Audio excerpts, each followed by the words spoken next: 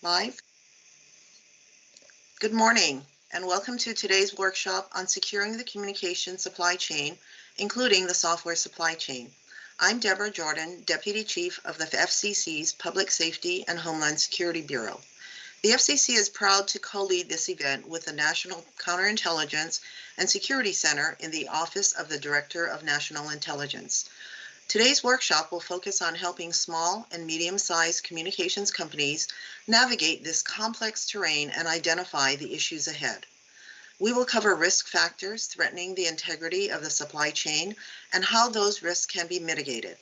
We will also explore initiatives to address communication supply chain vulnerabilities and how the landscape is rapidly changing the approach to cyber supply chain risk management.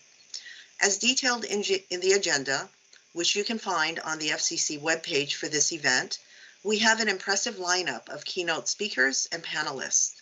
Our first panel will discuss the work of the Information and Communications Technology Supply Chain Risk Management Task Force to promote the cybersecurity posture of small and medium-sized businesses. The second panel will focus on cybersecurity threats posed to large enterprises as well as small and medium-sized businesses from vulnerabilities in the software supply chain, as evidenced by the recent SolarWinds intrusion and what the government is doing to protect the software supply chain. I'll be your MC for today. Given how full our agenda is, I will keep my remarks brief and point you to the FCC event page for the biographies of our distinguished guest speakers and panelists. To begin the workshop, may I introduce FCC's Acting Chairwoman, Jessica Rosenworcel. Thank you so much. Good morning and happy Monday. Hopefully you've all had a relaxing and restorative weekend and some coffee too. Here's mine, because we're going to start this week at the FCC with an in-depth dialogue about national security and network security. We're co-sponsoring this event with the Office of the Director of National Intelligence, and we're holding it during National Supply Chain Integrity Month, which is a call to action for organizations across the country to strengthen their supply chains and also protect them from foreign risk. Of course, doing so is a government-wide effort, so a special thank you is in order to our other federal partners who are joining us today.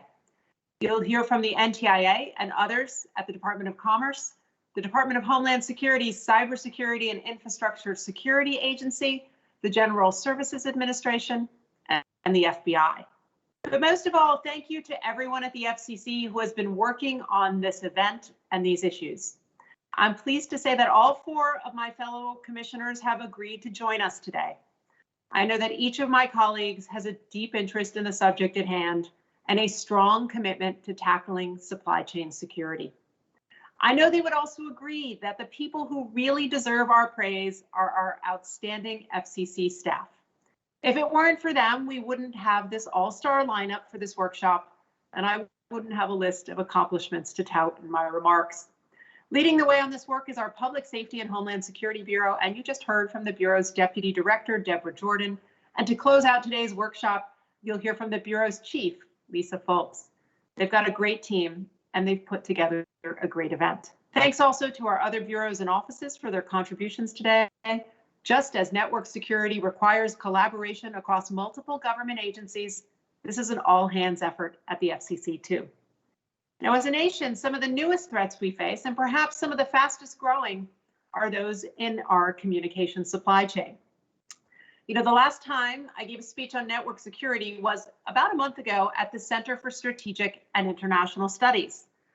And just a week before I delivered those remarks, Microsoft revealed that security for its Exchange software had been breached, leaving a wide swath of bank, healthcare, and government servers vulnerable to hackers.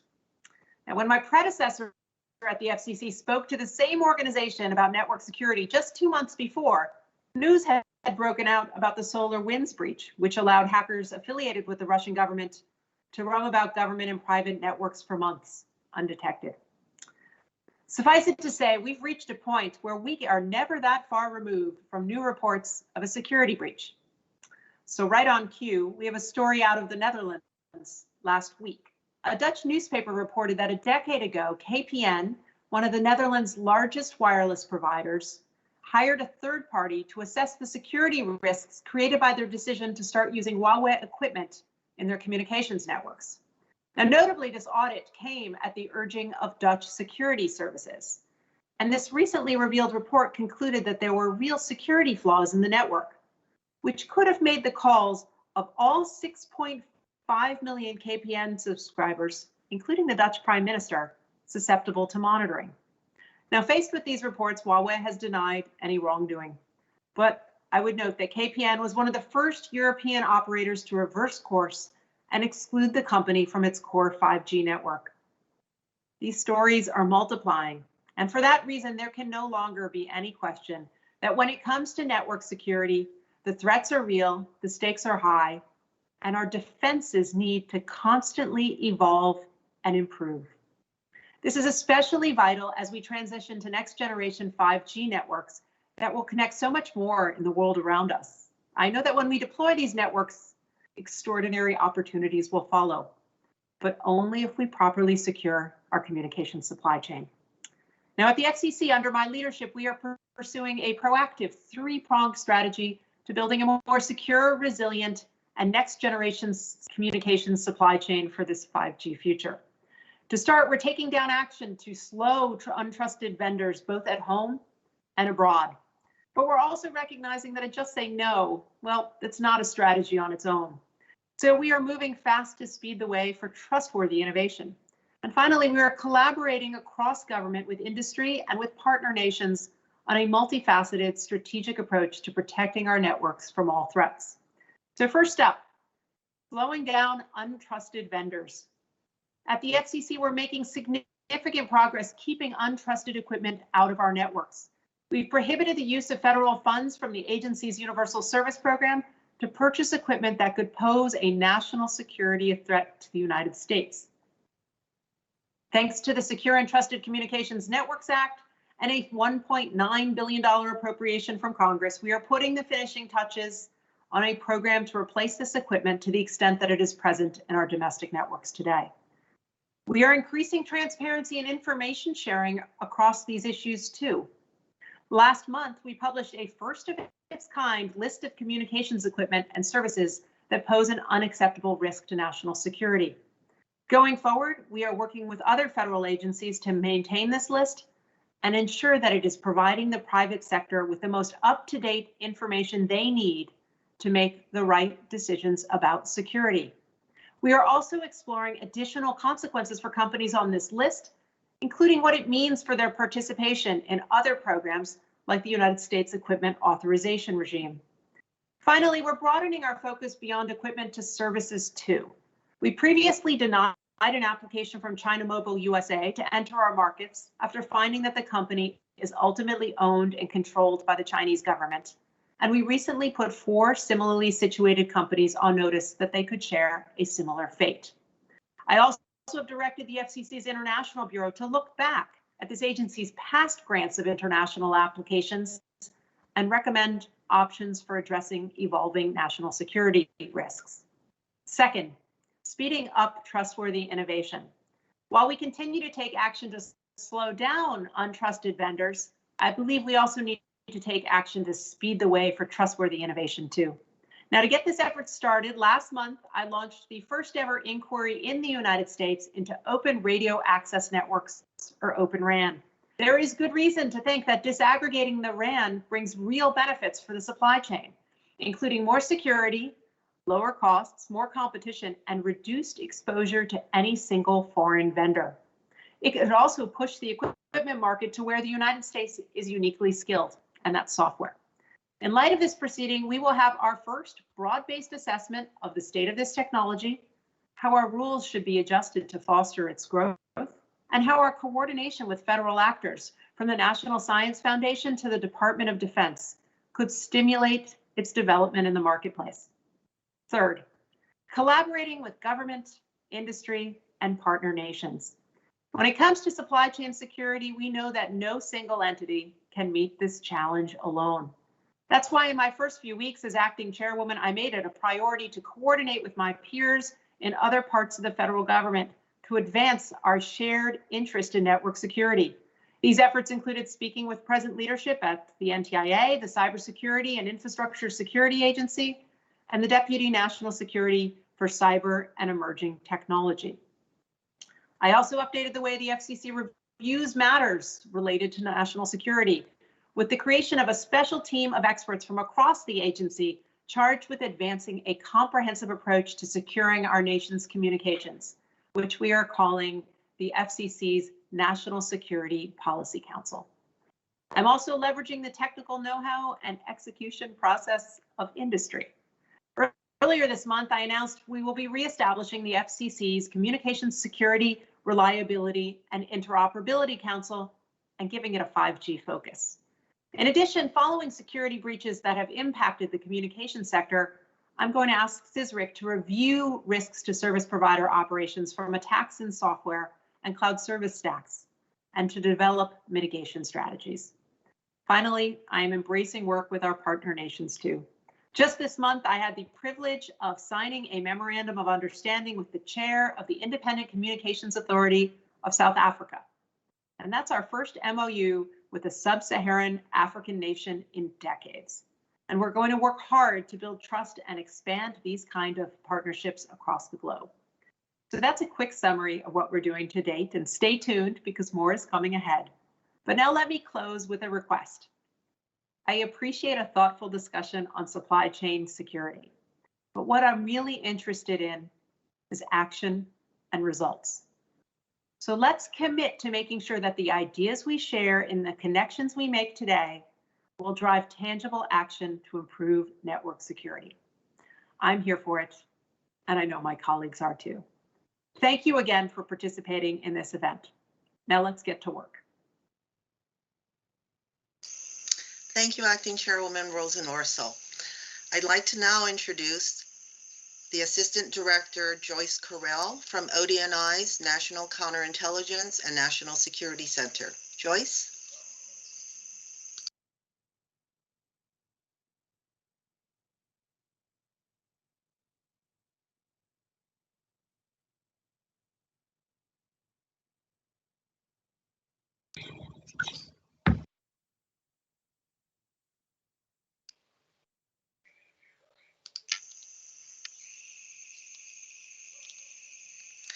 Perhaps Joyce is having some technical challenges. We'll hold for a minute for her. I know that she's online.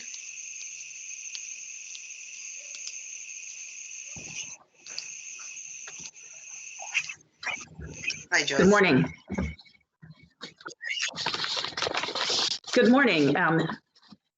Chairwoman Rosa Norsel, thank you very much for your remarks. I think this is a time in government where many of us who have been working together for a long time are at a point where we can now begin to really make some measurable progress. So I work in the National Counterintelligence and Security Center. And one of our responsibilities, looking across government is to look to see if government agencies are postured to manage risk and if we're providing decision makers with the information they need to manage their risk. But another important element of what we do is to partner with and collaborate with the private sector. And I'm excited at the chance of having this opportunity to address this particular sector. And I think the program that you have ahead of you will actually, with the two panels, get into details at actions that can be taken. We live in interesting times, both exciting and scary.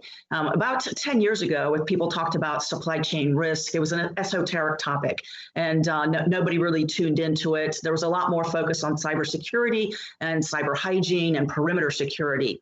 Those were the issues that got folks' attention. Supply chain was an afterthought.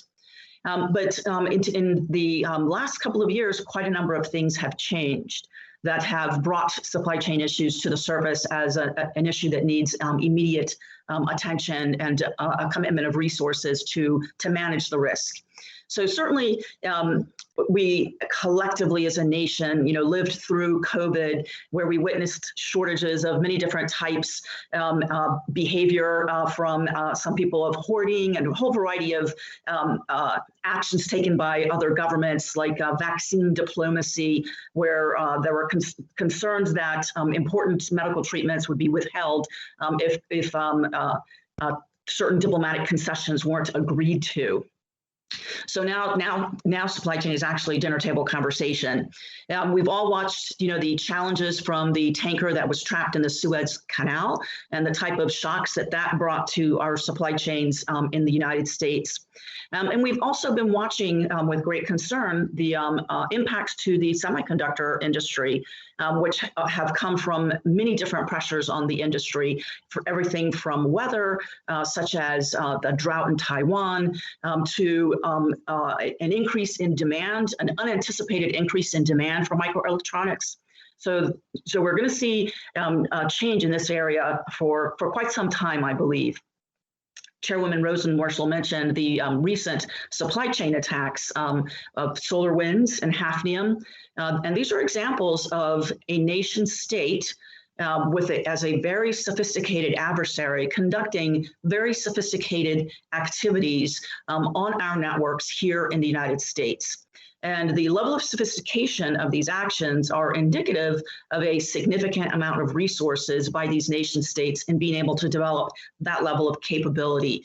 The threat from the nation state actor is not going to go away. And this particular industry is one that can serve as an enabler to other activities, such as software supply chain attacks. I wanted to talk a little bit about how the thinking about risk has evolved over time. Coming from where I sit in government, we used to think about risk from a supply chain perspective as ways that we would manage cost, schedule, and performance. And if we could manage, all three of those fairly evenly, then we felt that we could manage our risk fairly adequately. And in that context, cost, schedule, and performance, security was really a subset of performance and would sometimes be neglected overall and traded off for advantages in cost or advantages in schedule. So the thinking evolved a little bit further, where we realized that security actually needed to be brought up and be brought into the equation, so we could think about our risk as cost, schedule, performance, and security. And the phrase of art was, security needs to be the fourth pillar. And the thought process at that time was, if we could measure security, then we could manage security, therefore better managing our risk. The thinking then further evolved, recognizing that perhaps having security as the fourth pillar would not be a good idea, because then you would be trading security directly off against advantages in cost and schedule. So security really needs to be foundational. The driver in government with that message is the Department of Defense. And the Department of Defense has worked with the private sector, specifically the defense and industrial base, to ensure that security is a foundational feature of products they buy, and driving that through contract language, requiring security and requiring audits that are built into a capability maturity model. But I think now, in today's day and age, in 2021, our thinking of risk is going to take another step in its evolution. The Lloyd's, which is a insurance company, recently published a paper in the early this year, January, February timeframe, looking at cybersecurity for emerging cybersecurity for industrial control systems. And in this report for the insurance industry and the reinsurance industry, Lloyd's made the point that we're at a tipping point in understanding cyber risk. They evaluated a number of different cybersecurity scenarios, and one of them was a supply chain scenario. And the conclusion that this industry group came away with, having looked at these scenarios and looking at what happened in Florida earlier this year at the water treatment facility, the conclusion was that now threat actors are using cyber means to have a physical effect. And we're seeing that here in the US. And then, therefore, security is tantamount to safety. So when we think about security and safety, and we think about the insurance industry, that begins to make us think about the different responsibilities for different organizations. So with safety, it's important to think about safety standards. So we have safety standards for food. We have safety standards for appliances. Do we need to have safety standards in other industries? I think that's going to be part of the dialogue coming out in this year. I want to step back a little bit and talk about some actions that the administration is taking.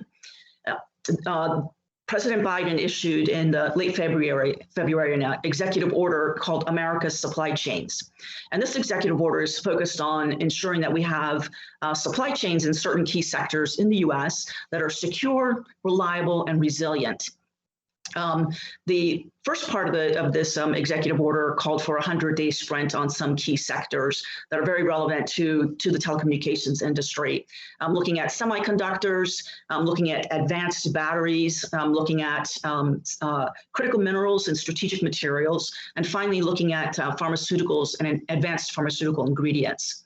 So as different agencies are looking into the state of progress and state of resilience and reliability of these sectors, they are building upon a baseline study that was done under the previous administration, led by President Trump in an executive order to assess supply chains in the defense industrial base and the manufacturing sector.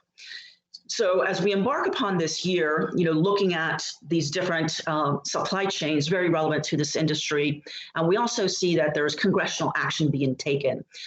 Just last week, there was a draft legislation, the Endless Frontiers Act, that was submitted as legislation it was bicameral and bipartisan, which is a very positive thing in this day and age. And this legislation has also been endorsed by the Biden administration. It focuses on really harnessing our innovation ecosystem. So going back to Chairwoman Rosenworcel's words about how important innovation is, this legislation is intended to really harness our innovation ecosystem, which is quite robust, and tie it to specific industries and specific industry supply chains. Our perspective from the National Security and Security, the National Counterintelligence and Security Center, is that as we harness innovation and as we invest in our domestic capacity building, that we do so with an eye to being informed by counterintelligence and security insights. We need to safeguard these investments so that they do pay off in the promise of emerging technology that will have real changes to how we live.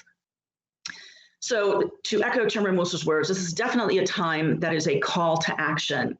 And I'm also excited to see that the Telecommunications Industry Association was anticipating this and began last year an effort to begin to assess the different standards that are out there and baseline the standards related to supply chain, identify core elements within a standard that would be necessary to evaluate both technical factors and non-technical factors, and are continuing down this path with a goal towards publishing a standard later on in this year. So I'm looking forward to today's workshop, and I'm looking forward to the in-depth panel discussions that we're going to have to arm you with ideas on how to better safeguard and protect your investments so that we can realize the promise of 5G for the nation. Thank you. Thank you, Assistant Director Corral. Next, we welcome remarks from CISA Acting Director Brandon Wales. Good morning, Brandon.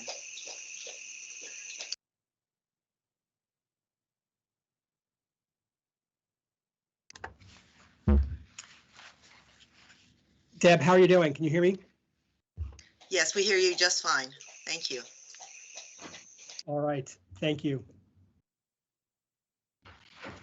Good morning, everyone. It is an honor to be here today as we close out the last week of National Supply Chain Integrity Month. Throughout the past month, we've come together across all sectors to stress the importance of unifying our efforts to strengthen global supply chain security. This week's theme is Knowing the Essentials, not only in your organization's immediate supply chain, but also the extended supply chains of third-party vendors, service providers, and customers. But I'll get to more on that later. As Deputy Chief Jordan mentioned, I'm the Acting Director of the Cybersecurity and Infrastructure Security Agency, or CISA, and I'm pleased to be with you this morning to discuss how CISA is working to drive progress and security across our global supply chains. Our mission at CISA is to protect and enhance the resilience of the nation's cyber and physical infrastructure. Simple to say, complex to execute. We view ourselves as the nation's risk advisor. In this role, we help a wide variety of stakeholders address national level risks in cybersecurity, physical security, and emergency communications. Protecting our country's information and communications technology supply chain is an integral part of our mission. Over the past several years, we've made progress across the cyber ecosystem to strengthen the security of our supply chains. However, cyber attacks on our nation's networks are growing more sophisticated, frequent, and aggressive. Today, cyber actors are relentlessly exploiting vulnerabilities and developing new techniques to target all tiers of the ICT supply chain and at all phases of the product lifecycle. We've seen this play out in real time through the cyber campaigns that have come to light over the past several months. In December, we became aware of a sophisticated cyber espionage campaign that had likely started in September 2019. You were just discussing the SolarWinds Orion compromise. This was, unfortunately, a case study in the criticality of protecting the supply chain. Malicious actors were able to infiltrate the supply chain, insert malicious code, which was then pushed to customers through a software update. The compromise, which eventually affected U.S. government departments and agencies, critical infrastructure entities, and private sector organizations, allowed malicious actors nearly unfettered access to networks and the information on those networks. This operation was highly sophisticated. It used novel techniques and advanced tradecraft and remained undetected for an extended period. If people weren't paying attention to the importance of supply chain integrity before, this compromise should have served as a wake-up call. A few weeks ago, the White House released a statement formally attributing this cyber supply chain compromise to Russian Foreign Intelligence Service actors. In addition to the attribution announcement on April 15th, CISA released a joint cybersecurity advisory with their interagency partners, alerting the public that Russian Foreign Intelligence Service actors have been scanning for and exploiting vulnerabilities to compromise U.S. and allied networks, including national security and government-related systems. And just last week, CISA responded to another incident of malicious cyber actors actively exploiting vulnerabilities, this time in Pulse Connect Secure products, a widely used remote access solution. Successful exploitation of these vulnerabilities could allow an attacker to place malicious code on a device running the products to gain persistent system access. These incidents starkly remind us that any connected device is vulnerable, and effective supply chain security is an urgent necessity for all organizations. Later today, CISA, along with the National Institute of Standards and Technology, will be releasing a new resource to help software customers and vendors identify, assess, and mitigate risks associated with software supply chains by applying improved risk management and software development frameworks. I urge everyone listening to review this resource and determine how best to utilize it in your own supply chain and software development programs. Coming out of these compromises, we know that the threat environment will continue to evolve, so it is essential that we don't look at these as isolated incidents, and we work together to take a whole-of-nation approach to securing our supply chains. We must raise our game. We need modern cybersecurity governance and capabilities. We need cybersecurity tools and services that provide us a better chance of detecting the most sophisticated attacks. And we need to rethink our approach to managing cybersecurity across not only the federal civilian executive branch agencies, but across our state and local governments and our nation's most critical infrastructure.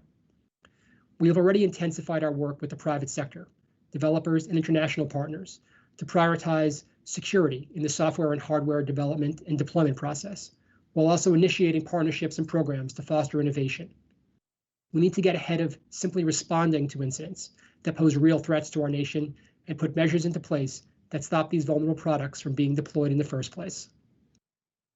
To support these efforts, CISA is dedicated to helping the United States set international standards for cybersecurity in a manner that ensures that supply chains for digital products are secure and that manufacturers and software developers fix vulnerabilities in their products quickly to reduce the risk of compromise. We have been building this path forward through two tenets, partnership and analysis. First, on partnership. CISA is actively leading supply chain risk management partnership efforts in both government and industry. First, through our role in the Federal Acquisition Security Council, or FASC, which supports federal government supply chain resiliency efforts, and through the Information and Communications Technology Supply Chain Risk Management Task Force. This task force was created in 2018 as a public-private partnership initiative to identify and develop risk management strategies to enhance global ICT supply chain security. I know that many of the task force participants are joining us here today. These participants include 20 federal partners, as well as 40 of the largest companies in the IT and communication sectors. The task force recently published its Year 2 report, highlighting the progress they've achieved and the activities from the past and current working groups. We were pleased to announce that the task force's charter received a 6-month extension in January, allowing for the task force to continue its important work and allow government and industry members to continue to collaborate on other ongoing public-private engagement efforts around supply chain security and support to the FASC. I know that Bob Kolaski, the director of our National Risk Management Center, will be providing more details about the Supply Chain Risk Management Task Force during his talk. The second tenet is analysis. CISA is working to build a best-in-class supply chain analytic engine. We ultimately see this as a way to support our partnership activities and by providing risk assessments based in empirical research, which we can enable the critical infrastructure community to make improved security and resourcing decisions. It is this approach of partnership and analysis that is going to guide CISA's work going forward. Put these two layers together, and you have a comprehensive understanding of the nation's ICT risk and a path to address it. The success of this approach relies on us working together across all levels of government and industry, a true collective defense.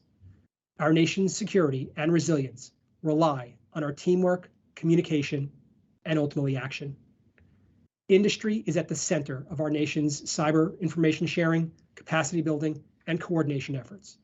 To put it simply, we can't solve the supply chain issues facing our nation without working together.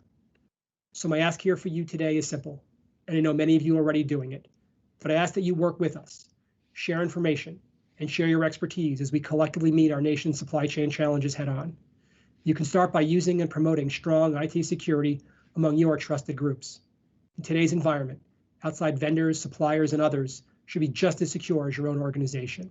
It is important for you to communicate your concerns and ensure that your vendors are monitoring the security of their own networks and supply chains. As I mentioned at the beginning, this month we've been promoting resources, tools, and information, including those developed by the Public-Private ICT Supply Chain Risk Management Task Force to strengthen supply chain security. You can find a list of the essential steps that will assist your organization in managing supply chain risks and building an effective supply chain risk management practice at cisa.gov/supply-chain. Supply chain security is a team sport, one in which we all have a critical role, and one in which the stakes, keeping our nation's critical infrastructure safe, are too high to fail. I am pleased to be on your team, and I look forward to continuing to work with you to defend today and secure tomorrow. Thank you. Thank you, Acting Director Wales. Now we'll turn it over to Justin Fall, Legal Advisor in the FCC's Wireline Competition Bureau, for an overview of the FCC's supply chain security efforts. Justin?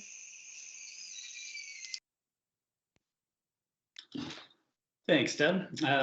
And thank you all for having me. It's an honor to be here after listening to such important work from the directors of CISA, as well as the Deputy Director of ODNI and the Acting Chairwoman. So there is a lot of important work being done, and the FCC is a major part of it.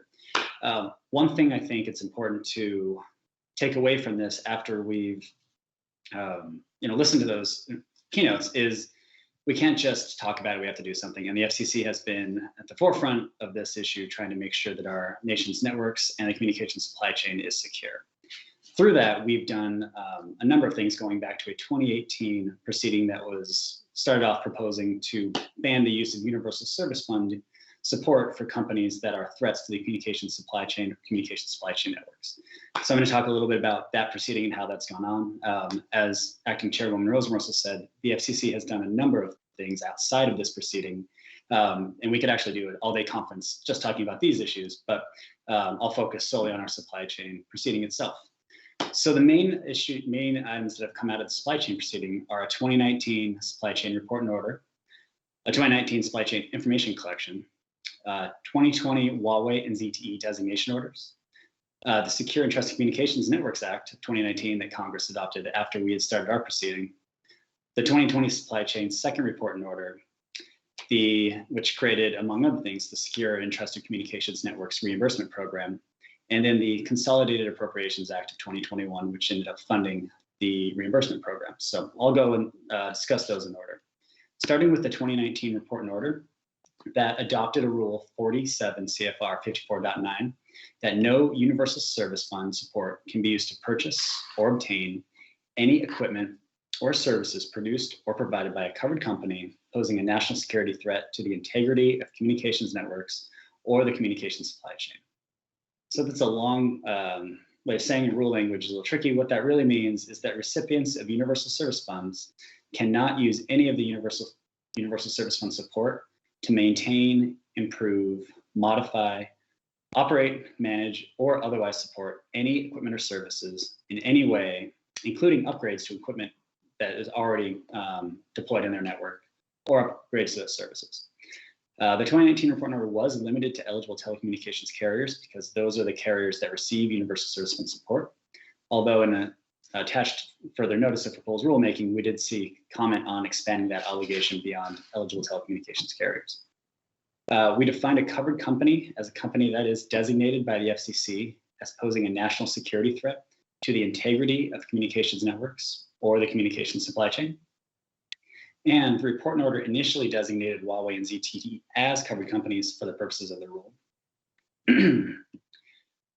As we designated, in order to designate them, we wanted to make sure that we were giving any company who would be potentially designated and have to be named under this rule as much opportunity as they could to file and respond to the initial designation. So that Report and Order adopted a designation process that requires the commission to initially designate a company that would pose as posing a national security threat to communications networks or the supply chain. Upon publication of that initial designation in the Federal Register, the interested parties to that initial designation have 30 days to comment on that designation. Now, if no party opposes the designation, the FCC will release a public notice following the 30-day window announcing a final designation. If we do get oppositions to the designation, then the commission reviews the record as well as all available evidence that is made potentially in the record or outside of the record, and will release a final designation no later than 120 days after we release the initial designation. And that's important because we don't want any uncertainty that to last longer than it could be. The commission does have the opportunity to extend the deadline if there's reason to do so, but we will endeavor in the future to maintain that 120-day deadline. So going into the Huawei and ZTE process, Huawei and ZTE's initial designations were published in the Federal Register. Both Huawei and ZTE did file comments in that, which led us to go through the longer 120-day review period. And in Huawei's case, the FCC did end up extending due to the size of the record that was created as part of that proceeding. Next in that Report and Order was included an information collection order in 2019 that required eligible telecommunications carriers, as well as their subsidiaries and their affiliates, to share with the FCC information along the lines of, do carriers own Huawei or ZTE equipment? What type of equipment was it? What was the cost to purchase and install? And what was the cost to remove and replace? And the reason the FCC adopted the information collection order was to try to determine the extent to which the potentially prohibited equipment and services existed in our current networks, and the cost if we were going to move forward to a remove and replace regime. Because at the time, although we knew that Huawei and ZTE, for example, were deployed, we didn't have an idea of the scope. So this was a really important information collection that helped the FCC target what it could do to best secure communications networks.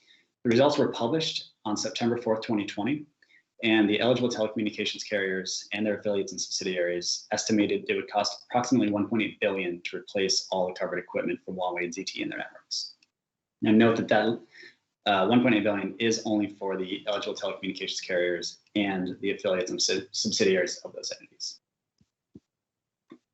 Following the Huawei and ZTE initial designations, the Public Safety and Homeland Security Bureau formally designated Huawei and ZTE, their parents, subsidiaries, and affiliates as companies that pose a national security threat to the integrity of communications networks or the communications supply chain on June 30th, 2020.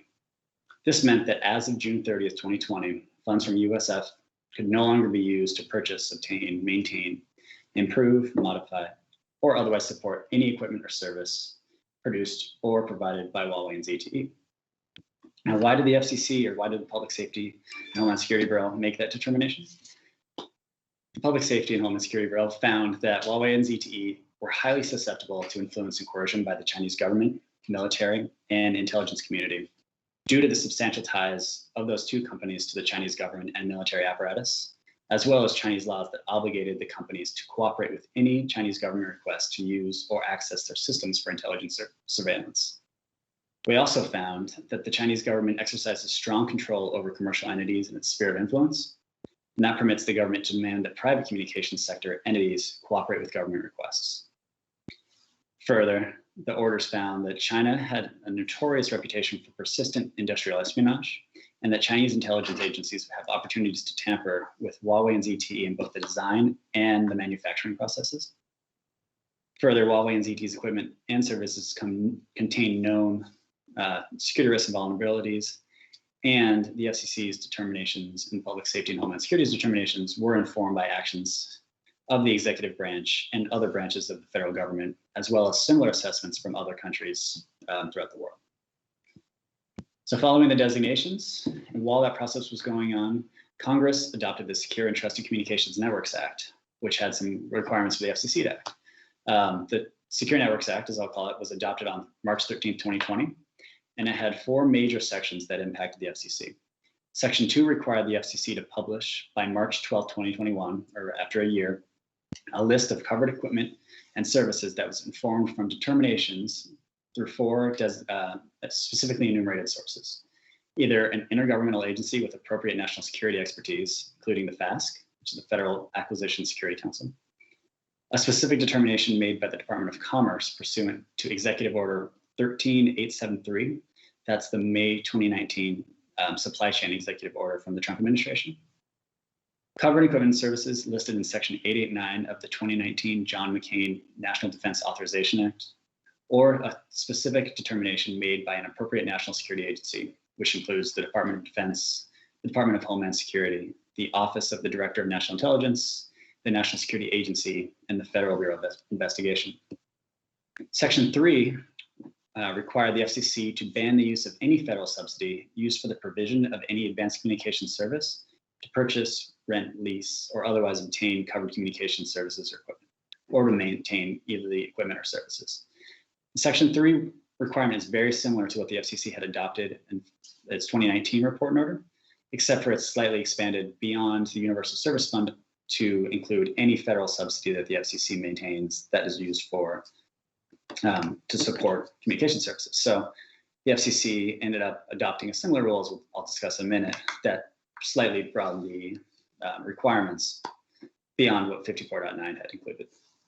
Section 5 requires a new information collection, whereby providers of advanced communication service must submit annually to the FCC a report on whether the entity has purchased, leased, or otherwise obtained covered communications equipment or services that are on the covered list. Now, if a provider does not have equipment or services that are on the covered list report, then after they certify that in one report, they don't need to continue to file a certification unless after they file the report at a later time, the provider would somehow come across equipment or services that are on the covered list. So while they don't have to file every year if they don't have it, if they do end up procuring or purchasing or renting any of that equipment, they would have to start filing it. If a provider does have equipment or services to report, then it must include with that annual report a detailed justification for the action. Congress wanted us to know whether the equipment or service has been removed, whether the provider has plans to use the equipment or services and why, where the equipment or services are deployed, exactly what the equipment or services are, and some justification for just why that occurred. We were also given in the Secure Networks Act some additional enforcement authority. The last biggest and maybe biggest and most important section for what we're doing now is Section 4, which created the Secure and Trusted Communications Networks Reimbursement Program. But what Congress told the FCC to do there is that the FCC may, following the creation of the reimbursement program, can reimburse providers of advanced communication service to replace covered equipment or services. At the time in Section 4, eligibility was limited to providers of advanced communication services, 2 million or fewer subscribers. And that was before the Consolidated Appropriations Act. And I'll talk about that at the end of the day. The funds must be used to remove, replace, and dispose of covered equipment. And the commission also develop a list of just to replace or replace. I think I might have it. For both physical and virtual communications equipment, applications, and software. So following the Secure Networks Act, the FCC adopted in December of 2020 the second report and order, which implemented the Secure Networks Act. As I said before, it adopted rules requiring the commission to publish the list of equipment and services, the list of covered equipment and services that are identified by the four enumerated sources by March 12, 2021. It adopted a rule, 47 CFR 54.10, that prohibited the use of any federal subsidy made available through a program administered by the commission that provides funds to be used for capital expenditures necessary for the provision of advanced communication services to purchase, rent, or otherwise obtain any communications equipment or services. So really, as with 54.9, if an entity is listed on the list of covered equipment or services, you cannot use any FCC federal subsidy to support that equipment or service. We established the Secure and Trusted Communications Networks Reimbursement Program and adopted an annual reporting requirement, as I discussed just a minute ago. So for the list of covered equipment and services that was released on March 12, 2021, pursuant to statutory requirement by the Public Safety and Homeland Security Bureau. The list includes equipment and services from 5 companies that were identified specifically in Section 889 of the John McCain National Defense Authorization Act for 2019. Those 5 companies are Huawei Technologies Company, CTE Corp, and then 3 other companies that are video surveillance and telecommunications equipment and service providers, which is Hytera Communications Corporation, Hangzhou Hikvision Digital Technology Company, and Dahua Technology Company. And that list is available at fcc.gov/supply-chain/covered list. And I do want to take the moment to pump our fcc.gov/supply-chain website, which has links to all of our report and orders, the covered list, the information collection, and pretty much anything else that we're doing in the supply chain space is on one spot to hopefully make it easier for the public to find it. So last, I want to talk a little bit more about what the reimbursement program is going to do and how it's set up to try to help everybody who might be interested as to when we're going to be opening it up and reimbursing entities with that $1.9 billion pot that Congress appropriated in December of 2020. So the reimbursement program provides funds for the removal, replacement, and disposal of covered communications equipment and services. As part of the reimbursement program, Congress required the FCC to prepare a list of suggested replacements. When the FCC adopted the rules in the second report and order, the FCC, looking at the record, determined that it would prepare a list of categories of equipment and services that should be replaced. Congress required us to have the list be technologically neutral. And Congress also said if you want to include Open RAN or virtualized network equipment, you needed to make a specific finding that open or virtualized network equipment and services could serve as an adequate substitute for the installation of communications equipment. And the FCC made that finding so that ORAN and virtual network equipment will be eligible to be used in the reimbursement program and be replaced, and be reimbursed for the purchase of that equipment to replace the Huawei and ZTE equipment. The draft list of suggested replacements was released on March 25th, 2021 for public comment. The public comment date is actually today. However, if anyone watching this has any information that they would like to add, we would love to hear it. Please file an ex parte letter or reach out, and we'd love to talk to you. Or you can talk to our contractor, Fidelity, who has been helping us put together the list of suggested replacements for the reimbursement program. The other thing the FCC put together and released on March 25th, 2021 is a catalog of eligible expenses, and I will talk about that right now just so that we know what's going on. So as entities are looking to be reimbursed, one of the important things the FCC has to ensure is there's no waste, fraud, or abuse of that $1.9 billion. We want to make sure that money is being used solely to replace, remove, and dispose of equipment and services that are a threat to the communications network or people of the United States. So one way that to ensure that the equipment and services that are going to be replacing the equipment and services that have to be pulled out is to ensure that the costs that are estimated by carriers will be in line with what the market has and not be gold plated so that companies can take advantage of this large amount of money. The catalog of eligible expenses is a catalog whereby the FCC with a third-party vendor went out and spoke to manufacturers, service providers, and anyone else who had an equity within the reimbursement program to determine what type of equipment, services, and steps need to be done to effectuate the reimbursement program, and also what the cost would be and what an appropriate range of costs would be, so that if an applicant decides that they have that equipment and want to participate in the reimbursement program, then they can look at the catalog of eligible expenses, determine whether or not their expenses are within the reimbursable and reasonable range, and file an application with the FCC knowing that the FCC will be looking at that, and that is not going to be as much of a risk as if the entity does not have a cost that is on the catalog of eligible expenses, whereby that entity will want to include additional support justifying that cost or why that service needs to be done. So it's important, and we're also are looking for comment on that. So I'd love anyone who hasn't made a comment, please make sure you log on and get that into the FCC. So the eligibility for the reimbursement program, as I said before, 2 million providers of advanced communication service with 2 million or fewer customers. That was in the Secure Networks Act that was adopted in 2020.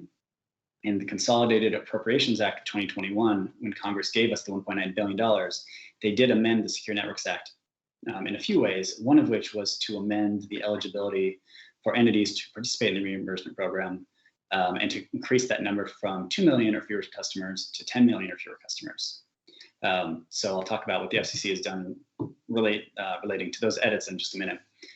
A provider of advanced communication service, the FCC used a broad definition to ensure as many entities who want to participate can. It's a facility-based provider, whether it's fixed or mobile, with a broadband connection to end users with at least 200 kilobytes per second in one direction. So that is a lot of potential entities out there who are providing advanced communication service. Eligible telecommunications carriers must participate in the reimbursement program, but it is voluntary for other providers of advanced communication service.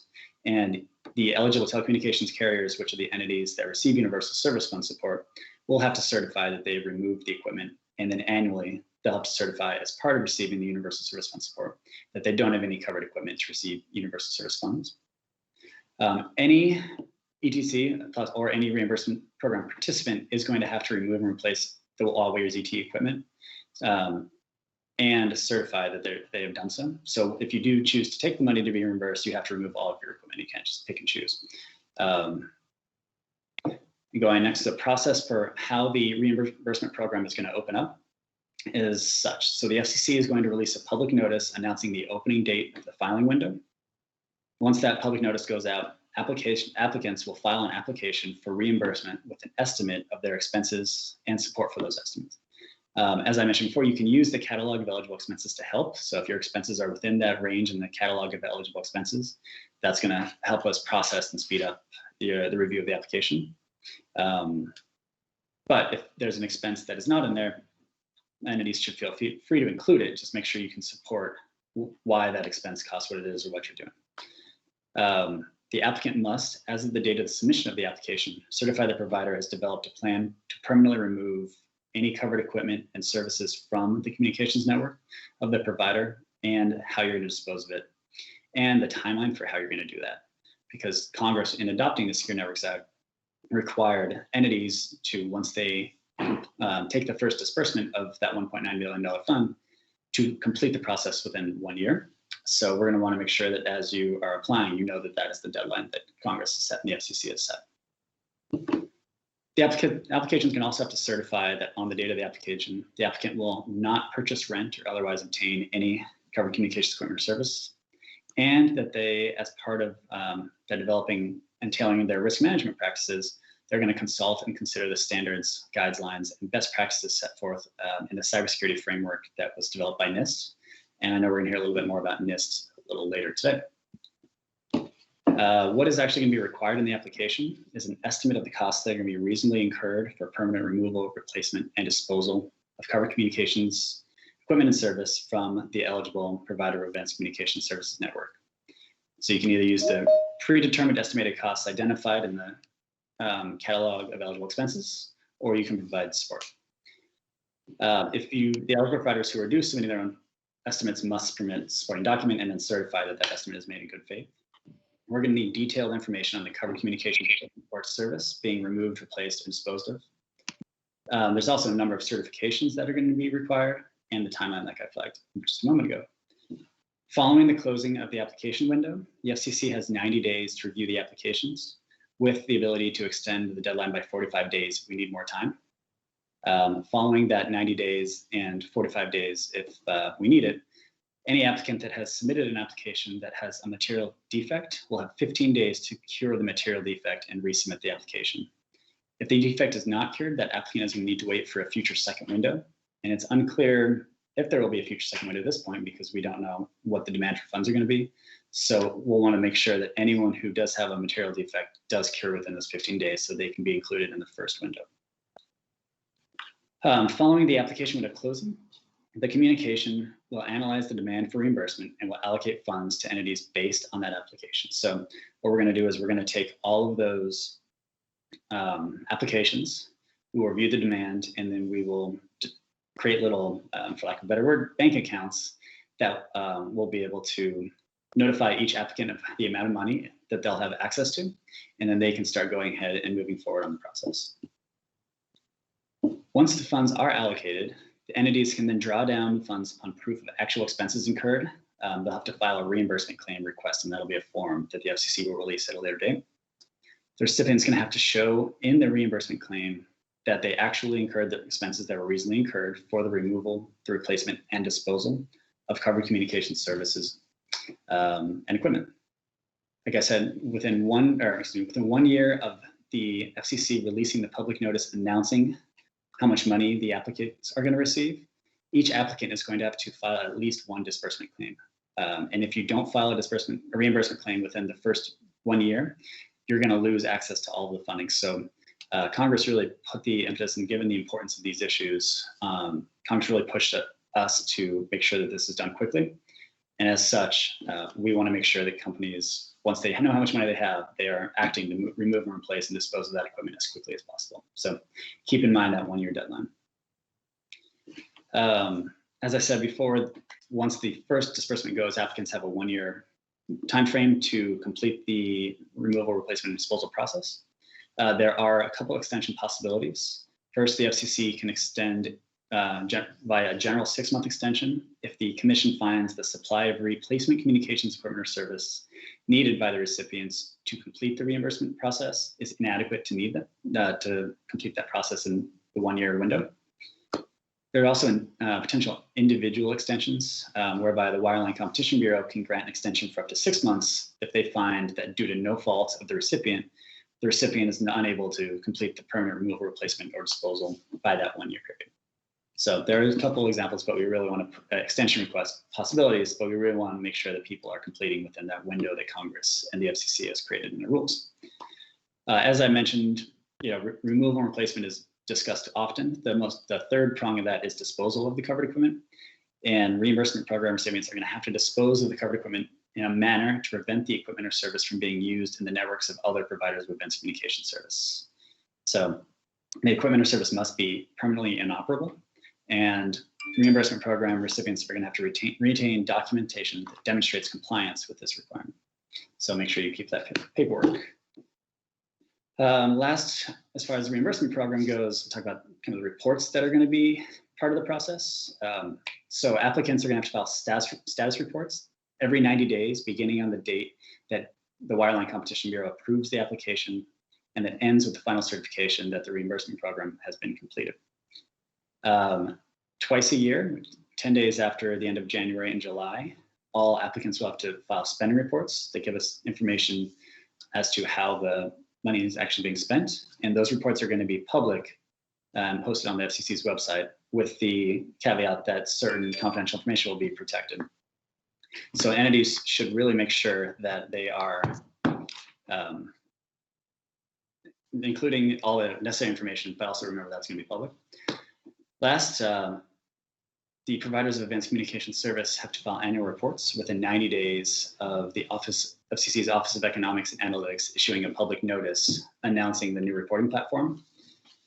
Following that first report, the annual reports will be due on or before March 31st, reporting on information as of December 31st of the prior year. As I said before, if the provider of advanced communication service entity can certify that they have no covered equipment or services, they do not need to continue to file a report. However, if the entity later somehow comes across covered equipment or services, they will need to begin reporting again.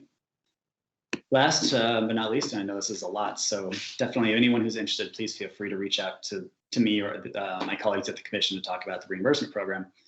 The Consolidated Appropriations Act of 2021, which was signed into law on December 27th, 2020, amended the Secure Communications Networks Act by appropriating $1.9 billion to fund the reimbursement program.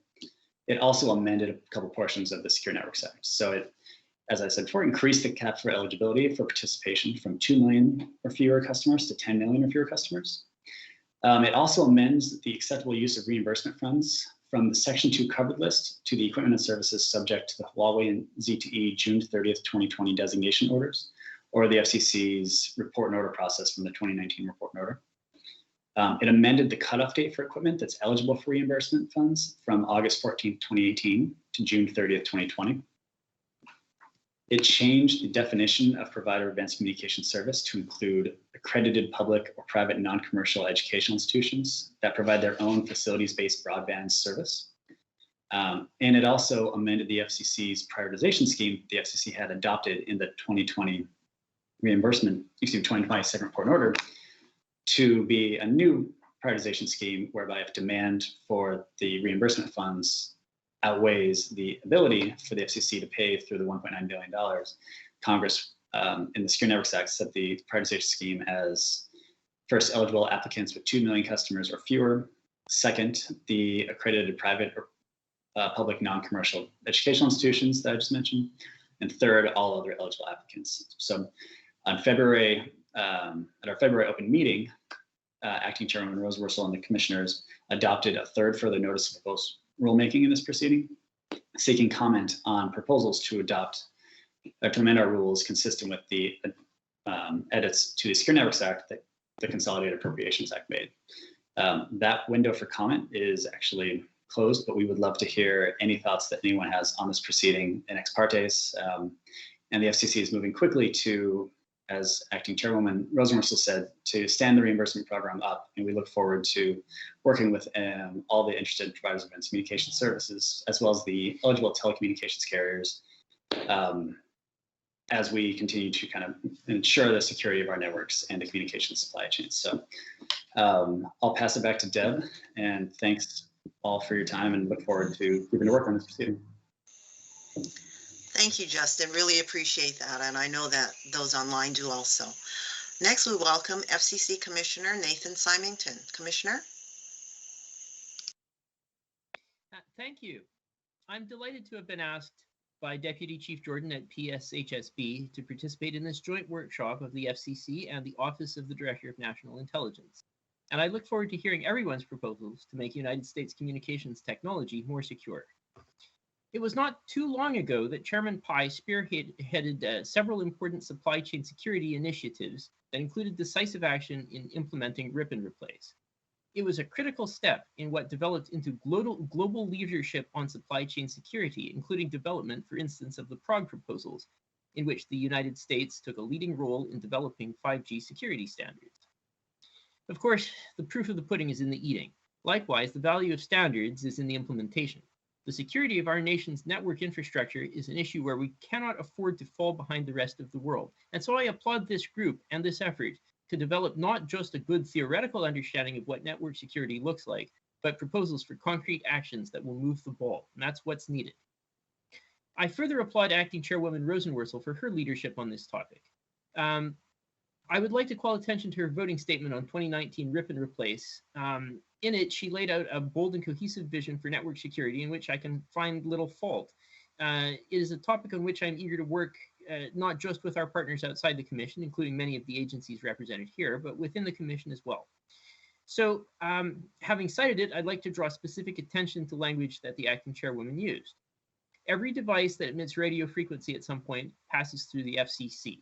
If you want proof, pull out your smartphone or take a look at the back of any computer or television. You'll see an identification number from the FCC. It's a stamp of approval. It means the device complies with FCC rules and policy objectives before it's marketed or imported into the United States. This routine authorization process takes place behind the scenes, but the FCC needs to revisit this process and explore how it can be used to encourage device manufacturers to build security into new products. To do this, we could build on the National Institute of Standards and Technology draft set of security recommendations for devices in the Internet of Things. It covers everything from device identification to device configuration, to data protection, to access, to interfaces, to critical software updates. In other words, it's a great place to start, and with billions of new devices coming our way, we should get going now. So I would find it very difficult to quarrel with that. I think it's exactly right. Yes, our network infrastructure is of critical importance and deserves a special pride of place in discussions like these, but we cannot forget connected consumer and industrial IoT devices and the physical layer security improvements that the Commission is uniquely poised to address. Improvements that the Commission can and must take a leading role in developing and fostering. Improvements without which our nation's network infrastructure is made more vulnerable, not by some state actor, but sometimes by just one small-time jam, spoof, or man-in-the-middle attack. You folks know better than I do the idea of a threat model, and we often implicitly and at times explicitly as well premise our security conversations on threat models that represent large, well-resourced adversaries using threat vectors with systemic implications.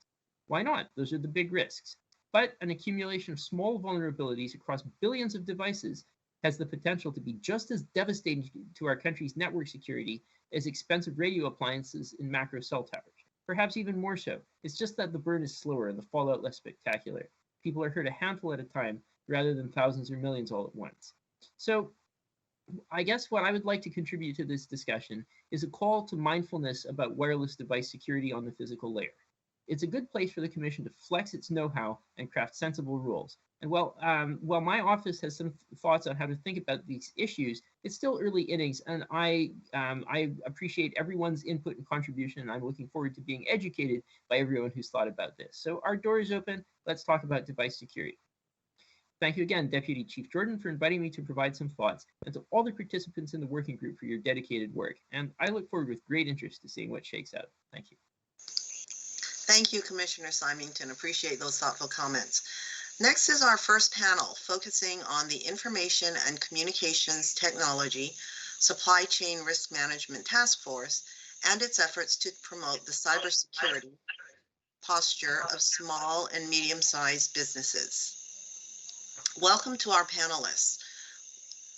We'll start with Bob Kolaski, who is the Director of the National Risk Management Center at CISA. He will be moderating the panel for us today. On the panel, Robert Mayer, Senior Vice President of U.S. Telecom, also the ICT Scrum Task Force co-lead, and the Chair of the Communications Sector Coordinating Council. Next, Megan Dosher, Senior Policy Advisor at the National Telecommunications and Information Administration in the Department of Commerce.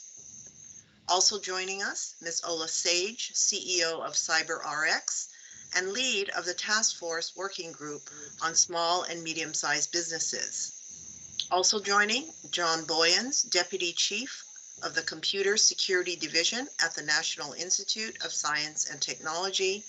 And last but not least, Catherine Condello, Senior Director, National Security and Emergency Preparedness for Lumen Technologies, also ICT Scrum Task Force Information Sharing Working Group Lead, and the Vice Chair of the Communications Sector Coordinating Council.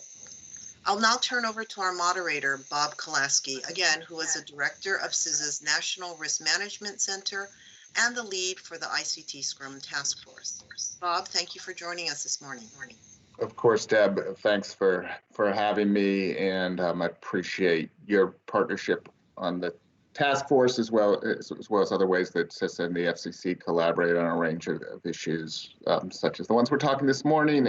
And just in general, I think it's important that we at DHS have a good working relationship with the Federal Coordination Federal Communications Commission, and that we are capable of working together to make sure that there's harmonized approaches as much as possible to how we help promote supply chain security. It's awesome that I have the opportunity to moderate this panel. All but one of the panel members are active members, the named members of the task force, but Megan and NTIA are also active members. So we get to work together a lot. So hopefully this will be a pretty free-flowing conversation among task force members. Brandon Wales, in his remarks, gave you a highlight of what the ICT Supply Chain Risk Management Task Force is. We are now going on 2+ years of being a preeminent public-private partnership working on ICT supply chain issues and being a real focal point where government and industry can get together and take the supply chain risk management imperative that's been highlighted all morning and make tangible progress against that imperative. You're going to hear a lot about our efforts throughout the panel, as well as other things that the organizations who are represented by the panel are working on. But it is really about stopping admiring the problem of supply chain risk and getting down and putting in place and making recommendations and developing solutions so that supply chain risk managers who care so passionately about keeping their ICT networks secure can have a richer set of tools to do so, a richer set of information. And that's what we're trying to accomplish as a task force, really fill some of the gaps through collective action to make it easier for risk managers to take steps to reduce risk to ICT supply chains. And we also do it both in sort of helping develop solutions, but also coordinating on ensuring that industry and government are having conversations about the best way to advance the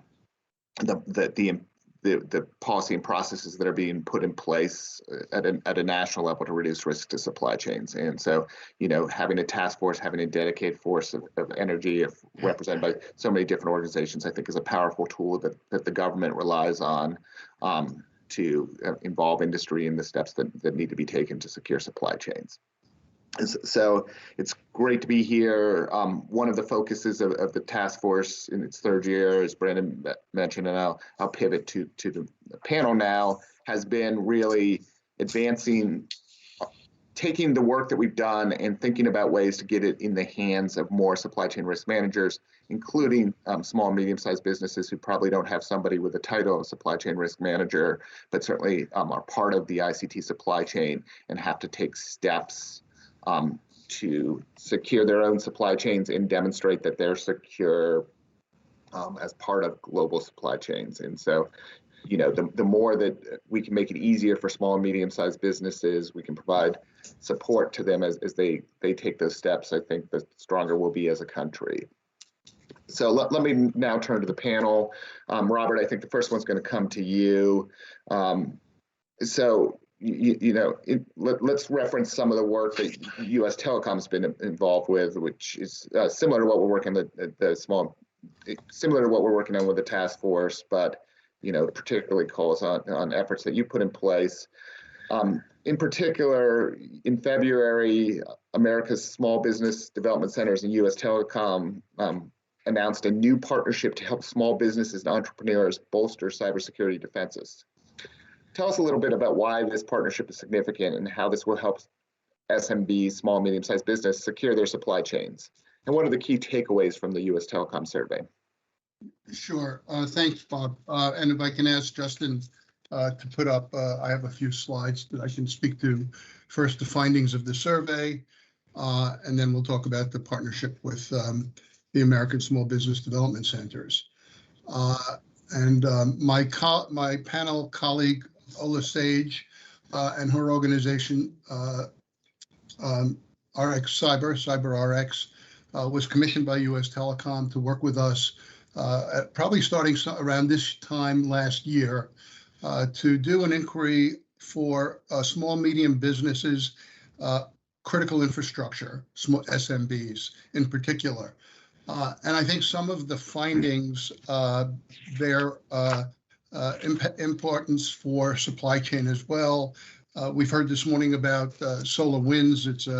It's becoming kind of the poster child for many of the issues in supply chain, in particular around software and how cybersecurity is an important component of supply chain risk management. The findings from an organizational impact, some of them we thought were interesting and surprising.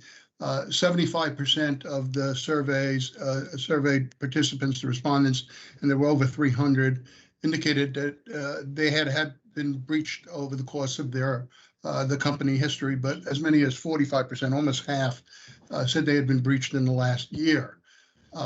In terms of how long it took these companies to recover, it's substantial. It's 7.5 months on average.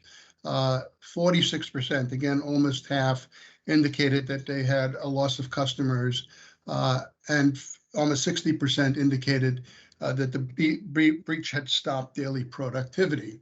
On average, it cost $170,000 for them to resolve the breach. And I think the lesson there is an ounce of prevention, versus a pound of cure. We certainly think that it would have taken considerably less money to take some basic hygiene steps that could have protected the organizations. Next slide, please. Okay, great. So in terms of preparedness, I think this is where we have some concerns, some good news. It's a mixed story. 72% of the small businesses believe their organization is prepared to some extent to prevent or recover from a cyber attack. But I would say that confidence isn't as great as we would have hoped to see in the survey. They certainly understand the risk. 3/4 of this group completed a cyber risk assessment within the past 12 months. 87%, this is good news, have cybersecurity policies and procedures in place.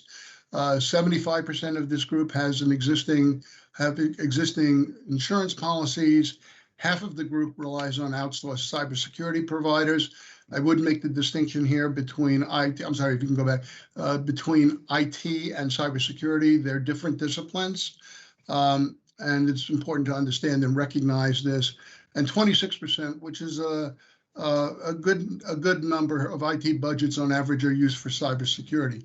The one finding which I think understates actually the impact of the work that government is doing, this indicated that 13% of the respondents actually used, not aware of the guidance that had been developed by CISA. I think it's clear that if you look across the government, you look in terms of recent years, the guidance has been developed in numerous agencies. I'll point to NIST, for example.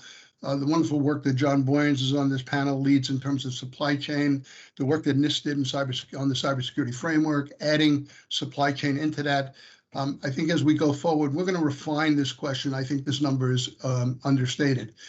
In terms of takeaways, real quickly, next slide, please.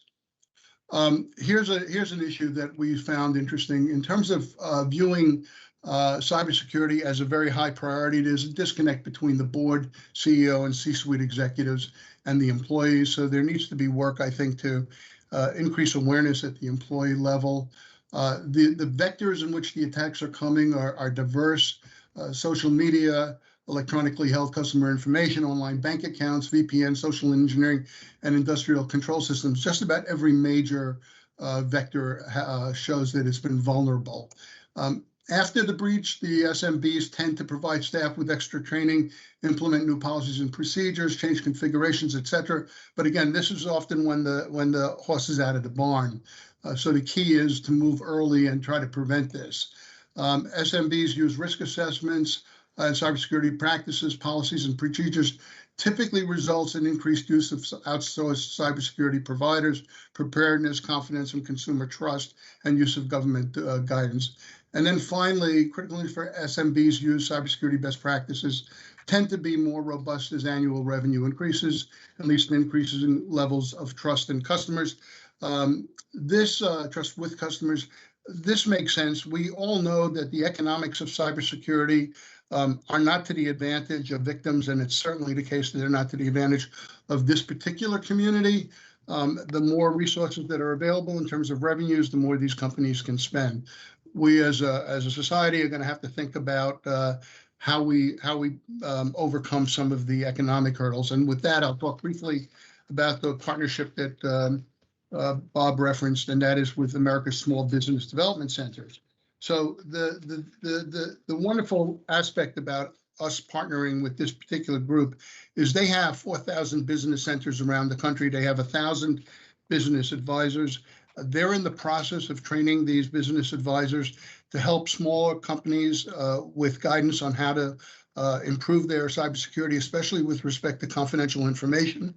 And they're building that capability around level 1 in the cybersecurity maturity model. I'm going to drop the certification letter from the DoD advanced because it's not a certification regime, but it relies heavily on that model.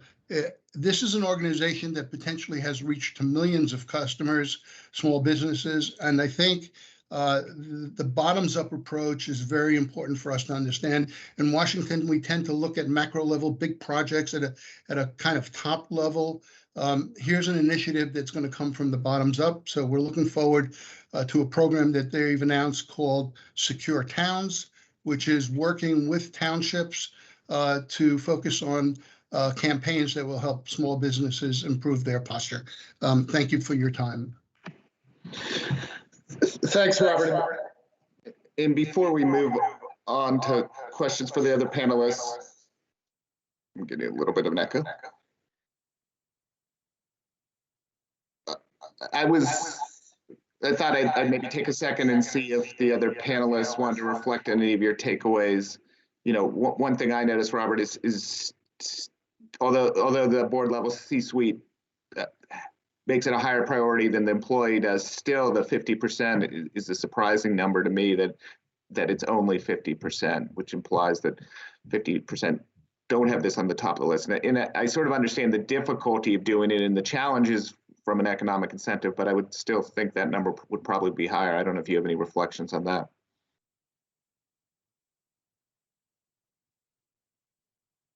Mute now, Robert. I was going to suggest that I was going to turn it to Ola, who is intimately involved with the survey design. And also we did 14 in-depth interviews with CEOs. So Ola, your thoughts, if I can. Sure.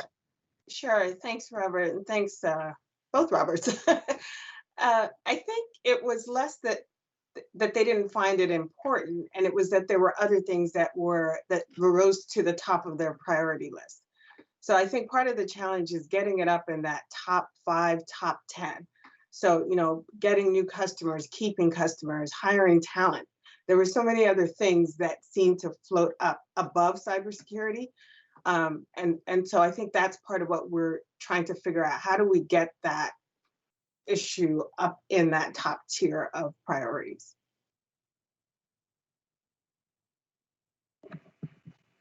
Thanks, Ola.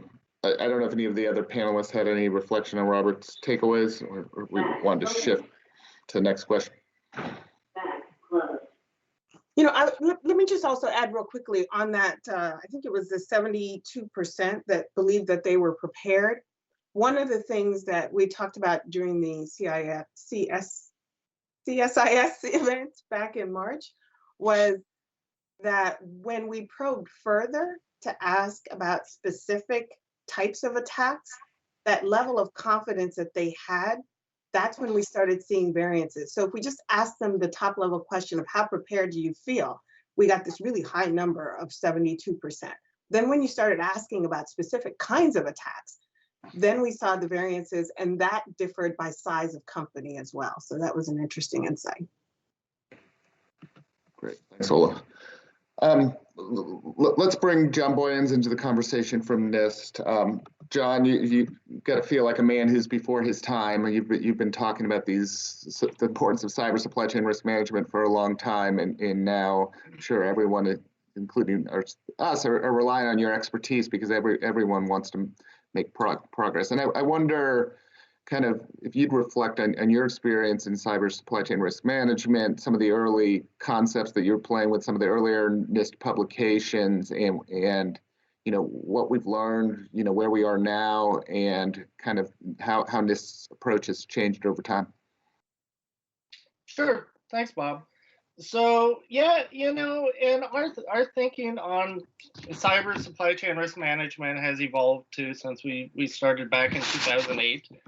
And I think one of the biggest changes is I think all of us have been looking at this from kind of a siloed perspective, right? So we look at cyber supply chain risk management as kind of in a Venn diagram, right? Very simplistic, but kind of where the nexus is between traditional information security, traditional supply chain risk management, enterprise risk management, but it involves a lot of other disciplines, legal, acquisition, and just one of the things that I think are often forgotten, and this is true in information security too, is that it is a supporting discipline, right?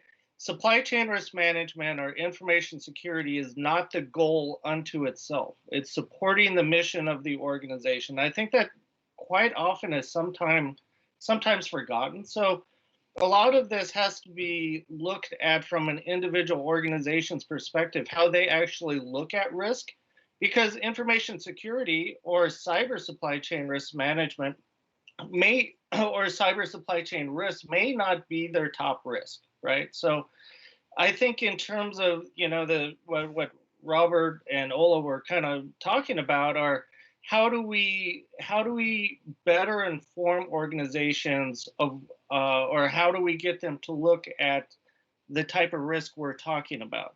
And if they do and they have greater risks, that's fine. We just want them to start considering all of the risks. And I think over when I started working in this space about 11 or 12 years ago, the awareness was not there at all. Organizations did not understand the technologies that their organizations were supported on. Even the technology organizations that build and manufacture technology were not conscious of the risk that they were passing on into the end user.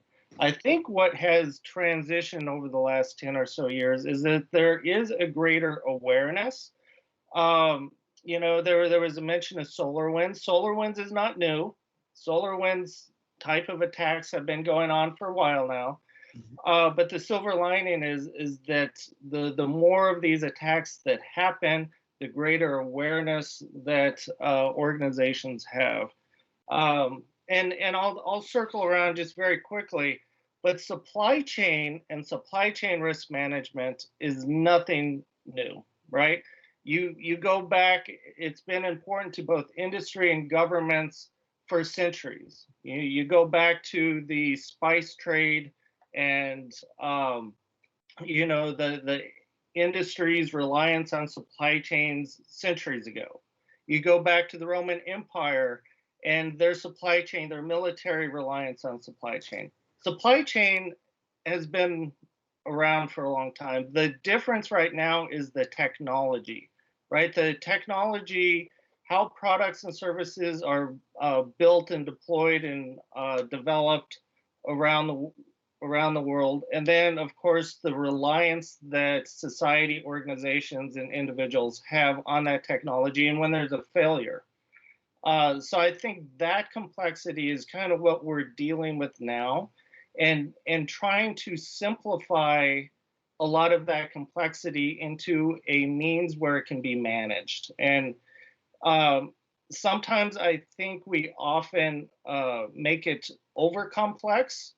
And I think there needs to be some simplicity that goes into it. And that simplicity kind of goes back into just managing supply chain, managing third-party risk, and how you do that. And from my perspective, that's integrating cybersecurity aspects into traditional supply chain risk management. And I think that organizations and businesses and small and medium-sized businesses get that because they have supply chains too. So I think it's just making them aware of that risk that's there.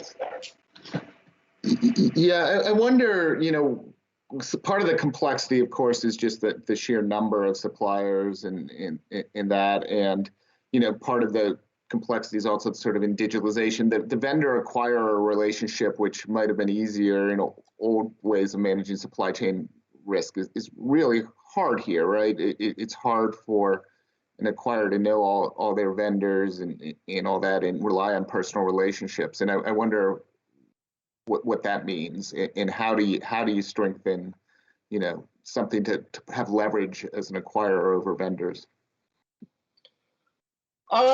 Yeah, and there's a lot of research that goes into supplier relationships and where that dynamic is.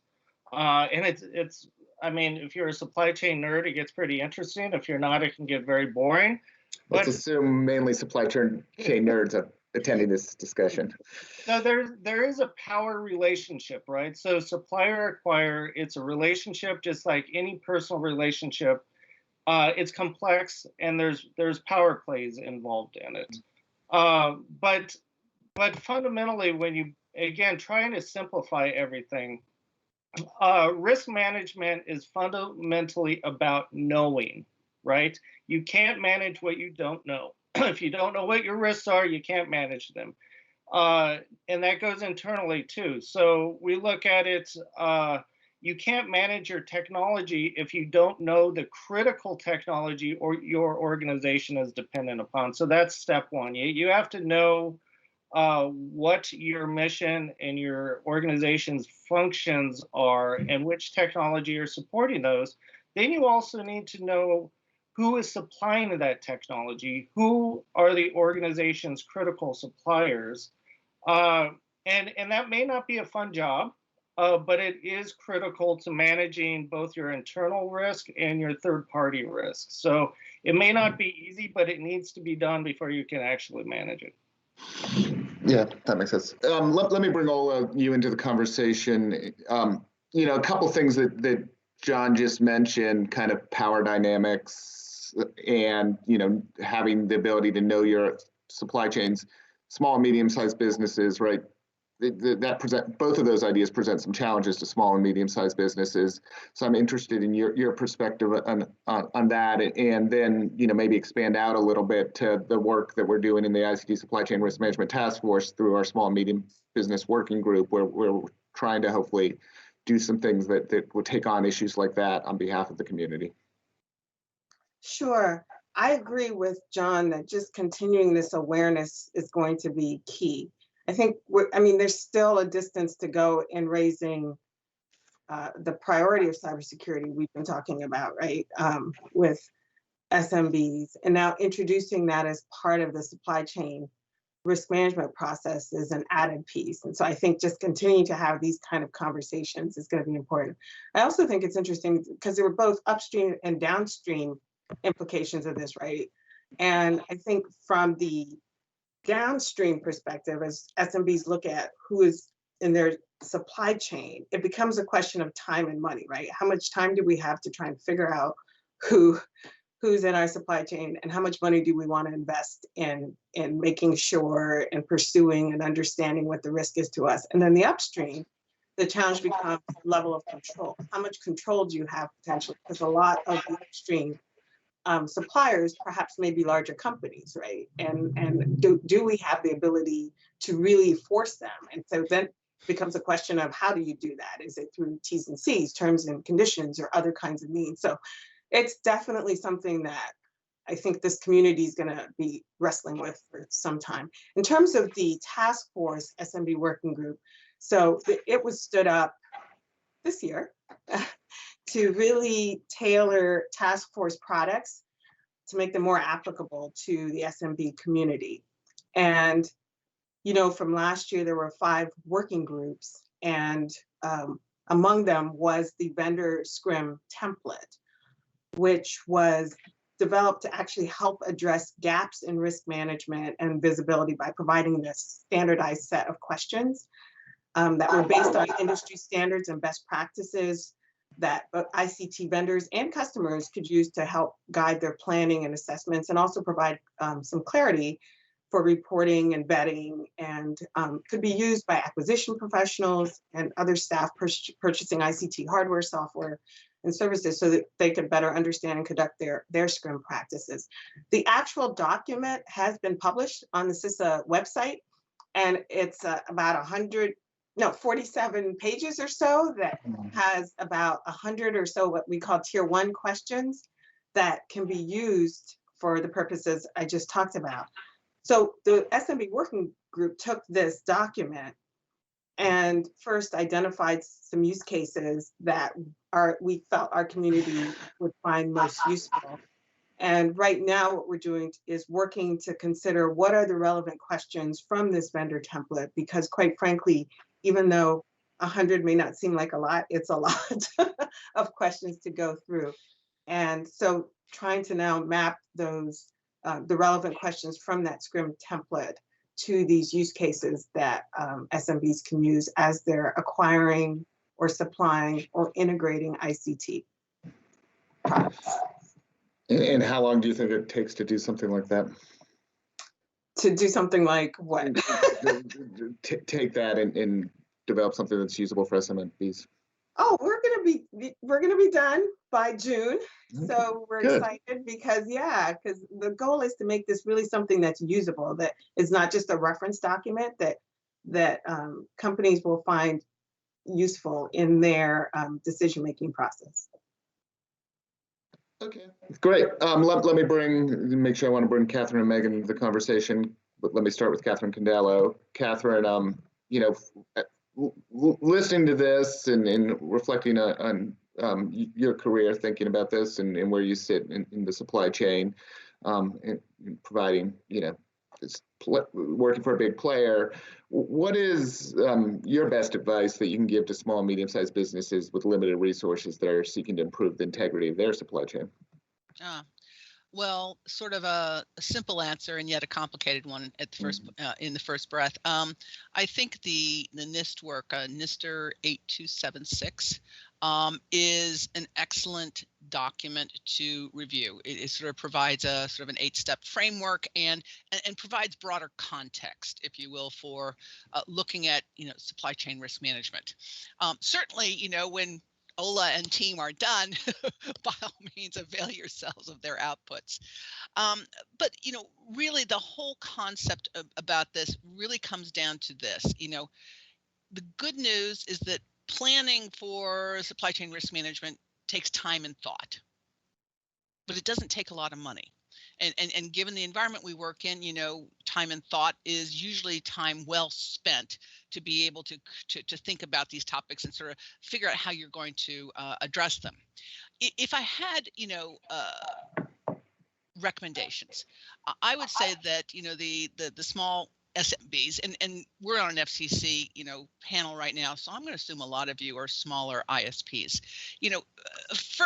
I would focus first on all your essential functions. The DHS, NRMC, national critical functions, and in this domain, fundamentally, our essential functions are going to be, like operate the core in the case of Lumen. If you're a cable or a wireless or a wireline provider, you're providing that access transport. You're providing internet routing, access, those kind of connection services, and you're providing directly or indirectly, internet-based content. So focus first on those essential functions. Secondarily, and very, very quickly behind it, focus on the secondary functions where you are supporting other critical functions, whether it's you're supporting the schools, which is educate and train, whether you're supporting the hospitals, which is provide medical care. Very importantly, to the extent to which you're providing managed cybersecurity services for your customers, that's very important. But my point is that, that ends up being sort of a quick way to sort of decide, how do you want to tackle this? I think what you'll find is that given our sort of long-standing approach to resiliency, just in our transport networks alone, our long-standing approach to resiliency for things like 911 services and hospitals and the police stations, I think you'll find that many of the foundation for this sort of secure supply chain risk management is probably already in place, and you will just simply need to think about recasting it and adding on to this foundation. Again, I think it may be your experience. It's certainly been our experience with Lumen that, developing the mitigations for, a more secure supply chain may not be as expensive as perceived. Instead, it may be that, through better process, which arguably is more time and I recognize is money, that you might be farther along than you think. Thanks for that. Reflecting, we talked a little bit, and Robert mentioned the economics of supply chain security, and you have a positive take that the economics aren't as bad as people may say because the costs aren't as bad. Let's think about from the benefits side, from your perspective. Is good supply chain security a competitive differentiator for a small, medium-sized business? Is it just the price of doing business?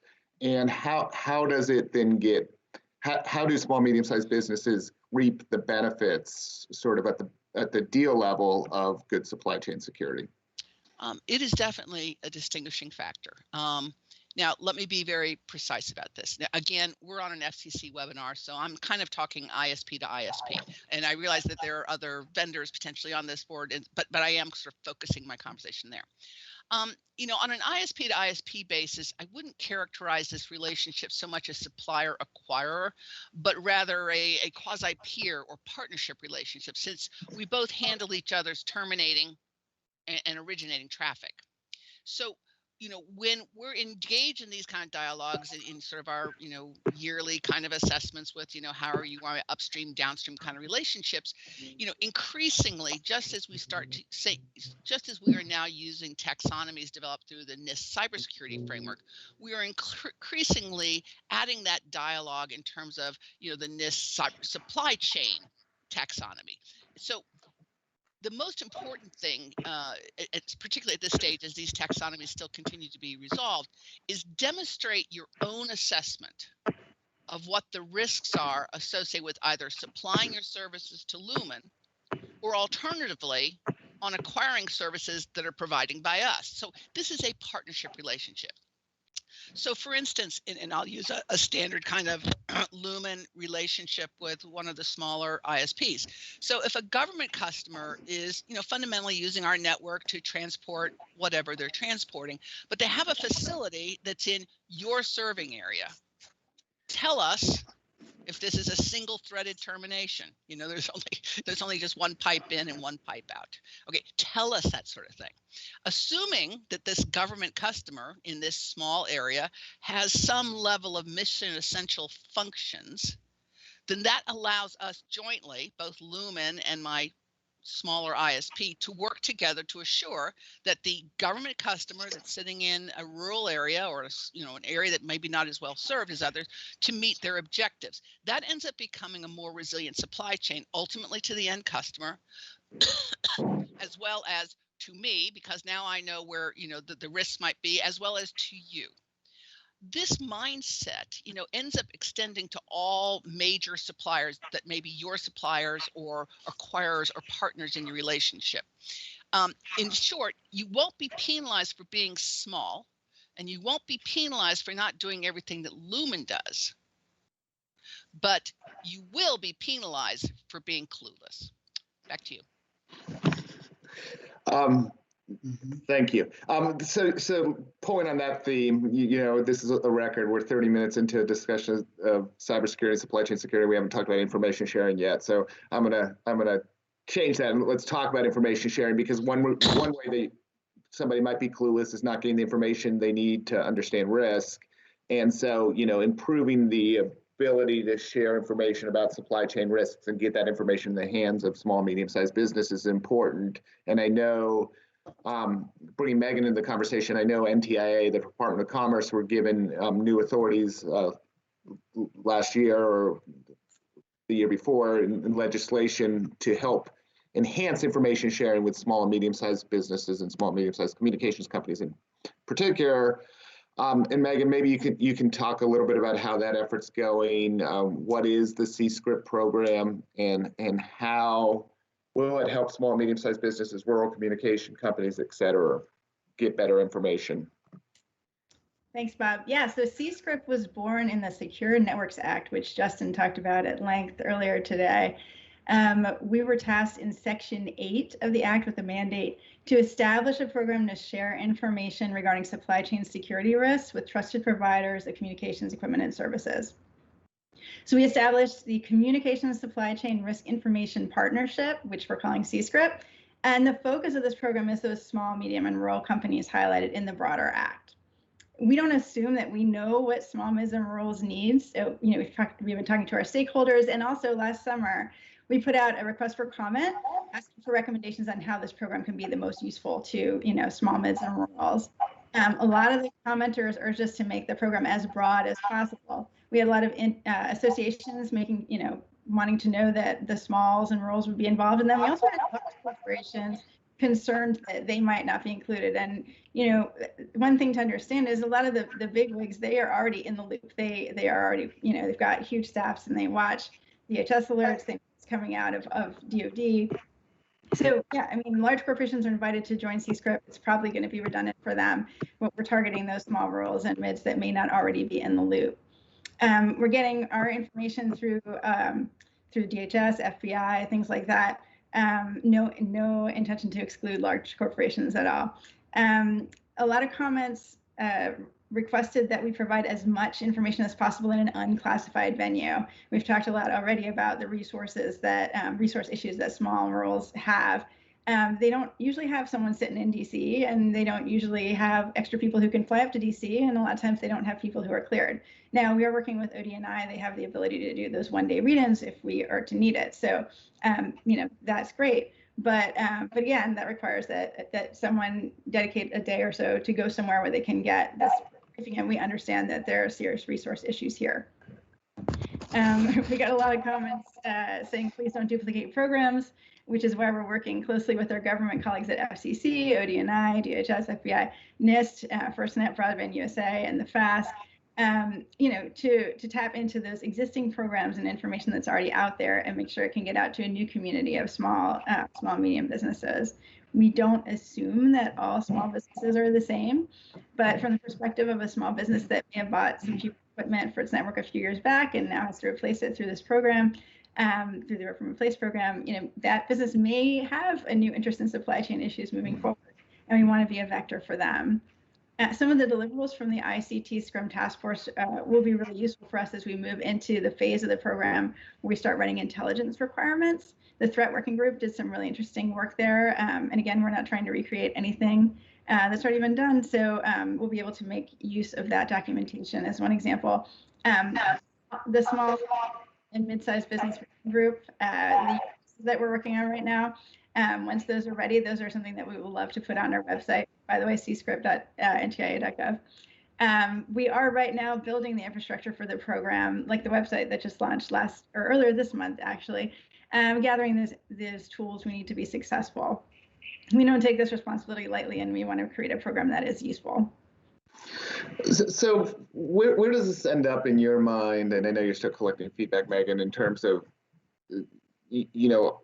is it a bunch of products that are on a website that people will be able to consume, and it will sort of, there'll be a little bit of a push and a pull of those products, or is it more of a process by which there's regular engagement between interested consumers of C-Script and representatives of the participants in the program? Yeah, and you're right, Bob. It's going to be building. So this is phase 2 of the program. Phase 1 was ticking the boxes that Congress told us we had to tick, like announcing the program, that sort of thing. Phase 2 is building it up, and the first thing we're doing is gathering the information that's already in existence and putting it in a website. In the next month or so, we're going to start reaching out to those companies that filed with the FCC in the proceedings. So offering them an opportunity to opt in, and then we'll have our community starting to be built right there. Over time, we would like to see it become a more active community, but that's sort of out in the future. As far as in-person stuff, we've been, as you know, really hamstrung by the situation with the pandemic. But we have been talking about doing pilots in maybe the DC region for classified briefings, perhaps an orientation briefing once a year or something like that at the secret level. But these are still kind of in progress. Another thing we talked about potentially doing is a briefing about the 5 companies that the FCC named, for those who are able to attend. But once it really gets going, I think we'll need to be able to travel to do that. But but we're looking to expand a lot beyond what we are right now. It's still in its sort of baby processes. Okay, great, Megan. And Catherine, let me loop you into the conversation on information sharing. I mean, a lot of what Megan's talking about is fundamentally information that sort of exists out there that is hard for small, medium-sized businesses to get their hands on just because of limitations, such as classification limitations of being able to travel and things like that. But there's also the problem of perhaps there's insight into supply chain risk that a company may have that they don't want to share more broadly because there's a risk in information sharing. And I know you've thought about this in the work we've done on the Supply Chain Risk Management Task Force about maybe changing a little bit of the equation around risk associated with sharing information, so there's less risk for a member of the ICT supply chain community to share information they know that could be negative about a supplier. Sure. So as many of you know, I've been privileged to, chair the Working Group 1 effort within the Supply Chain Risk Management Task Force, which has been full square focused on information sharing. And over the course of the first 2 years, we did an assessment of where you can find information and which information might be most valuable. Well, clearly, the crown jewels are going to be stuff that would come in from OD&I or DOD. But we also came to the recognition that if you want to be able to mitigate supply chain risk early in the MITRE attack sort of segment, is that actually most of the information might actually bubble up from industry. And when we looked at, does industry share this kind of information, the answer became really not. And the reason fundamentally behind that was that, sharing kind of suspect information actually opens you up for a whole range of civil claims that could be everything from tortious interference to existing contracts to defamation to breach of contract to misappropriation of trade secrets. So while towards the end of year 2, while the working group came to the assessment that there were things that industry could do to mitigate that risk of civil claims, ultimately it was believed that there would probably need to be some form of change in law or regulation, which in essence said affirmatively by government, no, industry, we want you to share, and we want you to share so much that we will mitigate the risk of these kind of civil claims. So currently right now, Working Group 1 is in the process of doing a legal assessment along those lines to be able to figure out, how would one define this supply chain risk management information, and assuming that there was some form of safe harbor or relief from liability, what might be some of the due diligence parameters. So that work is underway, and like Ola, we're trying to get our work done before June as well. The one other thing I'd like to bubble up in this information sharing discussion is that, one, we're really excited about the CSCRIP initiative, and you go, girl. What we're trying to do, however, within the Sector Coordinating Council is recognizing that we do have some very, very major players who, to Bob and Megan's point, regularly get some form of information, as opposed to the broad swath of the sector who do not, because they don't have the clearances or they're not in DC. We have an intelligence working group within the Sector Coordinating Council, which is in the process of sort of like working with the various intelligence community entities. DHS's INA, infrastructure and analysis. I might have intelligence analysis. Thank you, intelligence and analysis group. Is sort of the supply check, sort of the private sector's intelligence agency, and so we are working with them. But we're also working with the other intelligence communities, because how you describe the elephant, whatever the problem may be, will vary whether you're a DOD or you're an FBI or you're DHS.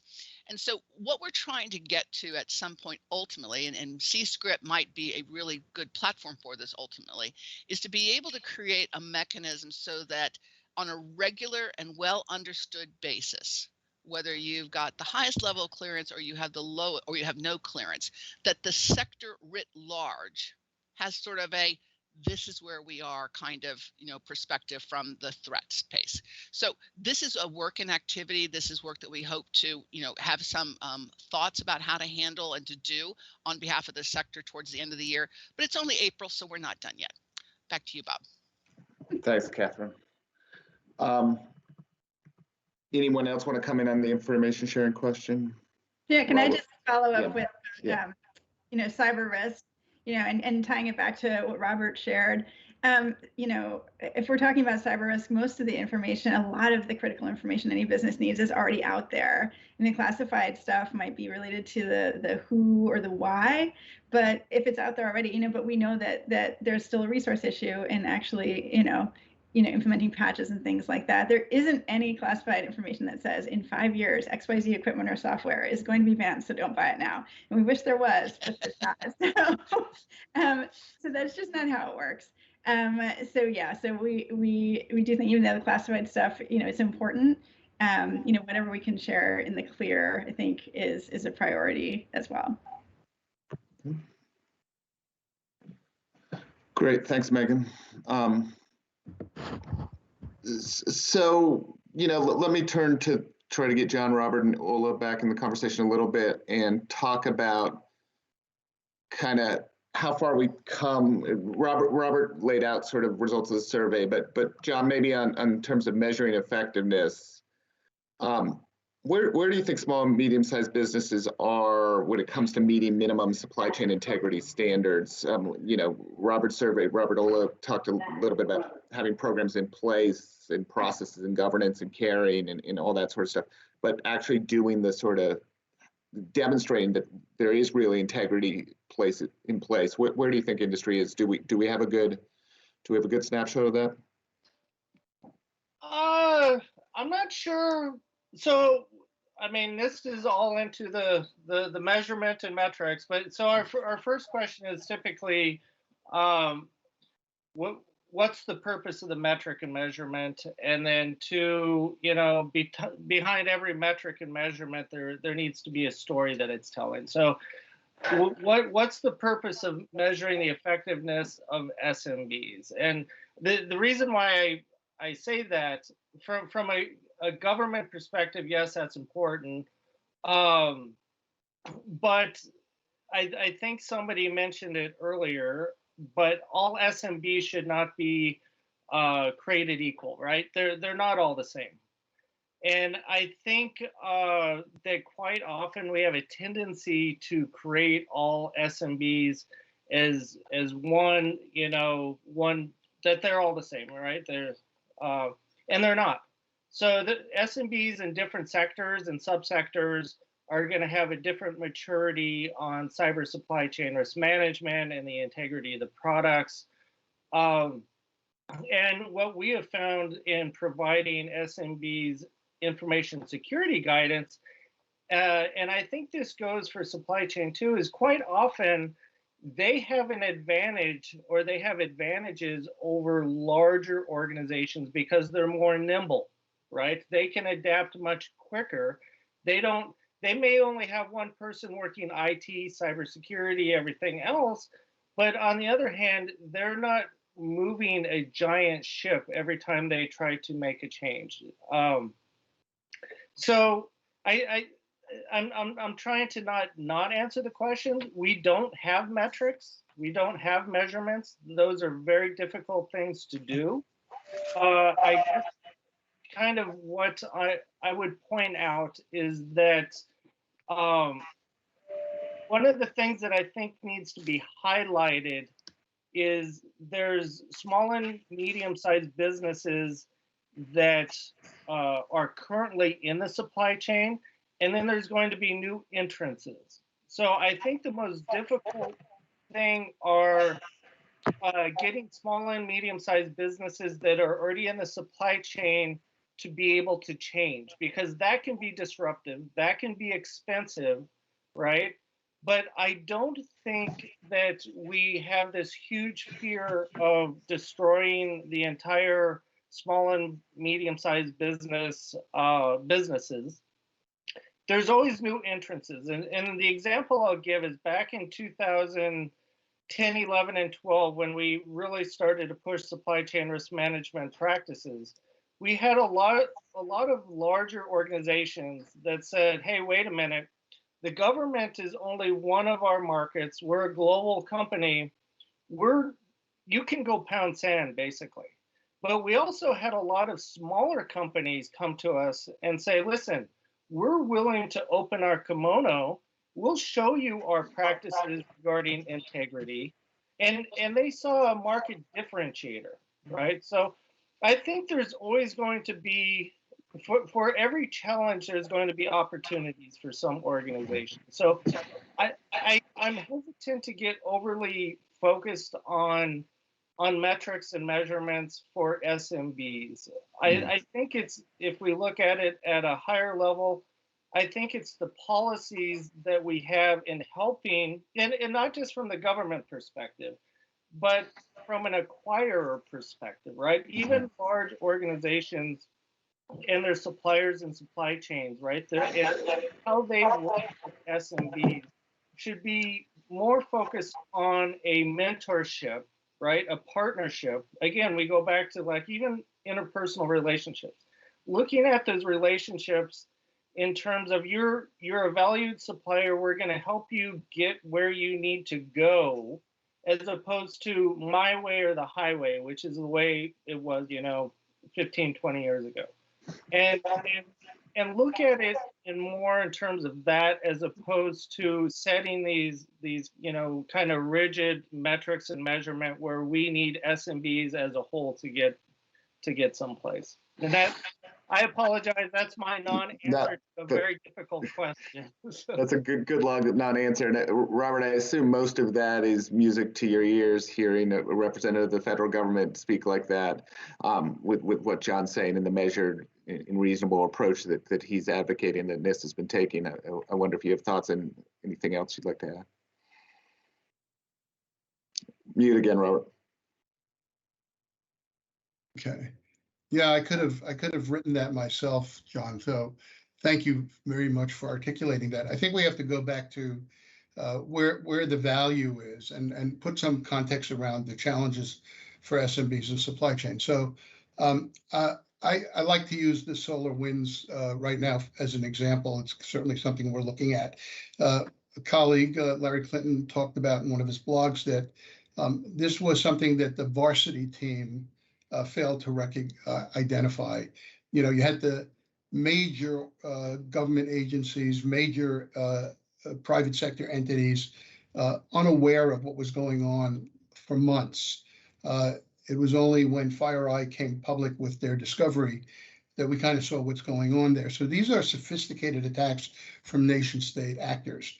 One of the frustrations that I hear a lot, especially from small and medium businesses in my sector, is that they are always asking, well, where can I find out what equipment that I have, whether it's on some list or it's approved or it's been vetted by the intelligence agencies and denied.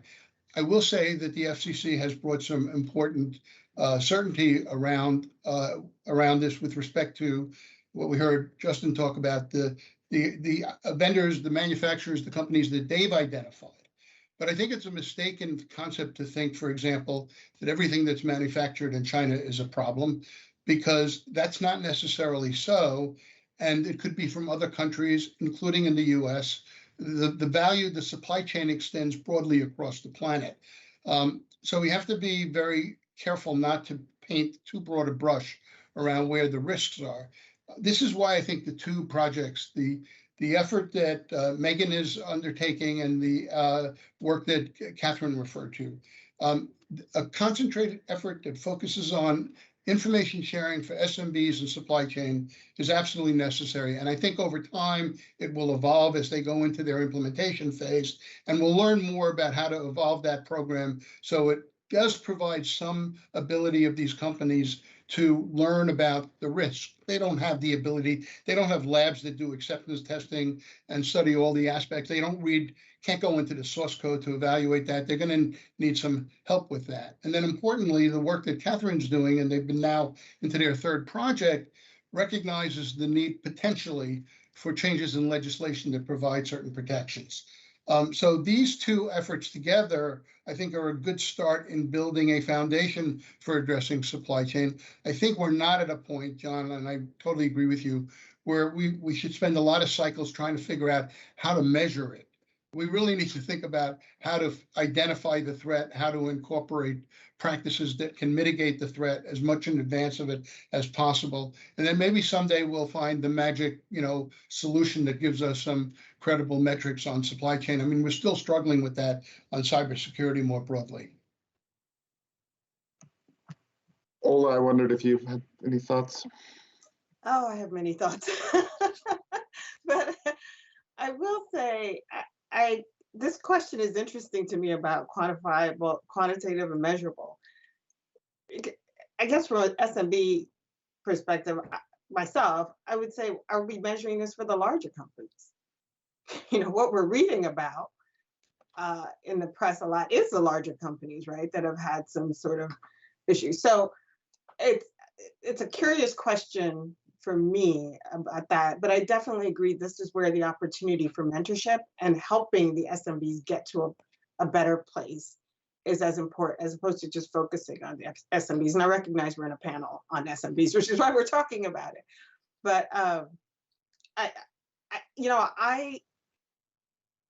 I'm part of, outside of my own company, part of a community of over 20,000 other, small, mid-sized companies that have been having this conversation. A lot of companies don't even know whether they're actually part of any kind of, in the larger critical infrastructure, conversation, or so there's just a lot of uncertainty about kind of all these different conversations: critical infrastructure, supply chain, ICT,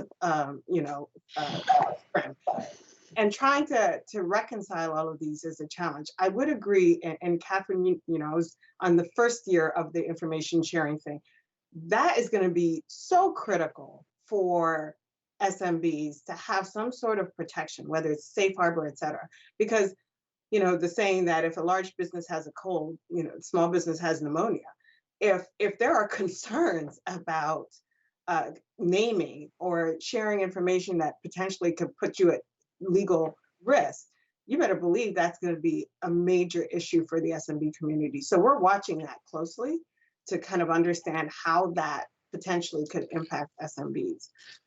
Lastly, I would just say, at least in my world, if it's not measurable, or if we don't measure it, it's highly unlikely that it will rise to a priority, because there are just so many things that we're trying to deal with very limited resources. So there is a degree to where if we can figure out what needs to be measured, maybe not everything, but what is the most important thing to measure as it relates to ICT, supply chain risk management, that could help, may not be the silver bullet, but could help to increase the priority of this. Thanks. Catherine, you want to come in? Yeah, I just wanted to make one small comment. One, Lumen actually has a big push for a diversity in our supply chain. So, we like to talk to smalls and mids and news, and we like to do that. And there is some aspect of mentorship. I don't know if I would use that phrase so strongly, but there is sort of a look, given that you want to supply brooms to the southeast side, this is our expectation, which is in essence none. If you want to be the new router provider, well, there's going to be some expectations. How can we, work it out? So, so we have an active program to keep our supply chain as diverse as possible, because we view that as being something that lends resilience to Lumen. Now, having said all that, I think that just like with the cybersecurity framework, as we become more and more familiar with the taxonomy of supply chain risk management, we're increasingly seeing the use of tools to be able to help manage that supply chain risk. We use a number of tools to help sort of like bring people on, get a better sense of where they are, help to monitor them, sort of, I think it's like steps 3 and 4 and 7 in your NISTR, John, where, because I've brought you on doesn't mean that you might not change over the course of a couple of years. Maybe you've been acquired, maybe you've, merged, whatever. So I do think that because the taxonomy is beginning to be better understood, I think there will also be an opportunity for the small and mids to, in essence, submit their name to these sort of third-party risk management things to say, these are my practices, so that you can sort of put forth, I know I'm small, but I'm mighty. And these are the things that I do. And because more and more companies are putting that kind of information in, we are in essence creating sort of the momentum for that mindset, just as we did with the cybersecurity framework. Back to you, Catherine. And is that, Catherine, and then anyone else, do you think the way you're asking those questions is similar to the way that these businesses are getting those questions asked by other folks they may be wanting to do business with? I mean, are we seeing some convergence? Yes, definitely. Based on the NIST work in terms of? There's definitely convergence in these kind of third-party management platforms, not only along the NIST cybersecurity framework and supply chain practices, but other standards, that you have to say, if I hire this person, are they compliant with, Sarbanes-Oxley, so all these various things you can sort of like, it's not a one-stop shop, and I'm not saying that they are perfect, but they are definitely useful. And we always worry, and somebody brought up the sort of the folks who are already in supply chains who have to change their practices now that there are different expectations. We always worry about small and medium-sized businesses getting new requirements imposed on them, which means new costs, and losing opportunity or leaving the markets they're in. How do you all think about whether any of this is going to cause us to end up in a world where there's fewer small and medium-sized businesses doing work because, people are being forced out of markets. Companies are being forced out of markets. I'll take a stab at this. I thought there were earlier remarks about how at least DIB has decided to make cybersecurity foundational, right? So it's a pass-fail as the part CMMC program. As part of their CMMC program. Yeah. And I think right now, I know right now for the majority of small businesses, this falls under the expense category, right? On the income statement, on the financial statement, the income statement. And so it's something that feels discretionary, right? If we can't do it, or if we have the resources to do it, we might prioritize it over something else. I'm really curious about exploring what this could look like if cybersecurity became foundational, i.e. it becomes a direct cost of doing business. So it's above the expense line and it's factored in as companies are thinking, and this is why they're thinking about where it really fits, because I wonder that if it doesn't get to that level, it will continue to be perceived as a discretionary item. Yeah, going back to the measuring effectiveness conversation, it's not necessarily measuring effectiveness at scale, but as you said, Ola, for any one company to measure the effectiveness of their program in terms of what they care about, which is revenue, and those of us in the security business would love people to view security investment as an asset rather than as a cost, right? And that you could calculate what that asset is worth to you. Yeah, this is Robert.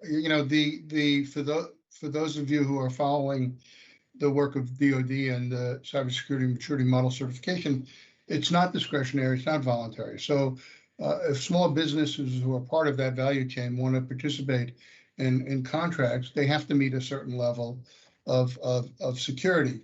I think we're getting to a point right now where I would say some level, and you might call it level 1 or level 2, consistent with how CMMC looks like, is going to be table stakes for participating in the digital economy.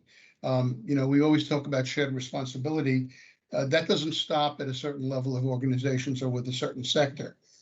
So if that's the case, then building awareness, trying to see where the obstacles are, how to overcome those obstacles, is where we're going to be spending, I think, a good amount of effort. And in fact, Bob, I think a lot of what we're doing in the task force is designed to identify where some of those challenges and obstacles exist and what can we do to address them.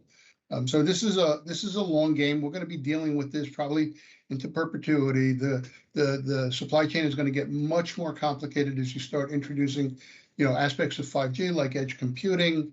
IoT is going to get more advanced.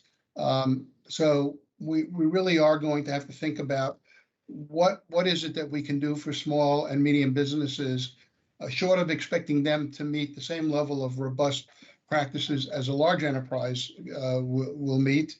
But on the other hand, not ignoring that their businesses and their customer relationships are at risk if they fail here. So we have to find that right balance. And I don't think it's a steady state assessment. I think it's going to evolve over time. And it's, as John had indicated, you cannot look at this as a monolithic segment.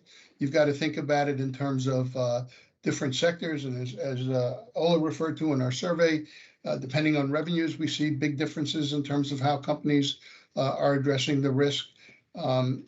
And the good news is, I think, and this is one thing I want to leave us with, is that we have established, I think, a very effective public-private partnership on many levels around this issue, both with the work that John is doing and in this constant effort to engage industry, the work that Megan and NTI are doing, which involves engagement with industry, and obviously the work that we're doing in the task force.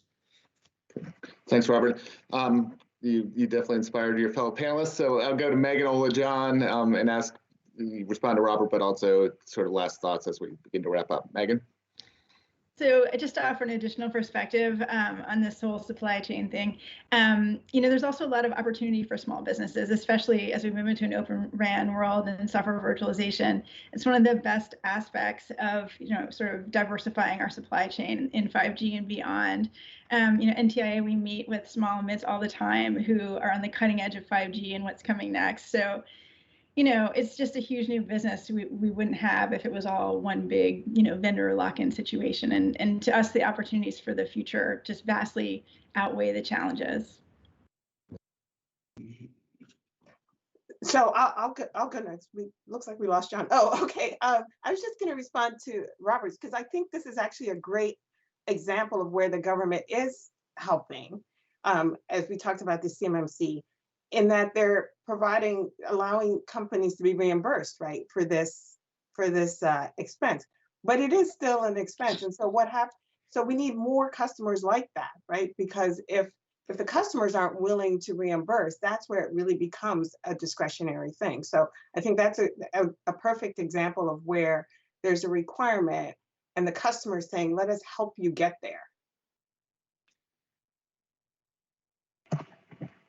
Yeah, that makes sense. John? No, I'm at this point, I'm just piling on. I mean, I would bring everything back to business, right? So an organization can make their requirements, whether it's a government or not, right? That doesn't mean that there's a market there. So whatever an organization is asking for, there needs to be organizations, suppliers that have an ability to respond. If we ask for too much, there's two things that are going to happen. We're either going to have to pay for it, right? There's no free lunch, or we're not going to get what we want, right? So there has to be a balance in all of this. The mentorship, helping pay for. There's lots of things that can be done. There is opportunity. I agree with Megan. There's going to be companies that see opportunities in this. There's going to be market differentiators. I would just ask, and not focusing so much on CMMC, but anything else, particularly in this telecom sector, that if you're going to, that regulation or any sort of requirements at that level need to be done with a scalpel, not a machete. Everything has to be risk-based, and it should be function-based, right? One product in one supporting one function is different than the same product supporting a different function. So it's very difficult to do product-based regulation. And so I discourage that, but even if you do a product-based certification or a general supplier-based certification, it should still be at a minimal requirements level, a baseline level of process. I mean, all of this should boil down to, again, it's risk management, it's supporting the mission, it isn't the mission unto itself. Over. That makes sense. I mean, you know, and certainly, John, what you say resonates with me. I think it's reasonable to expect that, given the national security imperative, both from where adversaries have gone and where our own evolution as a society has gone, and how we rely on these technologies, it's reasonable for the government to say we want less risk in certain areas here, which means there's going to be more need for security, but that comes at the price, and figuring out the right ways to get there is useful in doing it. You know, I think I'm heartened by the fact that, you know, there's so much commonality in this panel, right? There's some panels where people are really debating things, and here we're not debating. We're bringing different organizations' perspectives and background to solving a problem, while not challenging the premise of the challenge, right? It's just what's the right suite of solutions, and that's certainly what we've been trying to do within the task force, as you all know as well. Catherine, any last thoughts as we come close to wrapping up?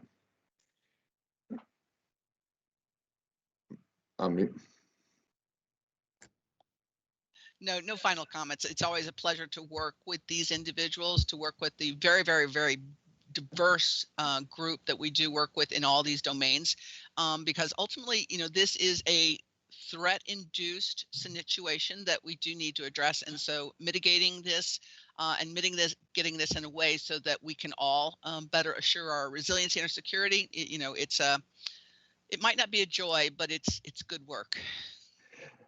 So, Deb, I'm smart enough to know that I should let Catherine Condello have the last word. So with that, back over to you. And again, thanks to the FCC for having us all on this discussion. Bob and all the panelists, thank you so much. This has been so informative and enjoyable. Hearing the dialogue and the banter, as well as the general comments and specific comments about what we measure and can't measure, has been most informative. And we're grateful to all the panelists for joining today. Thank you so much. We appreciate it. Our pleasure.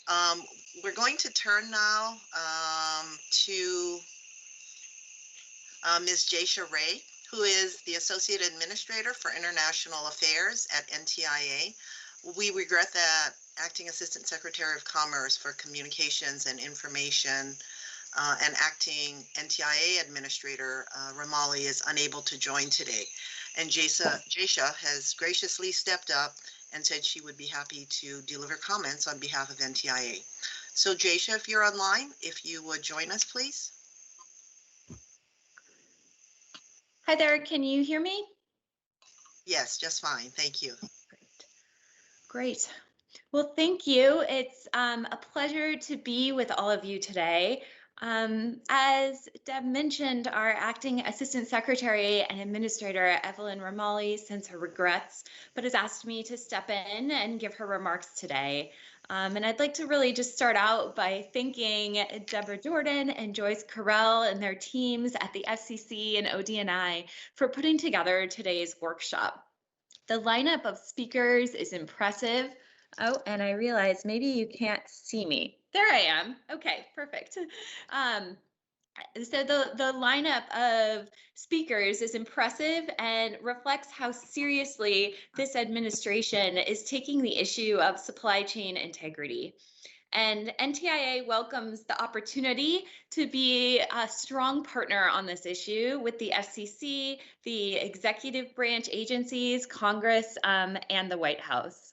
And I'm glad that we're hearing from industry and civil society today as well. The major lesson so far in the 5G era is that collaboration and trust are more important than ever. All of our security goals, from promoting innovation to increasing the adoption of best practices, work best with a strong public-private cybersecurity partnership. And NTIA is engaged in a number of efforts related to supply chain security. And I'm happy to share a few updates with you all today on the progress we've been making. So you just heard about the Communications Supply Chain Risk Information Partnership, or CSCRIPT, from my colleague Megan Dosher. And as Megan mentioned earlier this month, we launched a dedicated website for this program on the NTIA website. And this program is an essential tool in our outreach to small and rural equipment suppliers and providers of communication services. And the information available through the new website can help you stay up to date about risks to your supply chain. And we have resources from across the federal government, a calendar of events, and an email list to join.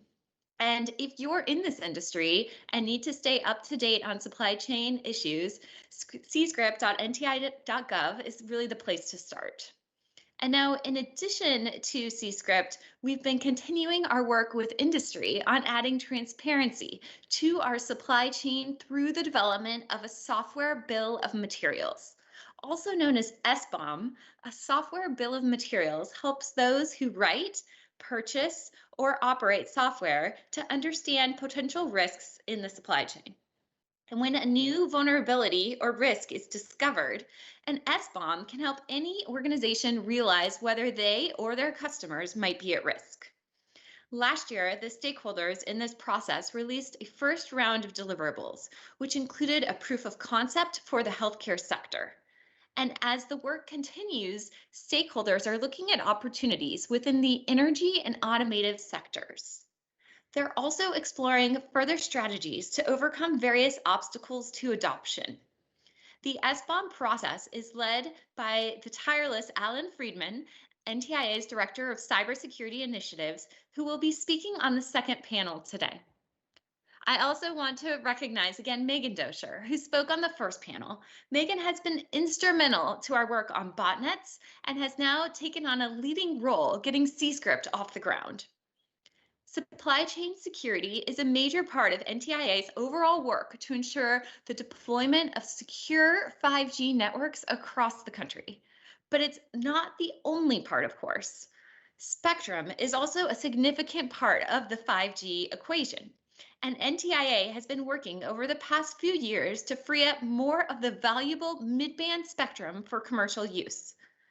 Our Spectrum team has also developed a plan to modernize the infrastructure we use to manage federal spectrum use, which could make our system more secure, reliable, and automated. And NTIA is also implementing 3 broadband grant programs funded by the most recent Consolidated Appropriations Act. One of the 3, the Broadband Infrastructure Program, will direct $300 million to state-led partnerships that support broadband infrastructure in areas lacking broadband, especially rural areas. Additionally, President Biden's American Jobs Plan has proposed an investment of $100 billion to bring affordable, high-end broadband to every American. The plan prioritizes building future-proof broadband infrastructure in unserved and underserved areas. And that means building out fiber backhaul that could potentially support 5G deployment in some of those areas. And as we continue to stress supply chain security and see 5G networks built out throughout the country, we are continuing to keep our overall vision of secure 5G and resilient supply chains in mind, both of which are high priorities for the Biden administration.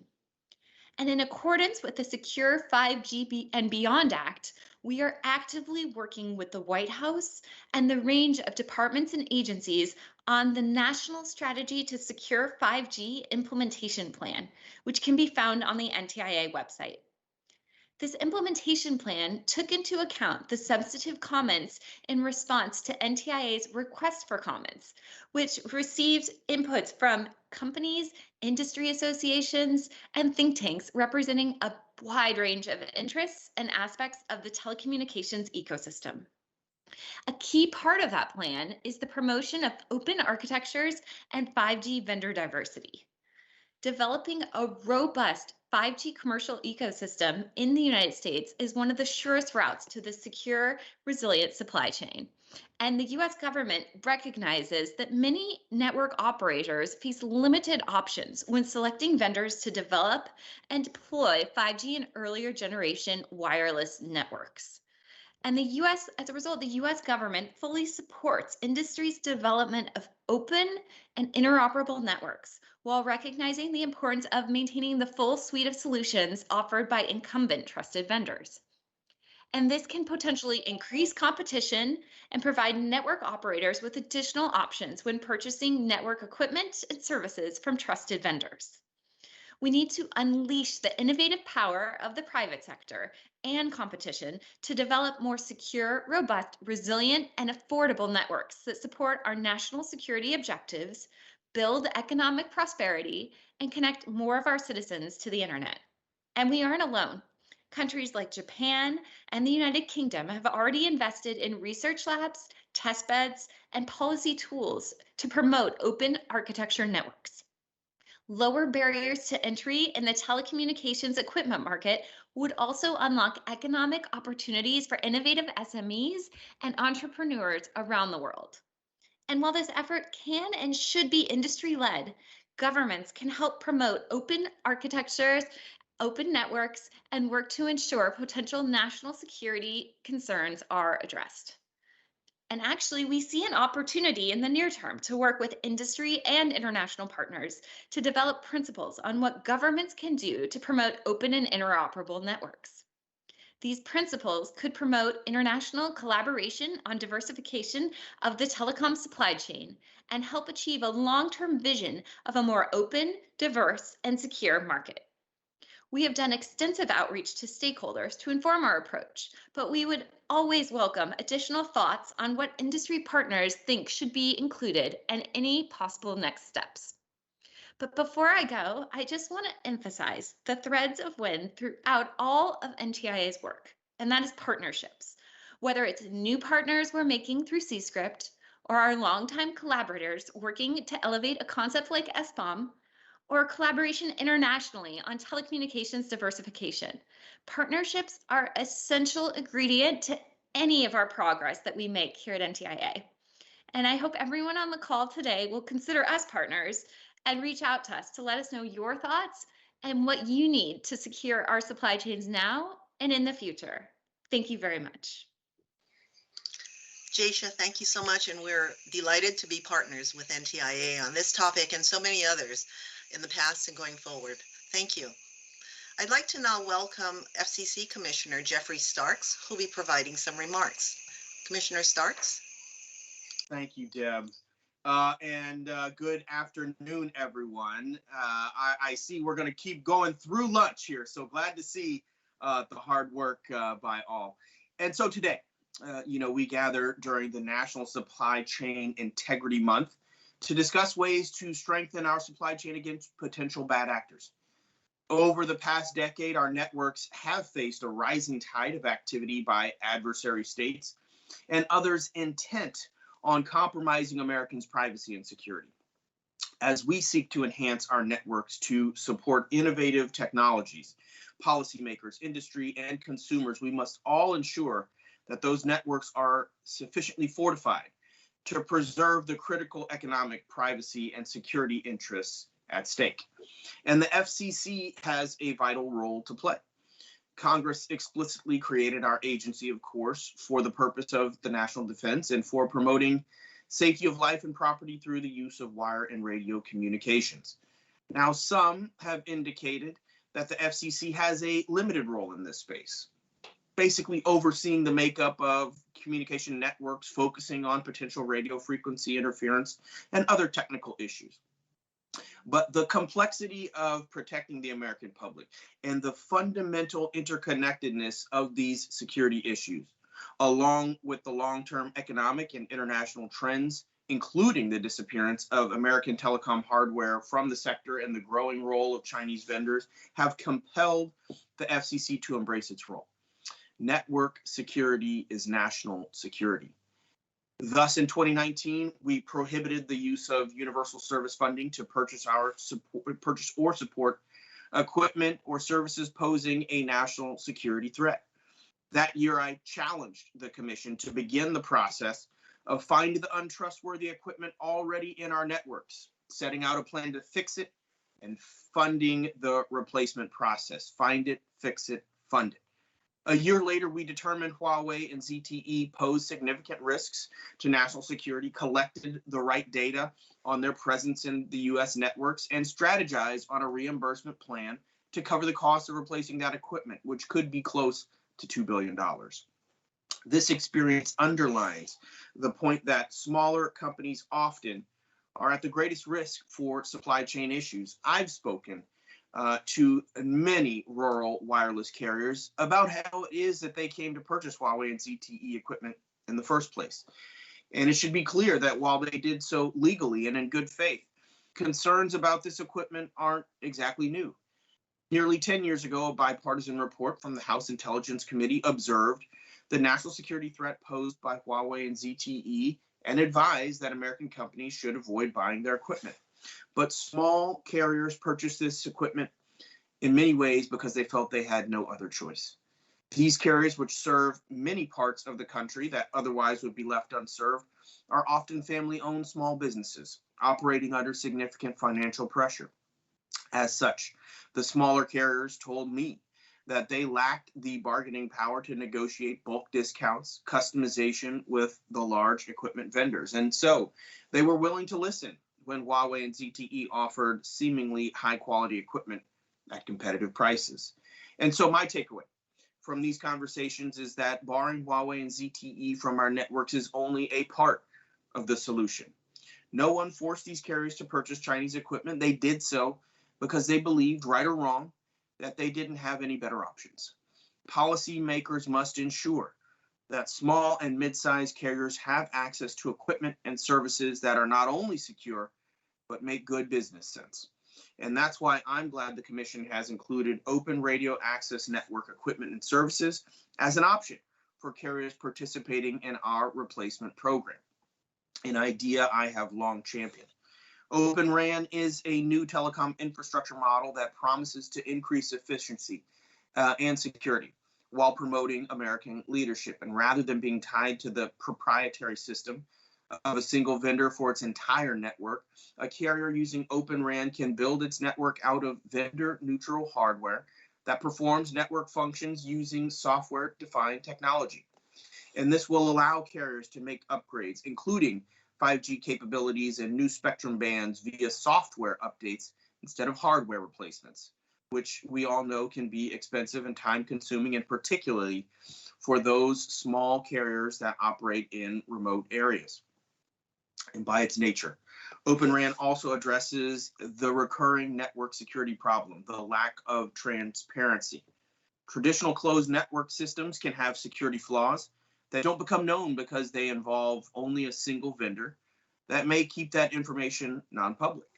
In contrast, because Open RAN necessarily involves multiple vendors, security problems can be identified and resolved more rapidly than in traditional networks.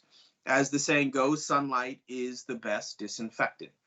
And so, American companies like Altiostar, Mavenir, and Parallel Wireless are leading the way on Open RAN across the world. America has long been a leader in this type of software development, and many US companies are stepping up to provide software for use in Open RAN networks in North America, Asia, and Europe.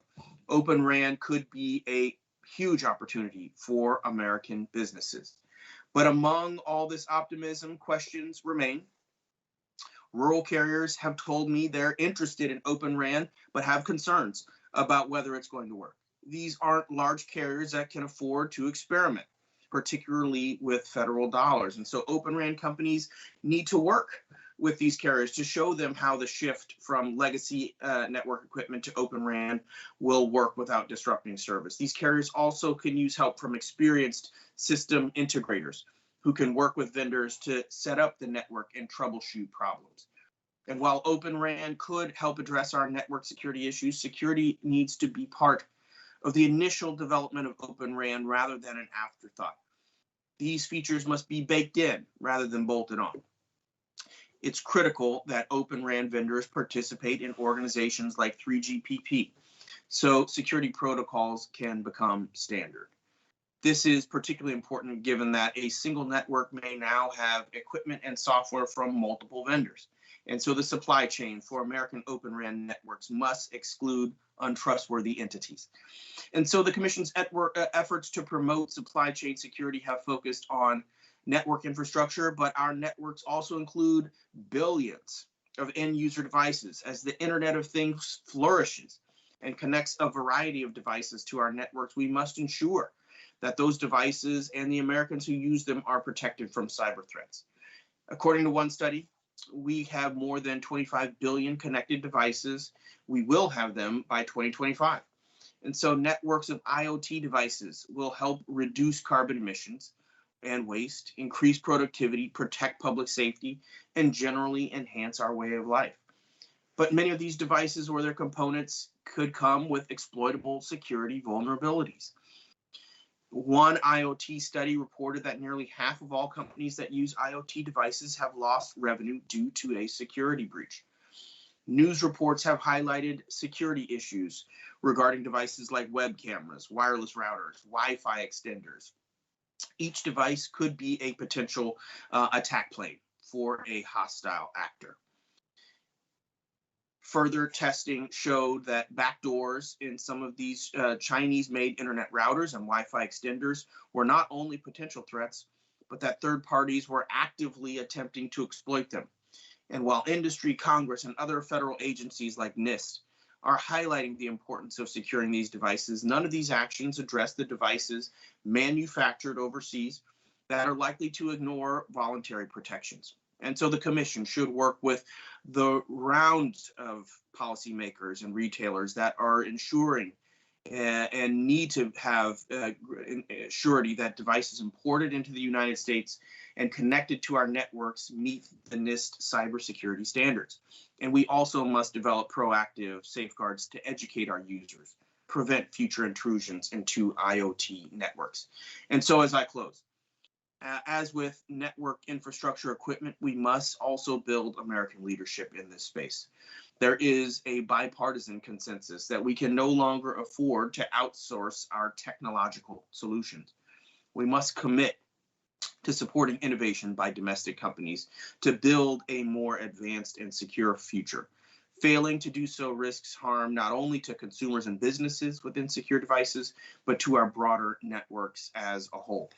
Our supply chains should provide high quality, secure communications equipment.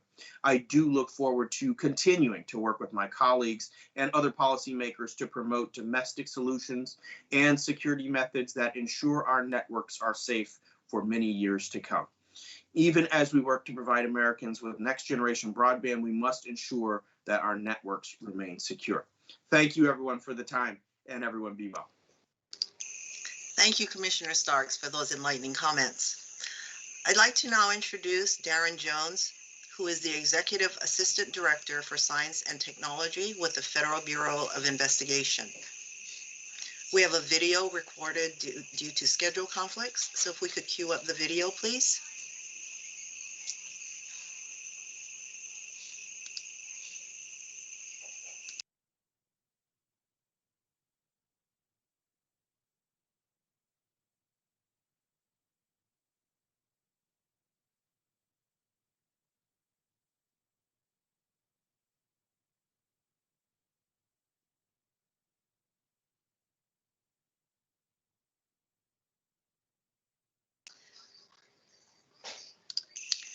So we seem to be having a little bit of problem hearing the video.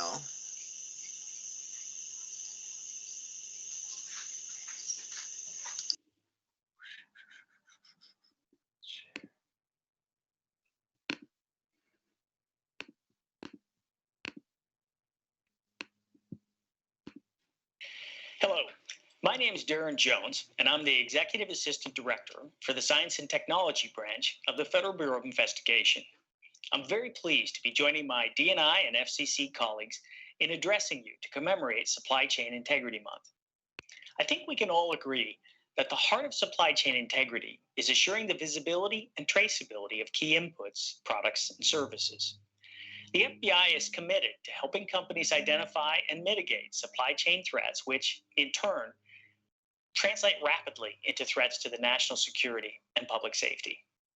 We also want to help ensure federal supply chain security mandates are well understood and implemented in accordance with federal law.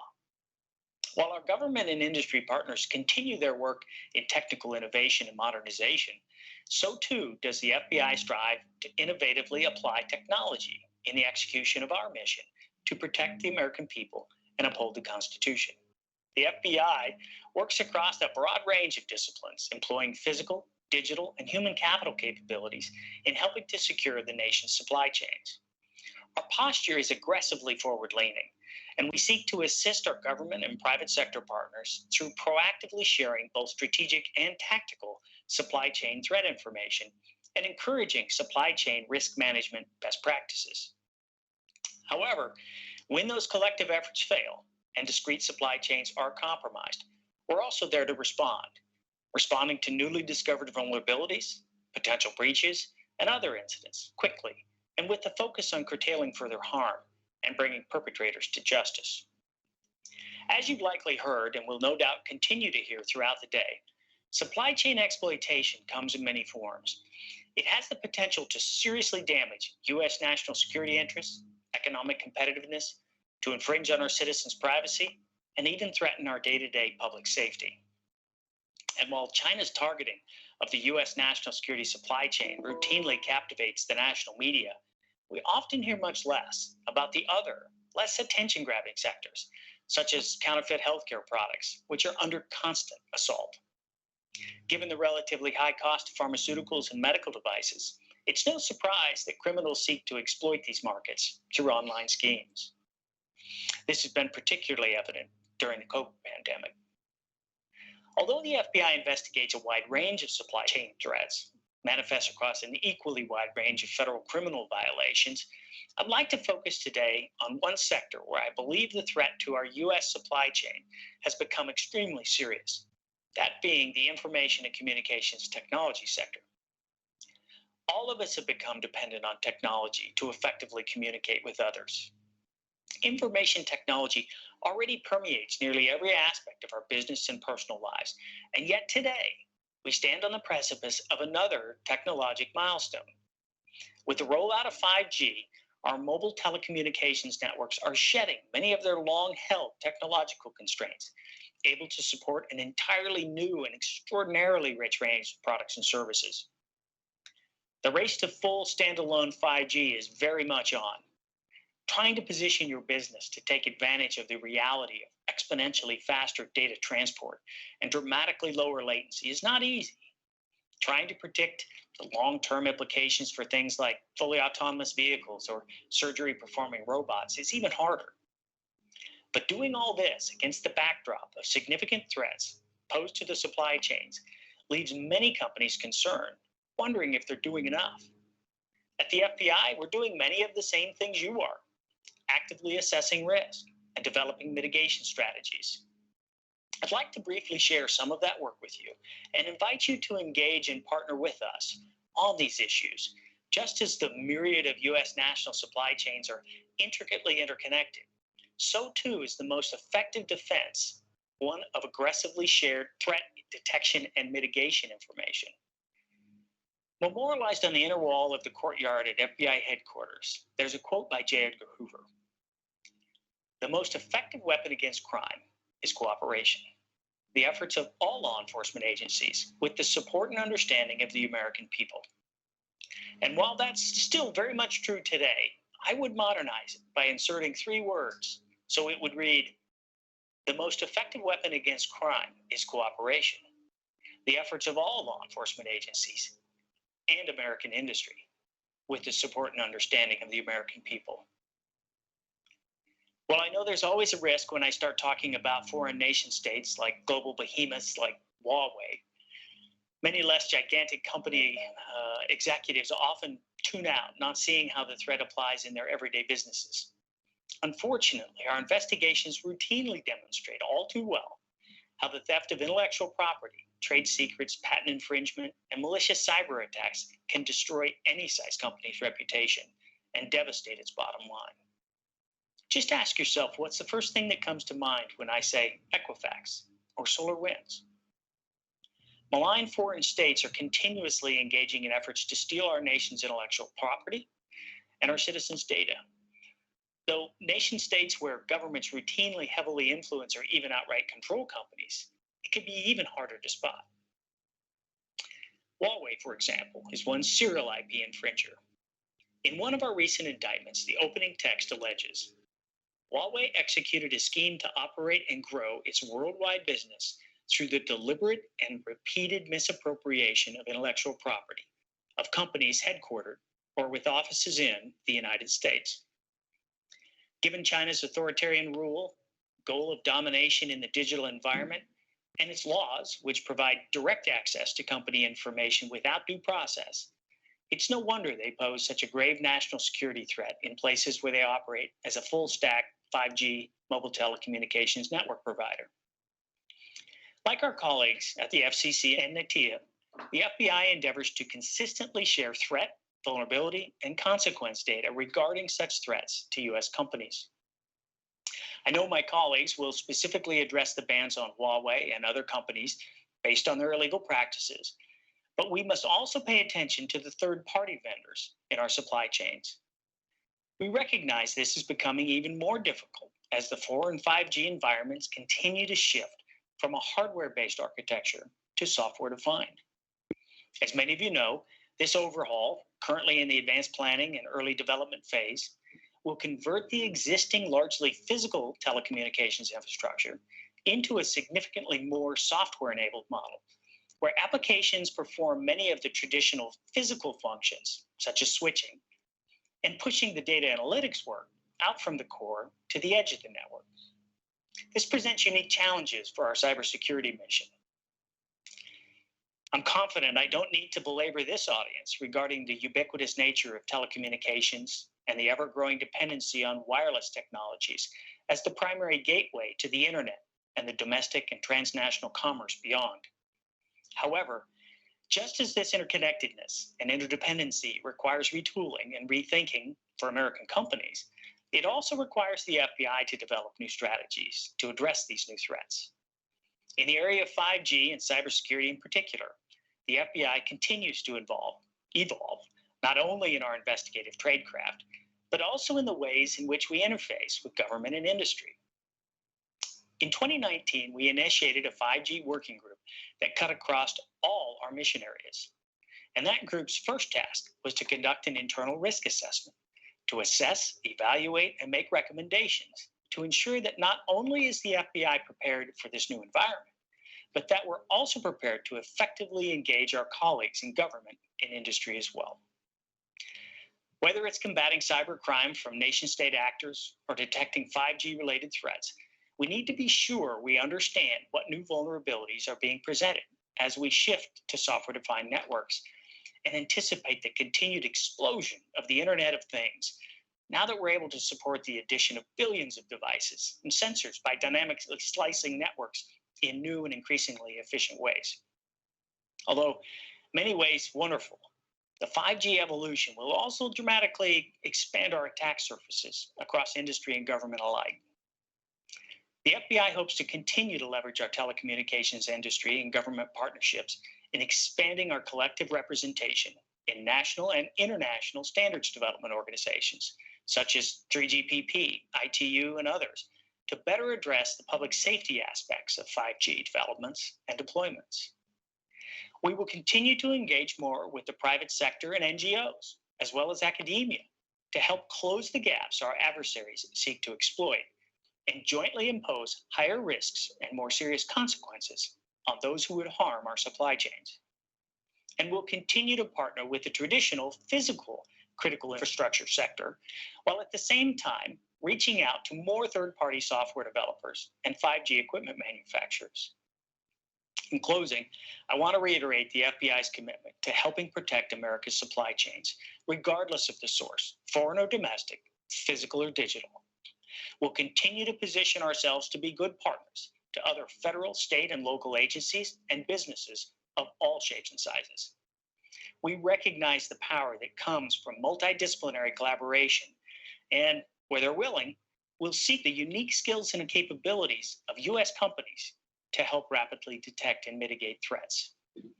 So if your company is already a close partner, thank you for helping us protect America's supply chains.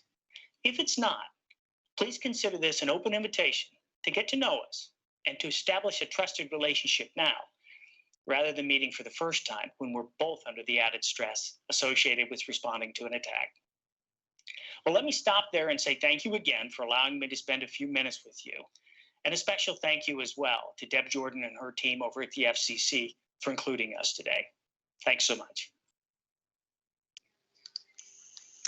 Thank you to Executive Assistant Director Jones. We're grateful to have his comments. Now we'd like to welcome FCC Commissioner Brendan Carr. Commissioner? Oh, thank you so much for having me. Really appreciate it. Thanks to our counterparts across government, from ODNI to DHS to the FBI, for joining together on this. And thanks to Acting Chair Rosenworcel for convening this group. I think this is a very important time to be discussing what is a very important topic.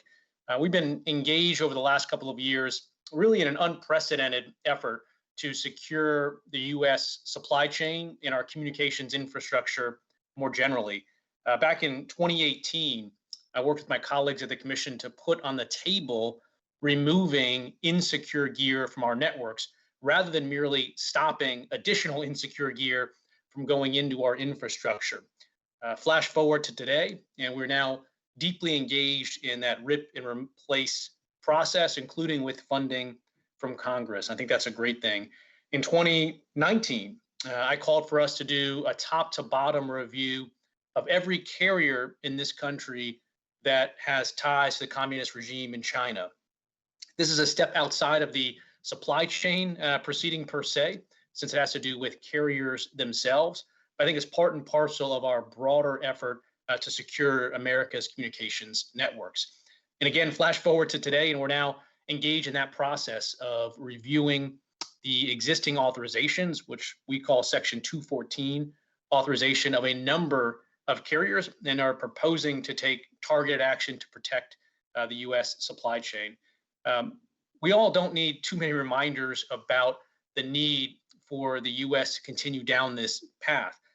In fact, just recently, there was a report coming out of a Dutch newspaper about KPN, one of the mobile and landline carriers operating there, that did a report into the Huawei gear that had been placed in its network a few years ago. And the report found that Huawei had unfettered access to KPN's network, that it could eavesdrop on all conversations, including those of government officials, that Huawei knew which numbers were monitored by police and intelligence service, and that Huawei had accessed the network core from China. All of this according to reporting about a report commissioned by KPN. And so I think the most important thing for us to do here in the US is to continue to show the strength and resolve necessary to address the very real threat posed by Huawei, posed by entities under the control of Communist China, as well as other foreign actors or simply bad actors that would look to insert themselves into our network for nefarious purposes. Last month, I proposed 2 steps that I think the FCC should take to head down this path. One is that we should close a glaring security loophole. I talked about the FCC's work to prevent insecure gear from going into the US networks.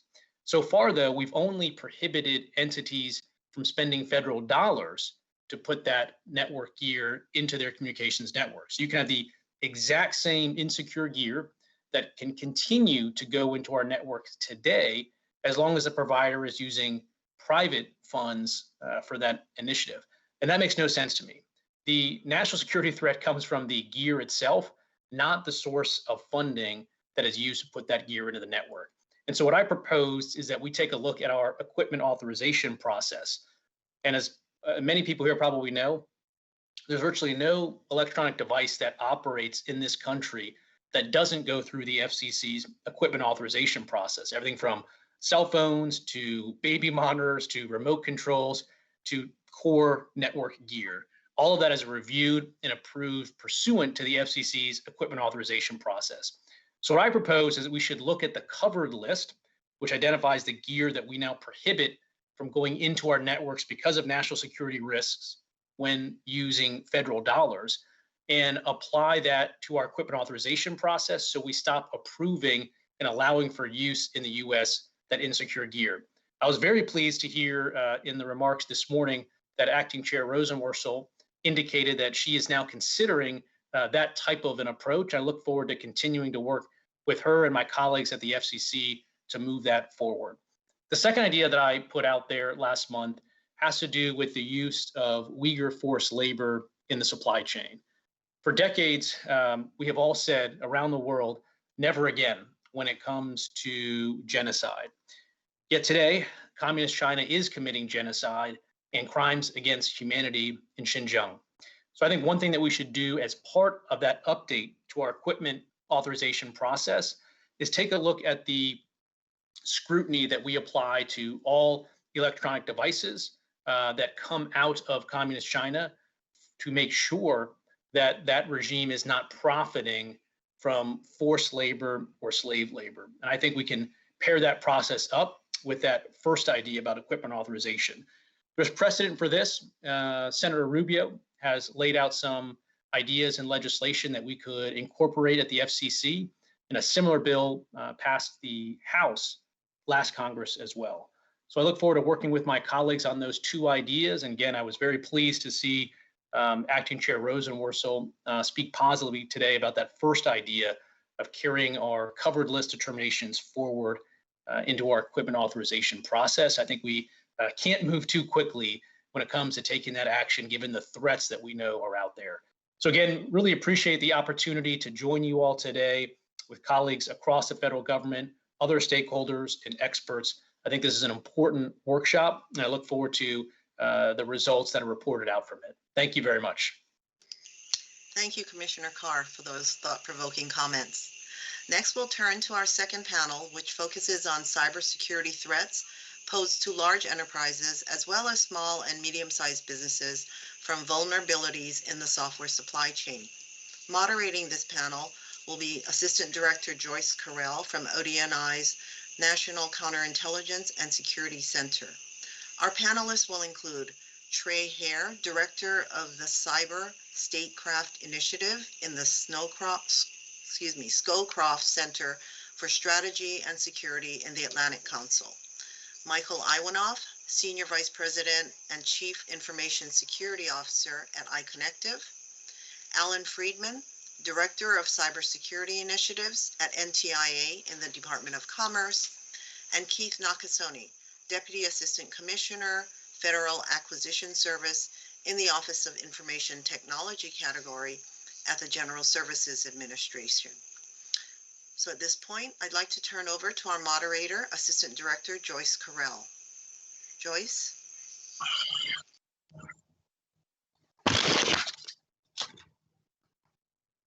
Hi, good afternoon.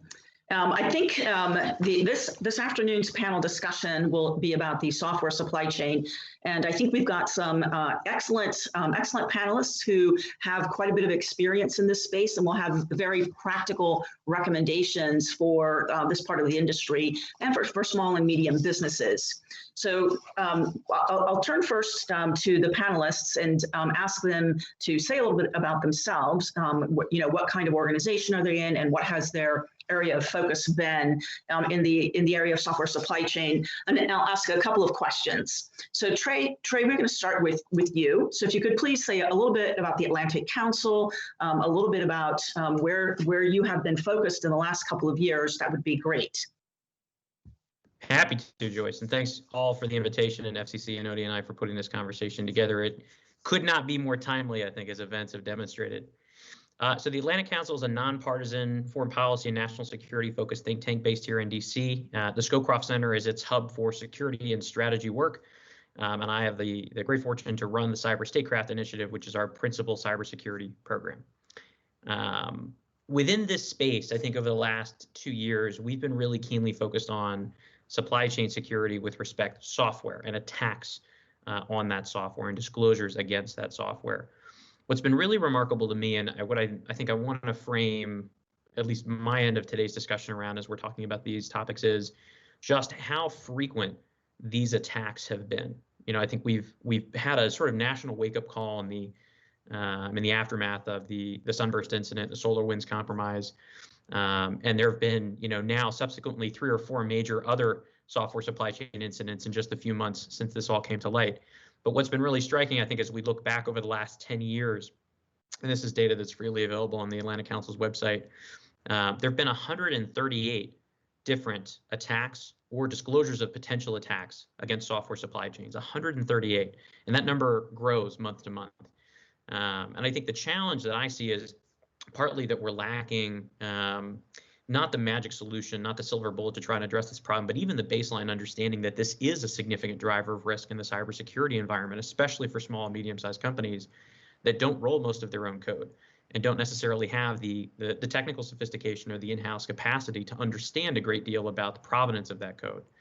And so what I'm hoping to footstop wherever possible, I think today, and it has been a major priority for our team at the council, is just to try to bring awareness to this issue. And we've had tremendous discussions about hardware supply chain security over the last few years. And I think we're going to get into, there are distinctions between software and hardware supply chains, and there's opportunities in both to try and improve integrity and security throughout those supply chains, but they look in some cases very different.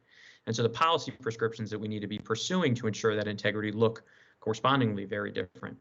I think the other piece for us is that this is something, you know, the notion of software supply chains is not constrained to a small set of vendors or providers. It's not a security problem that, you know, a tiny portion of the cybersecurity ecosystem is going to have to try to solve in isolation. It is emphatically a community problem, which is at once both really concerning because it affects all of us, but I think in the totality of the analysis is really very heartening, because it means that everybody listening to this conversation and most of the vendors that we're talking about and most of the users that we're talking about have a stake in the outcome of these conversations and have an ability to try to shape the outcome of that conversation. So with that, let me close my piece out. But thanks again, Joyce. Yeah, Trey, I wanted to ask you something based on comments folks had said during the earlier panel, looking at just supply chain risk management for small businesses, and this notion that doing more from a cybersecurity perspective is a cost. You know, it's not an asset, but it's a cost. And who should bear that cost? You know, should the consumer bear the cost? Should the company manufacturing something bear the cost?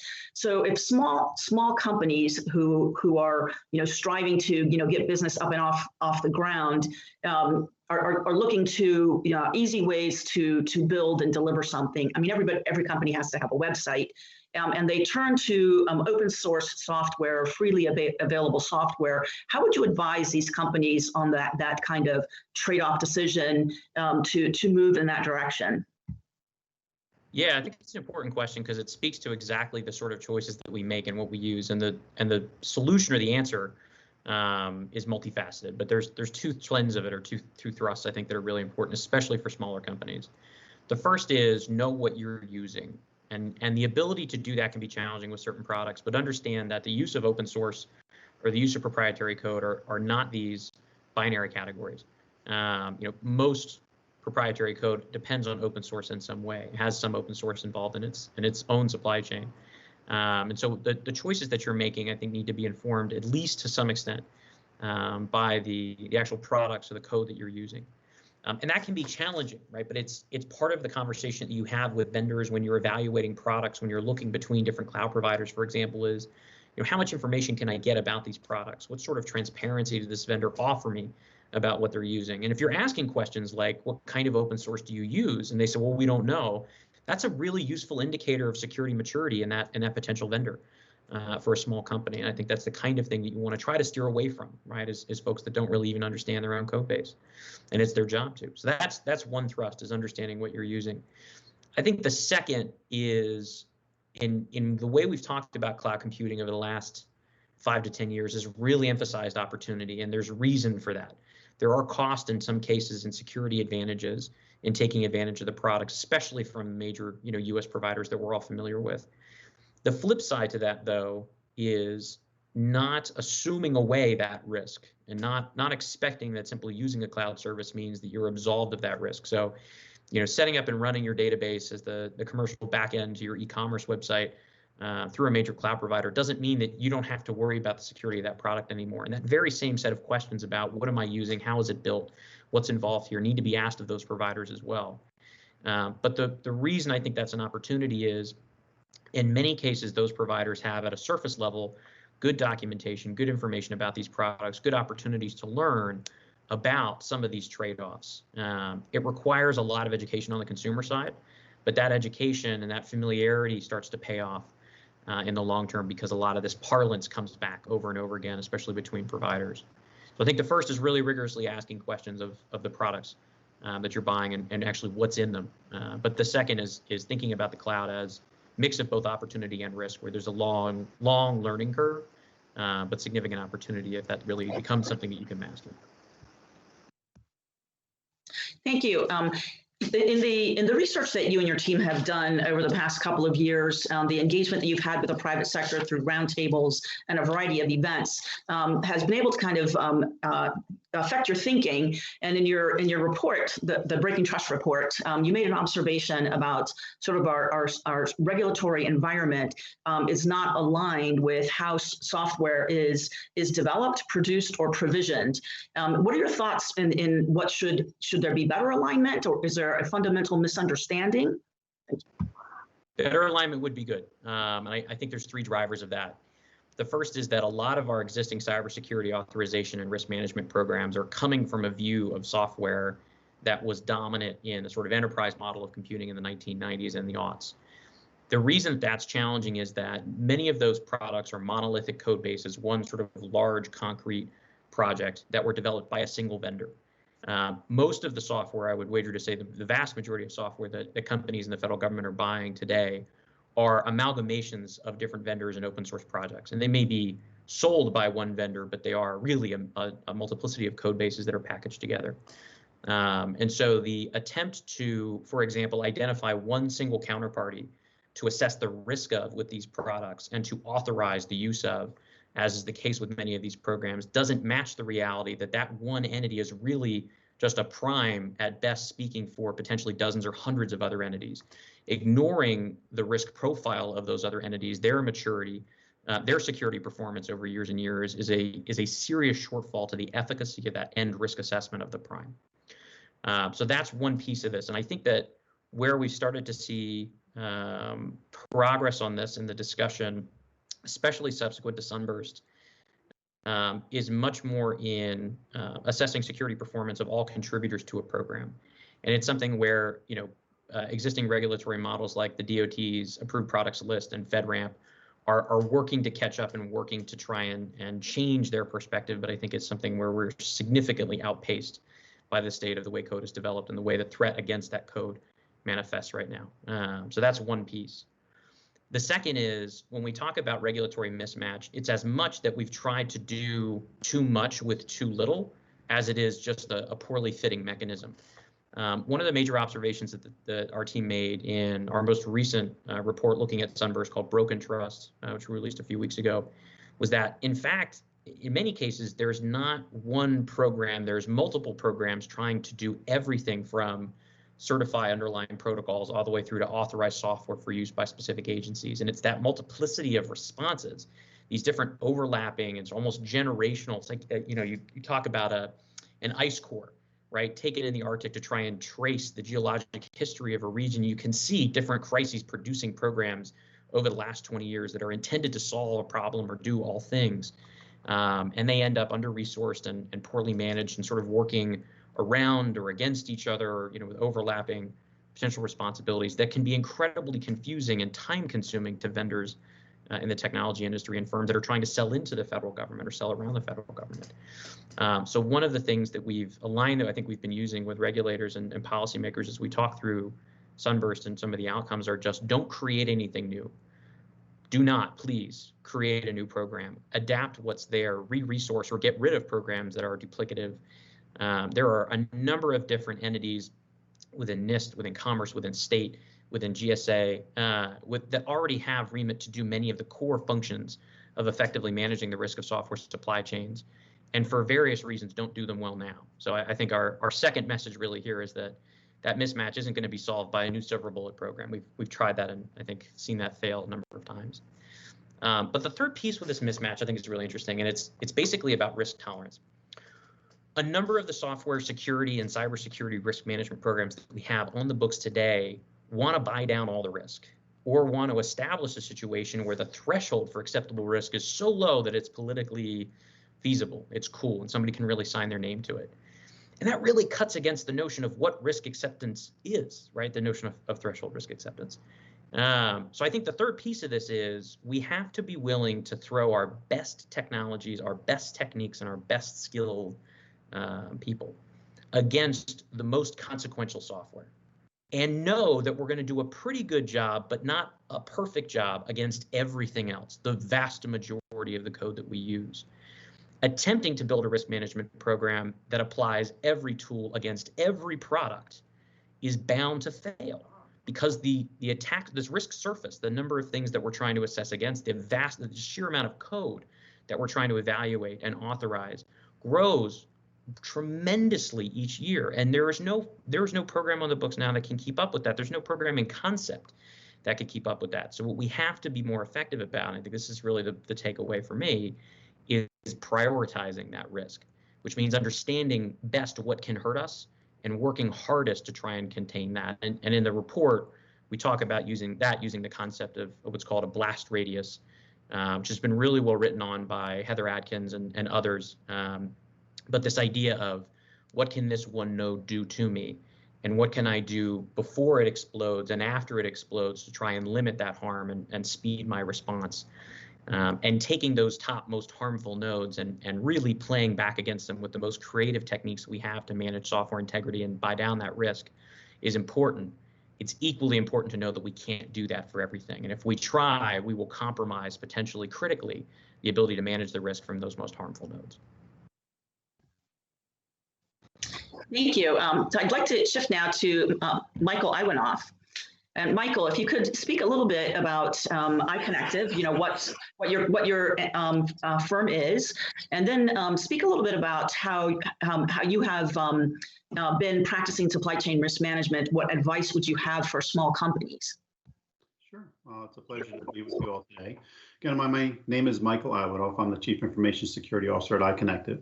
You may be familiar with a little of what iConnective does in the telecommunications space. iConnective is the leading provider of number portability services. So if you were to go to one of our trusted carriers, that they have a good deal on a new cell phone and you're going to switch from carrier A to carrier B. I won't name any carriers in case any are on the phone with us. But if you're going to switch over and you want to keep your number, you have to have that number ported. And so iConnective provides that service for the United States, and we do that service actually in other countries around the world as well.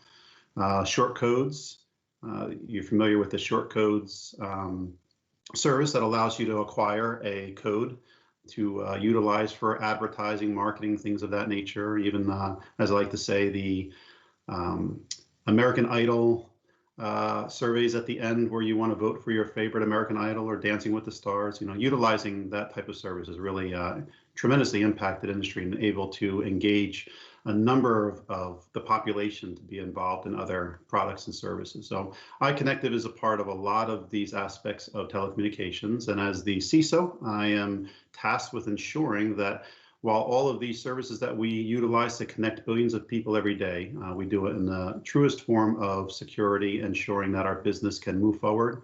We can grow our products and services. We can move in an agile environment, and always making sure that we maintain the strictest level of security for our products. So as we, domestically, as we move to a 5G 5G environment. And as we see people making decisions to disaggregate the radio access network, we see more software companies coming into the telecommunications business. Do you see iConnective changing to adjust to that from a supply chain risk management perspective in any way? So in all honesty, I believe we are already positioned with the products and services we already manage today, that we've built and we manage today. We're already positioned, really well for continued growth in this space. There's a lot of considerations that a company needs to make in their supply chain risk management programs. First and foremost, having a culture of security, ensuring that the supply chain risk management program isn't pigeonholed into one specific area, but that it spans across the enterprise, and it does elevate to the needs of the products and services that you're offering. All very important. And where we are today, we are more than ready to meet the growing needs of 5G, and as the telecommunications space continues to expand, the customers continue to have higher levels of requirements. Our partners continue to have higher levels of requirements, and regulations continue to elevate to meet those. The supply chain risk management program continues, and especially at iConnective, continues to elevate with it. Is there any specific areas, though, we think that our audience might be happy to kind of just jump into? I can talk about the software side of it. I can talk about the building out the program in general. Yeah, please do talk about the software side of things. And your firm is in a very unique position where, if you could talk a little bit about your to build upon what Trey had said about your threshold for risk tolerance, if you could talk a little bit about the specific functionality that your firm delivers and what your risk tolerance is. Sure. So overall, when I joined the company iConnective, it was 6 years or so ago, one of my primary roles at the time was to take a supply chain risk management program at a product level and to elevate it through a culture of security to an enterprise-wide program. That the language itself, supply chain risk management, was a term that everybody in the company understood what it meant, understood their role, their responsibility, how they aligned with it, and it was intertwined into all the corporate functions and business unit functions as a mature program would be. And so, one of the areas that I found was a major importance for us was to make sure that it wasn't just supply chain risk management wasn't just an assessment of a hardware provider, a vendor, or a specific software application, but it was also a really important part of secure software development. That meant that we needed to have a program in place that ensured that we understood the foundry of where our software and our code was coming from, to ensure that basically any code that we are utilizing for our products and services is either assigned code or it's internally developed. We ensure that just the code itself, any open source code had limitations of it being able to utilize links within the open source without those links being verified, having strong security measures in place for testing code, open source, static code assessments, dynamic code assessments, keeping a registry of all of our code and versioning of that code. So there's just a whole bunch of aspects of ensuring that secure code development is part of SCRM. We've even extended it to beyond just the development of the code and the partitioning who had access to even just the staffing firms that we would even bring in to hire. We ensure that our staffing firms, where we're hiring developers that are going to be part of building secure code for our company, that those staffing firms are vetted before they are even able to do business with us. Part of that vetting extends to things like understanding whether or not they're maybe US-based firms. If they are US-based firms, do they have a data set or a database of applicants that is able to be manipulated by offices that are outside of the US? They have offices in Russia, China, et cetera, and could they insert applicants into the process? So while yes, your company, my company is still in a position to do the hiring, Are you being fed candidates that are already plants?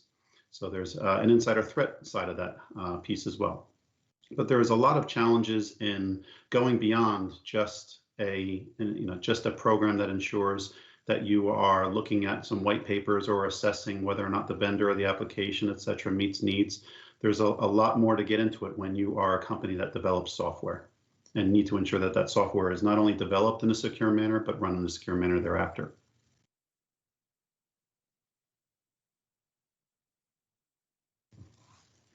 Joyce, still with me? You all hear me?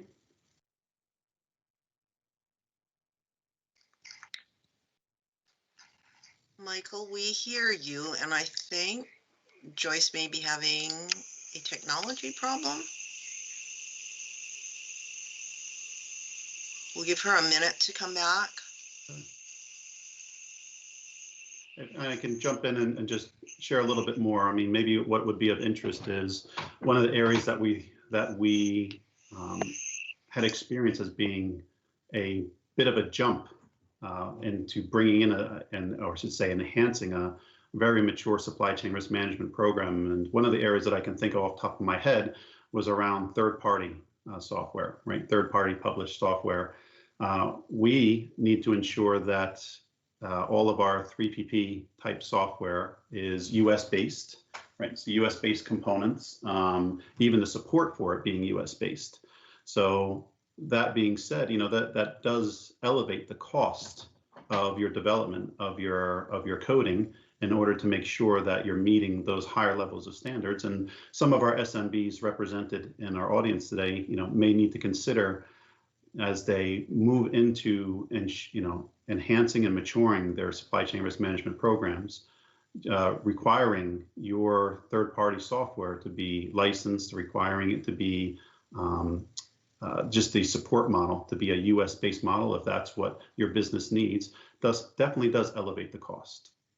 It'd be a consideration, something that we certainly learned, especially as you're potentially, depending on the type of company you are at, if you're producing product and service that includes software development, responding to bids, all considerations to be included when you're pricing out your model.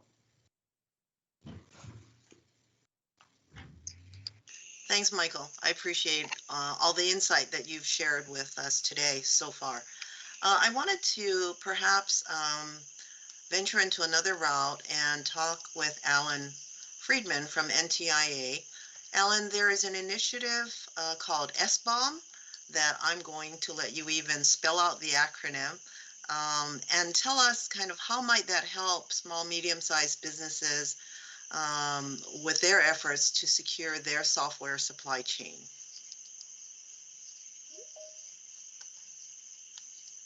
There we go. Alan, thank you. No, thank you. And I think it dovetails quite nicely on with what Trey and Michael touched on already of rethinking the broader software supply chain issue. So SBOM is software bill of materials. So those of you who are in the manufacturing world may be familiar with the idea of a bill of materials, which is to say before you build something, you need to know what you have, right? Before you build a widget or a switch, you're going to need so many of these parts, so many of these parts, helps you do the cost, helps you understand the risk, right? Why don't we expect the same for software? And another analogy I like to use is a list of ingredients for food, right? You go to the store, you buy a piece of candy, and it comes with a list of ingredients. Surely we can expect the same from the software. And this level of transparency in the software supply chain really is the starting point. I think that a lot of the benefits that Trey talked about of what we're going to need to delve into start with just knowing what we have. And we can talk about why this has been a little bit of a challenge to deploy. But really, it is just making sure that we can do it in a couple of ways. One, we need to do it in a machine-readable way, so it can be scalable, and so that it can be interoperable. Right? Because the supply chain has many different manufacturers, things flow downstream. And so we want to make sure that we have some tools and ways of thinking about data that can capture the open source side of things, that can capture middleware or things like real-time operating systems, commercial components that are then used in other components.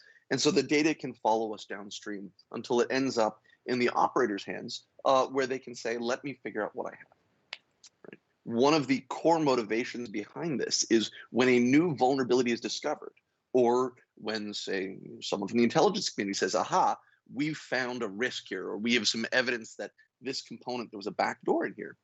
That should be the hard part, right? The hard part should be the security research to figure out the risk, or the intelligence community work to figure out the threat. Instead, today, there are very few organizations that once that risk is identified, or once the threat is identified, very few organizations can quickly and easily say, am I affected? And the goal of transparency in the supply chain is to allow everyone to quickly and easily answer that question.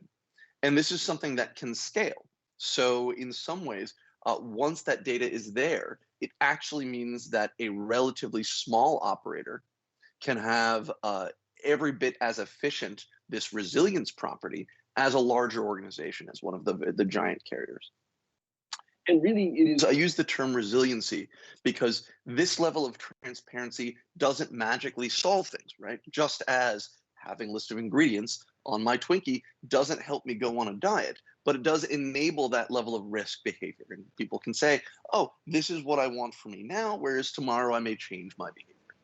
And so it enables this kind of resiliency and response to say, this is a risk that I need to attend today versus this is a potential risk. I'm going to take other activity, right? I'm now going to be aware of it so that if someone else in the government says I need to take certain behavior, I'll be prepared to take that behavior quickly, or I will talk to my threat intelligence community. I can put in place other potential mitigations or defenses. I can segment my network, things like that. So how does this fit into the small and medium enterprise side of things? Well, I think it actually helps a lot. We talked earlier about security being a cost driver, but sometimes certain pieces of security actually scale better for smaller organizations. One of those key aspects is going to be this software driving approach for both the manufacturer and the customer. So large companies that make things, especially in the telecom world, have a very long and established supply chain. So if you want to, a build process. So if you want to change it, you're now changing something that's large, has a bunch of organizational inertia behind it, and a lot of custom bespoke tools that have been built to make great products, and that's wonderful. But changing is a little harder. Whereas the smaller you are, the more nimble and agile your build process is going to be for software, and the more likely that process is going to be to have modern features that can more easily plug in and adapt to new tool chains and new capabilities, such as asking for this SBOM, the software bill of materials. So we think there's a real power here this is going to be one of these things that I don't think is going to be quite as onerous on smaller organizations. And it's the sort of thing that we can start looking for. Alan, this is Joyce. So really quickly, so this concept of a bill of materials has been around for quite some time. I mean, we've been checking the food ingredients for many years. What do you think the conditions are that actually were the things that came together to say now was the time to actually move out in this space and the leadership role that NTIA has been taking here? Thank you. You're completely right. This is not a new idea, and I want to be very clear. This is not NTIA's idea. It had been around for a while. It was even proposed in legislation back in 2014. I think there were a number of reasons why the community didn't really embrace it. One was just as the reason that Trey's center was sort of the first to do this in-depth public study on software supply chain awareness, which is this is a risk that maybe some people knew about, but we hadn't really raised to a global effort. And it's not just the recent attacks in December. I think over the last few years, we've become more aware of this dependency. Two is there were a few concerns that were, we'll be honest, a little on the venal side of things. One core concern of a lot of companies is they say, hey, we're using open source, but maybe we're not exactly following all the rules. And so we don't want to share what we're doing because we may have bent a rule or cut a corner on open source licensing requirements. I think today that's a much better understood risk than it was even a few years ago. There are commercial off-the-shelf tools that help with this. There's something called OpenChain, which is now an ISO standard to help people manage open source licensing concerns. and we better understand this idea. So that's sort of taken down another barrier. And the last approach, and this is where I think NTIA has come in, is to say, let's harmonize how we're thinking about this. SBOM won't work if different communities are trying to solve it differently. We need to make sure that everything from the way we think about it is aligned down to some of the basic terminology. I'll give you a quick story. We had a discussion that took several weeks about which way do you draw the supply chain diagram. Because some people say we have a root with a trunk with leaves, and other people say we've got a trunk with roots. Why is that important? Well, if we want to use the terms up or down, then it's important that we know what it signifies. And this is sort of the mundane thing that actually just saying, hey, this is the consensus that we're all going to use. And by the way, the answer was left to right. Helps us make progress. On the technical side, we've found common ground among the different data formats that were already out there that people were talking about using for this. So we have 3 data formats, SPDX, which comes out of Linux Foundation, Cyclone DX, which comes out of sort of the OWASP world, the application development world, and then SWID tags, which comes out of sort of more enterprise software world. All of these people are starting to use for this. And what we tried to do is make sure that they can align so that anyone and we now have translator tools so that it doesn't matter what data format it is because we are all using the same core fields. And lastly, we needed common language, we needed common tools, and then we needed to help the market expectation. And this is a little bit of a chicken and egg thing. No one was asking for the data, so no one was providing it. No one was providing it, so no one was asking for it. And what we've tried to do at NTIA is to bring both sides of the marketplace together to say, what can this look like? What are some of the challenges? How do we need to think about it? And in the course of doing that, we've said, rather than just write some papers or set some top-down policy, we wanted to help the community actually build it. And so we've been doing proof of concept exercises in the healthcare space, in the automotive space. We just today kicked off the first one for the energy and bulk power space, bringing together, manufacturers of very large machines that if something goes wrong, things explode, together with the asset owners, the utilities that keep us all in light and heat and now air conditioning. And so saying, let's try this. Let's get our feet wet with making sure that all of our assumptions about making SBOM data and consuming it hold. And so I think we're going to make a lot of progress following this model, and we're going to see more acceleration as more and more people realize the importance of it. So, Alan, what about, or if maybe you can elaborate on, the differences between perhaps a hardware bill of materials or a firmware bill of materials? Is that coming down the pike?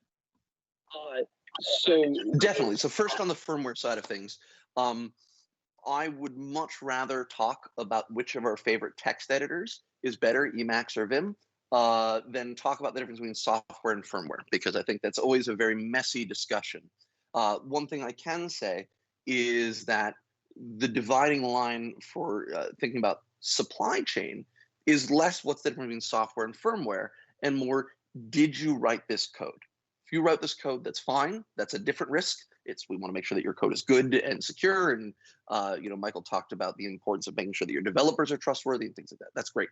You didn't write it. If you got it from somewhere else, then we now need to be able to follow it back. So that's one core distinction. Hardware is, and Trey has touched on this as well, hardware is very, very important. In some ways, it's a little easier. In some ways, it's a little harder. One of the nice things about software is we have mathematical tools that we know how to use. So, right, I can take a hash of a piece of software, and now Joyce can be happy that the piece of software I'm using is the same one that she and her team have approved from a repo, and it's trustworthy. She knows that I didn't go and download one, even though I can't show that I got it from this source. We have the mathematical fingerprint with the hash. You can't take a hash of a simple memory chip. And so there are a number of ways that we're trying to think about that and collaborate on that, because this is something that a whole bunch of other sectors are working on. The one thing that I'd encourage folks to take away from this is working very hard to not invent new things that are sector specific. In the software world, we've learned that we all use the same software. And so we want to avoid inventing a brand new standard when possible, because the Defense Department folks are using the same open source that medical device manufacturers are using, and they're all using the same source as what we see in the automotive sector. Hardware is a little different, but we still face the same problem. Department of Energy, for example, still needs to show that the 10,000th smart grid meter is the same as the first one that they've tested.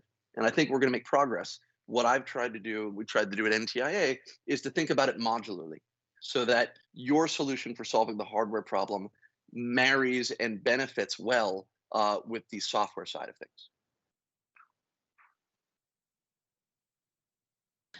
So if these small companies that are listening to this were interested in participating in like a proof of concept, because you said you've done proof of concepts with the healthcare sector, the automotive sector, now you're embarking upon the same adventure with the energy.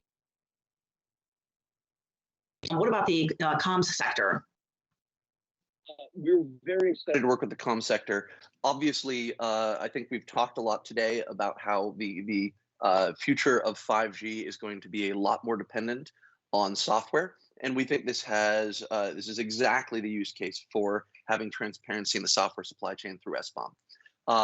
Anyone who's interested, I encourage you to go to ntia.gov/SBOM. Very proud of having such a short URL for such a complex topic. ntia.gov/SBOM. You'll find out more about this as well as some information about how to get in touch. We think that this really can benefit smaller organizations in particular. And one of the things we'd like to know is what are the tools that you have available and what are the tools that you think you need? Because the last thing I'll say here is the other aspect is not just going to the companies themselves saying, please start creating this data, or please start consuming this data, but building this into our tooling ecosystem, because very little in security is something that companies are doing themselves. We've now learned how to specialize and say, I'm just going to rely on you to do my vulnerability management, or you to sort of help me manage my software build chain. We're integrating SBOM into all of those aspects, both on the supply side and the demand side. Thank you. Let me shift now to Keith Nakasone. Keith, can you talk a little bit about your roles and responsibilities at the General Services Administration? And we heard from Trey some common themes with regard to software supply chain, and from Alan, activities that he is doing to help advance software supply chain security through software bill of materials. Where you sit at GSA, GSA serves a lot of federal government agencies. So how are you shaping federal spending from a security perspective? Great, thanks, Joyce. As you know, as we were working through the Kaspersky software issue that we dealt with several years ago now, and even now with the National Defense Authorization Act with Section 889, and the prohibition on telecommunications equipment and video surveillance cameras, we've learned a lot from that process, and we've actually started to document and say, what do we need to do to change some of the things that we do within the IT category? And so from a whole of government approach, I sit in the chair where I have responsibility over the IT category acquisitions, right? All the contracts and dealing with the small, medium, large industry partners in ensuring that we deliver IT through our acquisition solutions with security and supply chain risk management built into or incorporated into the process as well. So when we talk about what we have learned, there's definitely some change management. So from a people, process, and technology perspective, we have to look at the workforce. When we implemented Section 889, we realized that we needed to change up some of the the business processes that we were working through, because we oversee not only the IT schedule, but we have the IT government-wide acquisition contracts as well. So when we look at the capability and when we look at how to deliver whole of government supply chain risk management solutions, we're looking at the statutory requirements, we're looking at the federal acquisition regulations, the NIST standards and controls that are embedded. So as we move forward and as we look at the whole of government approach, that this is the kind of thing where, it's not a one size fits all. What we have to do is create the situation where we have hardware, software, services, IT solutions, cloud, and the cyber tools and security tools that we're using. We have to take this approach where we go use case by use case, do a crawl, walk, run mentality, and it's going to be a journey. And so as we figure out what can we do, what is the art of the possible at the highest supply chain, what is the highest level we can do with vendor risk assessments, et cetera, we're going to start incorporating it into our acquisition solutions across a timeline. So this is not a one and done. This is more of an evolution and iteration approach to implementing things. What are the art of the possible as we move forward? So again, we learned a lot through the Section 889, removing certain products from the catalog. We continue to do that, and we have changed some of the business processes as well as enhancing the systems where required so that we would be able to monitor and be able to take an automated approach to working with our industry partners to remove products as that are prohibited by statute. So this is the kind of thing that we're doing within GSA, is looking at it, how do we transform, upskill, reskill our workforce to solve some of the cyber and supply chain risk management issues that are coming forward. So Keith, you mentioned the word vendor risk assessments. So when GSA is looking at vendor risk assessments, and we think back to the conversation earlier today about the fact that security is a cost for small businesses, from GSA's perspective, as you were looking at having a diverse set of suppliers for the federal government, is security a market differentiator for the government? So it can be. So it all depends on, and again, we service all the agencies, small, medium, and large. So when we build out the catalog and the acquisition solutions that we have up front, we have to consider all. So what we have to build out is not only build out the acquisition solutions, but the education and awareness of how do we implement moving forward. I'll use the example like the cybersecurity maturity model certification that the Department of Defense is undertaking. We're partnering and figuring out ways how to structure the acquisition solutions so we can adopt it over time, but not make things mandatory at the schedule or at the GWAC level, but it's within scope, and we can allow that flexibility with providing solutions for the civilian agencies as well as federal, state, and local, so that we would be able to have that agile approach, if you will, for acquisition solutions. So it's really creating these use cases, ordering guides and the playbooks to ensure that people understand what we are considering moving forward at each of the different levels. When we put a master or a government-wide acquisition contract together, and then there we have orders that are being placed by the different agencies. Again, it's use case by use case, scenario by scenario. And then as we develop these themes that come through, we will be able to build out better strategies around the acquisitions so that we can do more of that whole of government approach and start building out solutions-based type of architecture with security embedded, so that when we go to market, industry will have that covered at certain levels so that people understand how we manage risk at within the different acquisitions. So Keith, in a conversation earlier with Alan Friedman, Alan's describing the development of a methodology that will, improve everyone's life from trying to find out whether they've been affected when indicators of compromise are pushed out and people need to find out if they've been affected. SBOM will certainly be a helpful tool. Is GSA doing anything else today, because that's coming down the road? SBOM is coming down the road. Is GSA doing anything else related to identifying provenance of software?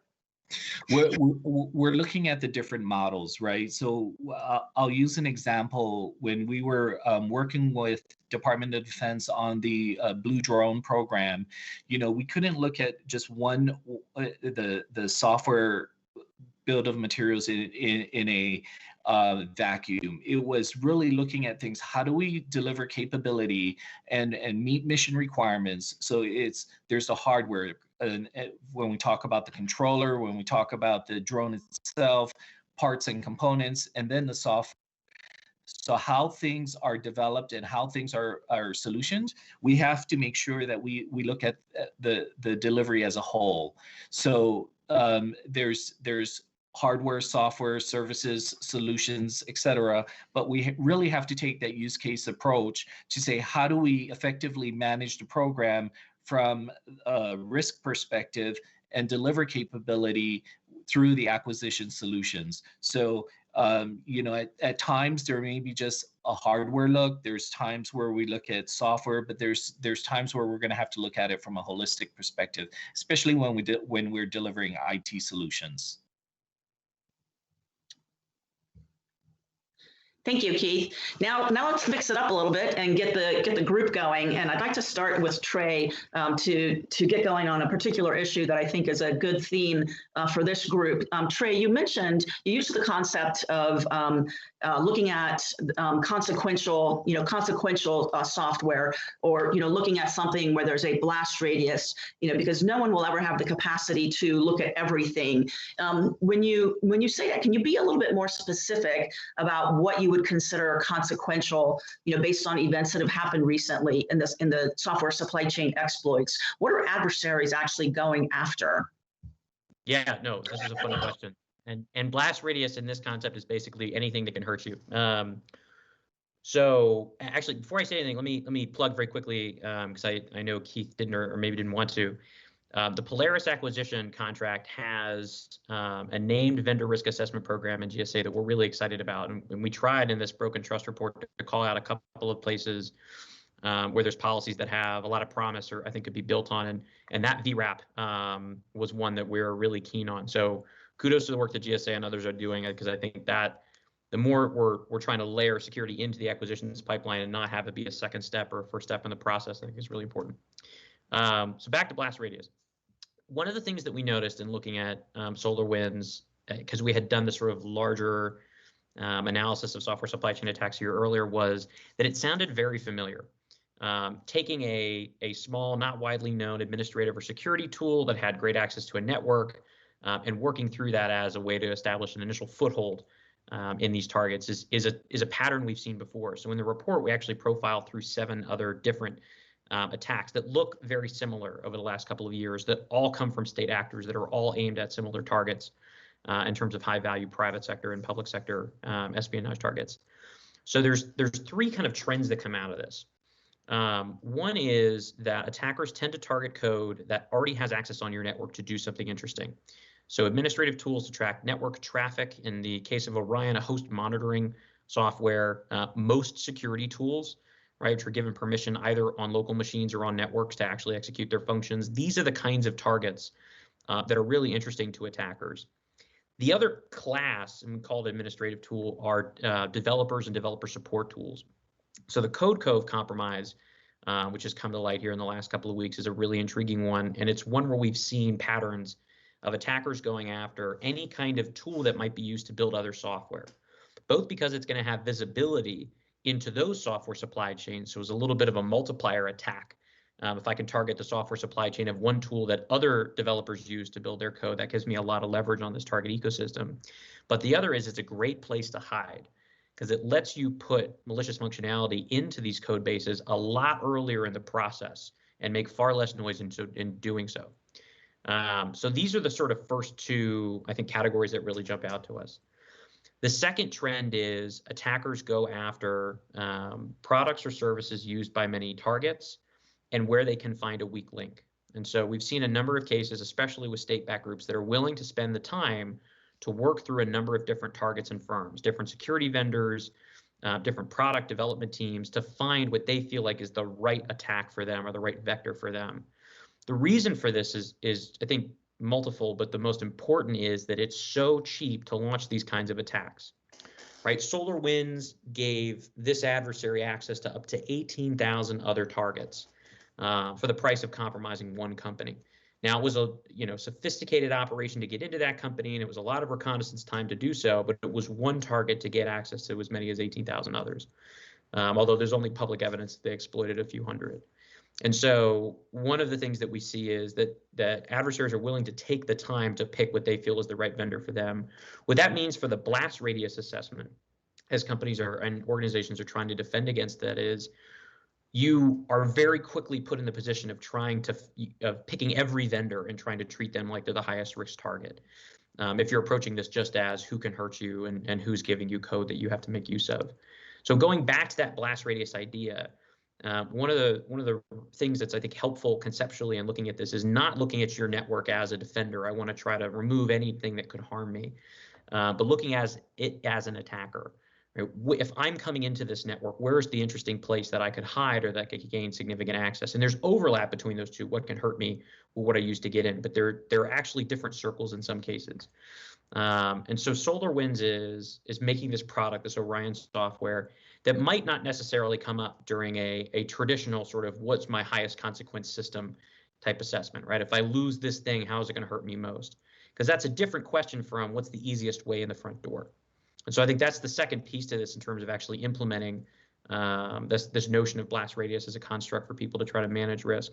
And it echoes, again, this trend that we see in these attacks over time.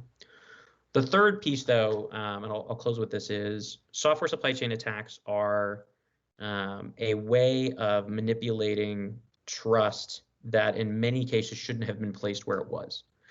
So Ken Thompson, in this very famous lecture in 1984, given as a result of his being awarded the Turing Awards Computer Science sort of Nobel Prize, said, I categorically, we can't trust code we didn't build ourselves. And Thompson's statement, this is made 40, 50 years ago, is a really significant one because he demonstrates it through a very simple proof in what would become a short paper, but was a lecture. But it underlines what we're really talking about here is managing not how safe can we be, but how comfortable can we be not trusting fully the products that we use and the code bases that we allow into our systems. And it's that threshold of mistrust it's where a lot of this risk management and policy work goes. And so I think that's probably the third takeaway in terms of the kinds of trends that we see in this blast radius discussion is as much work as you're doing to assess risk and to try and manage that risk, you need to be equally diligent in setting that threshold of acceptable risk, because that is the keystone that drives so many of these other activities.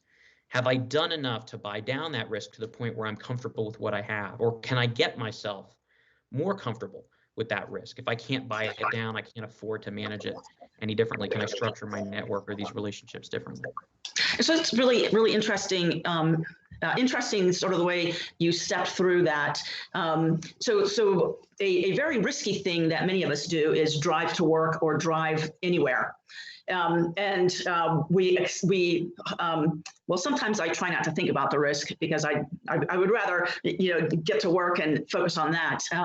But we have you have a little fender bender, and it's a fender bender that requires, police to show up, and there's a conversation with your insurance company. So the insurance industry, the training for police officers is driven by the insurance industry because they have so many statistics on, it's everything from like the how wet was the road, what's the coefficient of a particular size of gravel to calculate these formulas. And what you were describing just now, talking about thinking differently, and not about how safe can we be, but what our risk threshold is. Do you see a role for the insurance industry here in setting these thresholds? So if someone misses a threshold, should there be some type of penalty? I will give you a short answer, but I'd love to throw to Al on this because I know this is one of these ideas that's been around for a long time and has at various times been presented as a magic solution, and others, and he and I have had good argument about this. I think there is a role for risk. When we talk about risk, insurance plays three really interesting functions. First is it transfers that risk away from us. The second is it allows the pricing or the costing of that risk. So it gives us a sort of firm economic value to what that risk is to another party. But the third is it provides insight into risk for multiple different kinds of players, right? It pools that risk. And so, yes, I think in short, I think insurers have a really intriguing role to play here where they are able to track the performance of different security controls and the performance of different organizations, maturity models, and best practices against real world threats. Cyber insurance poses a very different set of challenges, not only in the availability of data, but also in the nature of risk, because it is not a naturally occurring phenomenon, right? It's not a hurricane. It's also not a there's a categorization for this. Effectively, it doesn't look and model the same way as what you see with auto accident or health data, but it does have a relatively tangible set of computable characteristics that you could assess and manage risk against. And there's a large and growing industry to do this. The one thing I'll call out, the one major shortfall with a lot of the major risk underwriters right now, insurance underwriters, is that they are uncomfortable with, in part because of that lack of data, but also in no small part because of a lack of analytical sophistication, actuarial sophistication for cybersecurity, because it's a relatively new space. There's a discomfort with what's called risk-adjusted pricing. Effectively, that if you do something wrong, you have to pay more for that insurance coverage. And so if we are going to see significant progress and real, like, meaningful growth in insurance as a contributor to better collective security outcomes, almost as a public policy tool, that idea of being able to adjust price in response to risk, perceived risk, you're doing better, you're performing better to buy down that risk, and as a result, getting an economic reward, has to become a much bigger part of the conversation. And I think there's just a gap right now for the largest players in the industry, and we're seeing some really interesting smaller players try to disrupt that. But yes, absolutely, in answer to your question, I think insurance plays a role here, but others make it. Okay, hey, let me shift to Alan and give him the insurance question. So Alan, if you would like to chime in on this question of insurance, Trey said earlier, software supply chain exploitation, it's so easy to do, it's incredibly prevalent. With SBOM, that's merely something that helps you with an incident response type of approach. Where does SBOM go in the future? Where do you think insurance plays a role? And what do you think about the use of artificial intelligence? Is this going to contribute to headaches for people who are trying to do the right thing and protect their networks and protect their consumers, their customers?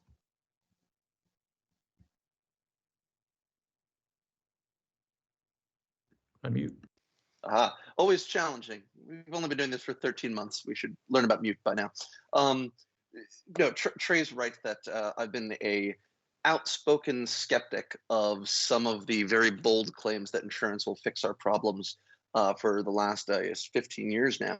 I used to have a file of from the insurance industry community where they would predict, 2003 will be the year of cyber insurance. It has, in fact, been a growing market. It's very beneficial. It is an integral part of any cybersecurity profile. However, it hasn't solved our problems, right? It hasn't had this role that Trey characterized, which is pooling the data to allow us to make the right decisions. And I think a big part of that aligns with something that I've been focusing on for a while at NTIA, which is cost of measurement. There are going to be areas where if we can measure certain things quickly, we know that metrics is one of these holy grails in cybersecurity. We've been having conferences on security metrics now for 2 decades. We probably won't ever come up with the solution, but we can make some progress. One of the things that's often left out of these discussions is people focus on the validity of the metric rather than on the cost of the metric. And if we want it to work in a marketplace, we need to understand, how do I actually show that it is quick to measure? So then even if it's an imprecise instrument for what I care about, I still can collect it and throw it in the model and see what works. And that's one of the reasons why I love SBOM, is it is a fairly cheap metric. Do you have it or not is something that's easy to find out. And if you give a wrong SBOM, or if you don't share all of your data, if you're lying, well, that's something that third-party tools can figure out, and they can figure out at scale, or rather, one person can figure it out. And then we have mechanisms for enforcing breach of contract, or just using trade rules to say, hey, you're not allowed to lie about what's inside the box. Now, the other thing is, once we have this data, we can start to use, as you mentioned, Joyce, artificial intelligence and machine learning tools.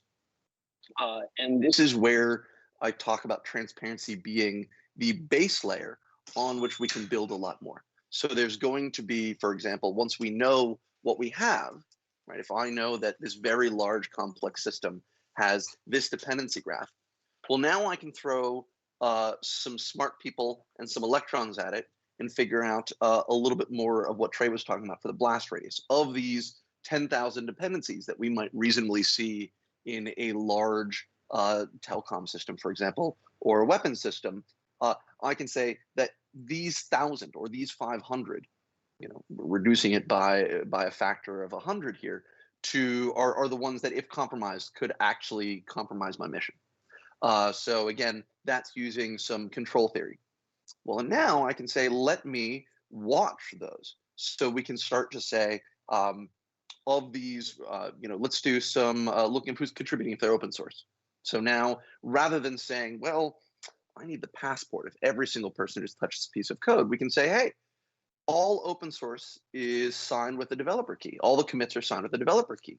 So I can throw pretty basic machine learning to say, let me look for anything that's out of the ordinary. There are a bunch of commits that just happened in a telecom project and the developer key was only ever used in a random web app before. Well, I'm going to pay extra special attention to those because it could be someone who's discovering a novel project, or it could be that those keys were stolen. And so we can start to use judicious use of automated systems to help us detect these kinds of compromises. Start with transparency, and then we move on to using judicious compute and machine learning to help us identify what is possibly an attack. And that's where we then put our resources for the manual investigation.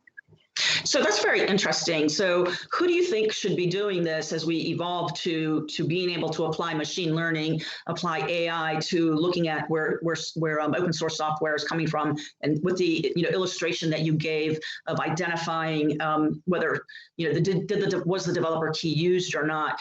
Is this a government responsibility? Is this the responsibility of a standards organization, or is everybody on their own?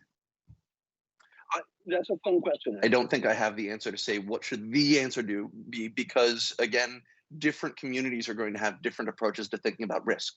So in the telecom world, we have our understanding of where the risks may come from, what it may look like. That could be very different in something like the pharmaceutical research world, where we have a different understanding of what our adversaries might look like and how they're trying to engage. I think this is an area where the private sector is starting to lead the way. By building out these tools. There are startups out there today that are trying to solve this exact problem. They're sort of saying, let's think about this. Some of them focus explicitly on open source. Others cast a wider net to think about commercial software as well. What government can start to do is say, hey, we're going to start looking not just for the bill of materials, but to make sure that you've done some sort of due diligence on your risk. The challenge in building out standards at this stage is similar to how we think about all security, which is we've got an adaptive adversary. And so as we start to perfect tools that help us detect one type of threat, our adversaries are going to look for another one. So what I'd like to see is some discussion and language around red flags, or sort of saying some way of effectively communicating what is the risk that I've done, and so that folks can say, yeah, you've spent your time thinking creatively, thinking like an attacker, taking advantage of red team expertise on your team. There are a number of ways that we can include that. Thank you. I'd like to get Michael back on and ask you, Michael, in your experience as a CISO where you are now, are these types of tools something that makes sense for your operating environment, or do you have other processes that you use to safeguard your environment? Certainly, tools like this help in, depending on where a small to medium-sized business is at in the maturity of their security controls, they help accelerate getting certain programs, off the start, getting them functioning, getting them running, getting the intelligence in that we need to make decisions on. And at the same time, they help supplement whether you may have some resource constraints for the size of a team to be able to support certain areas. But altogether, the tools that we've been talking through here, iConnective, we certainly leverage some component of these tool sets. There are areas where we have strengths, like any small and medium-sized business, around process, function, and so forth. But when we get into things, I know I'm maybe stepping a little outside of the conversation here for a moment, but looking at things like chipsets and hardware on that size and scale are certainly things that a small to medium-sized business may not be able to, be able to support in their own resources. And so, from the various tools that we've been talking through here, the programs, NTIA, GMA, et cetera, they certainly are a help to a small to medium-sized business. I think conversations like this bridge an awareness that many CISOs absolutely need, because we may just not know of the availability of these resources that are out there. And it's a challenge to pick your head up and look, as a CISO, to pick your head up and look beyond, look to see the forest through the trees. In an environment like today, there's just so much going on. And it is tempting for a CISO, for sure, to develop their own platforms, to develop their own processes and tool sets and things of that nature. I think Trey had mentioned early on in the first segment about the likely or the leaning of CISOs to try and build something else that already exists in the industry: tool sets, processes, programs, frameworks. And so, I myself have also learned to first and foremost look to see what's available, what tools, what frameworks, what programs are available to be able to adopt that are already being used across the industry with common language, with common terms, with common risk profiles. So very important for us to be aware of that. And I think, opportunities and platforms like this today really help bridge that knowledge. So you have robust processes in place at iConnective, to look at code that you use, and you have rigorous code testing processes within your company. When it comes to looking at, as Trey was describing, consequential pieces of gear where you have to worry about your risk tolerance, so that you know what the blast radius is, so to say. Do you think it's a responsibility of the ISAC, the sector information sharing community of interest, to be able to monitor open source software, to invest some resources collectively in monitoring open source software, so that the smaller companies that are less well resourced can rely on the industry to kind of police the software, so to speak? I'll refrain from making a definitive statement whether or not they're share a responsibility in doing so. All I can say is that, from an SMB perspective, that would absolutely be helpful, right? That would be extremely helpful. Again, Trey, I think if I don't want to attribute this statement to you if I misunderstood you when you were saying this earlier, but I think it's important for any CISO and security program that is going to leverage a external entity's work in a security or risk posture, component of its tools and its focus.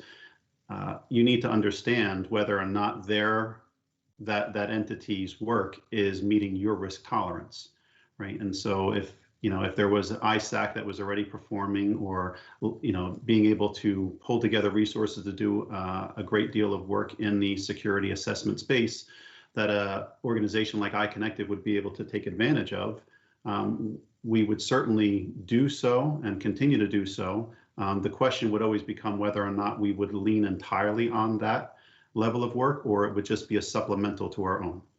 And I think that, again, just depends on the size and scale of an organization and the resources that your company has.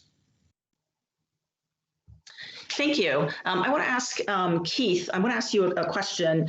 Since you're on the pointy end of writing contract language for the government, can you talk a little bit about how you have used or how you are employing some of these tools? I know you've been doing work with the Department of Defense on the capability maturity model, but is GSA looking down the road to incorporate requirements for the use of an SBOM or for a broader use of CMMC, specific requirements that address cybersecurity and supply chain security in the things that GSA is going to be purchasing for the government? Thanks, Joyce. Yeah, absolutely. We are looking at opportunities and evaluating what is the right mix, right? Because we know there's not one tool. We know that there's not going to be one process. So what we're doing is we're assessing and evaluating, some of the best practices, but also having these active engagements with private and public, using the nonprofit organizations to help us navigate and socialize some of the things that we're considering in and around CSCRIM. So as we move forward, we're going to see a lot more activities, especially when we talk about, where should it exist? Should it exist at the statute level? Should it exist at the regulation level or at a agency policy level? So we're having all these internal discussions and having these information sharing groups and where we can have these discussions in order to address the crossover in cyber and supply chain risk is a great thing. I think we're going to see more active engagement as we move forward. We definitely want to create solutions that will benefit the whole of government, but where mission dictates separate one-off solutions for the different agencies, we have to consider that as well. So as we move forward, we're going to be actively engaged in these areas. Again, we want to set up the acquisitions so that it makes sense. But I think, working especially in the 5G implementation plan and working through some of the activities, this will help flesh out some of that activities that we can potentially adopt as best practices as we move forward and as we look at CSCRIM efforts. Yeah, so Keith, so companies that seek to do business with the federal government or federal, state, and local, is there training that GSA provides on to help potential partners understand what the government needs or learn more about supply chain risk from the government perspective? So great question.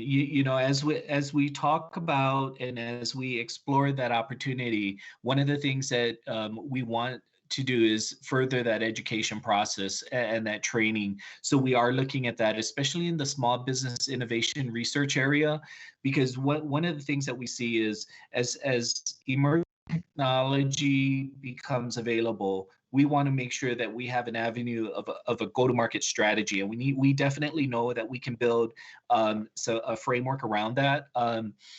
So we're still in the planning stages, but as soon as we're able to address some of that activities, we will be putting that message out. So stay tuned, but GSA is definitely taking a look at how we can collaborate and build that partnership, especially since we have such a substantial amount of industry base within the small and the mid-tier range. Not to exclude the large, because our catalog does go and portfolio goes way beyond, I think we have roughly 7,000 contracts in place right now. But definitely we want to ensure that the IT category is set up right, and have that active engagement as we move forward, especially in and around CSCRIM.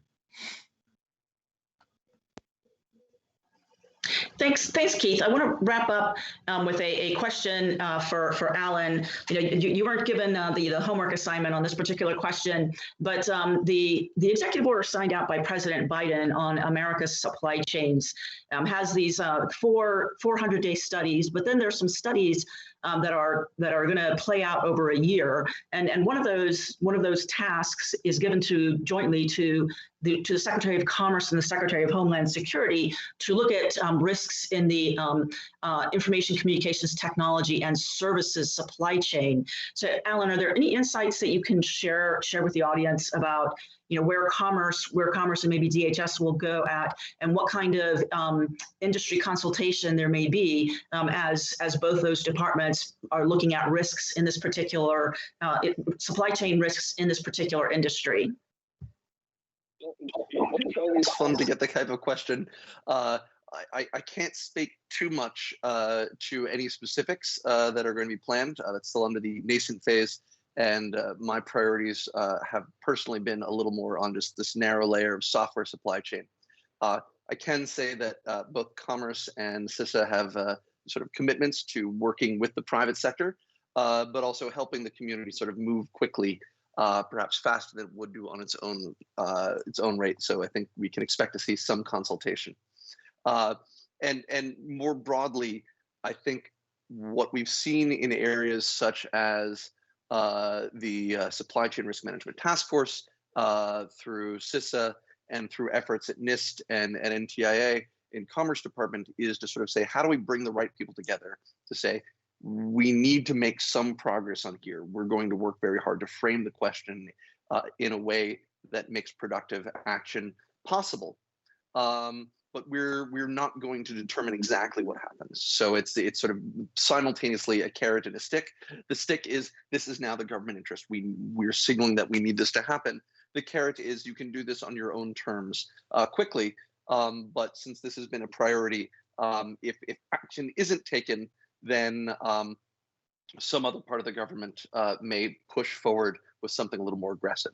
So hopefully that was slightly answering your question without speaking out of turn for my government colleagues that are leading this effort. Yes, thank you, Alan. I was putting you on the spot there. So I'd like to wrap up and thank all of the panelists for a really great discussion. With Trey highlighting the fact that the exploitation of software supply chains is something that is being done by a very sophisticated threat actors. It's here now and it's going to stay with us. The ideas that Alan has been advancing with software bill of materials and the notion of the cost of a measure versus the validity of a measure as the way to think about things were very interesting.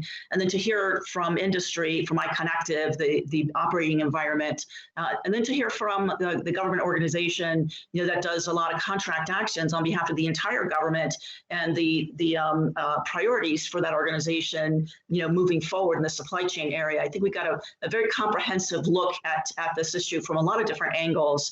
So I just wanted to wrap up by thanking Commissioner Rosenworcel and her fellow commissioners for leadership on this issue and for hosting this. And I'd like to turn it back over to Deb. Thank you, Joyce, and thank you everyone who's on this panel. Such insightful information that's been shared with all of us. Before we go to our final speaker, I'd like to note that if you joined us late today, or if you want to share information from this workshop with others, we will be posting a video of today's event on the event page, where you'll also find additional resources. It'll also be available on fcc.gov/events, and the video should show up within a couple days. Now, to close out our program, I'd like to welcome my boss and the chief of the FCC's Public Safety and Homeland Security Bureau, Lisa Folks. Lisa? Thanks, Deb. Wow, what a great an informative program. I've managed to listen in for most of the program, and I found it really informative. So thank you to the Office of the Director of National Intelligence and the Cybersecurity and Infrastructure Security Agency for your leadership in designating April as National Supply Chain Integrity Month and highlighting the importance of a unified effort across organizations to strengthen supply chains. We know this has been a busy month of activities for you and appreciate your partnership in making this event a success.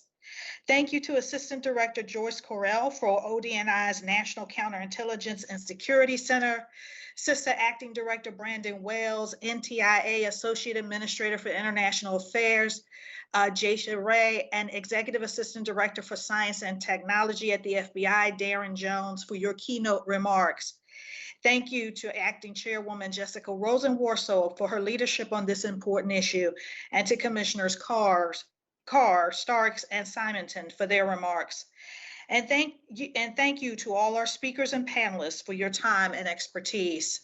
I would like to close with a few points that sum up some of what was discussed today. First, the communications network is critical infrastructure.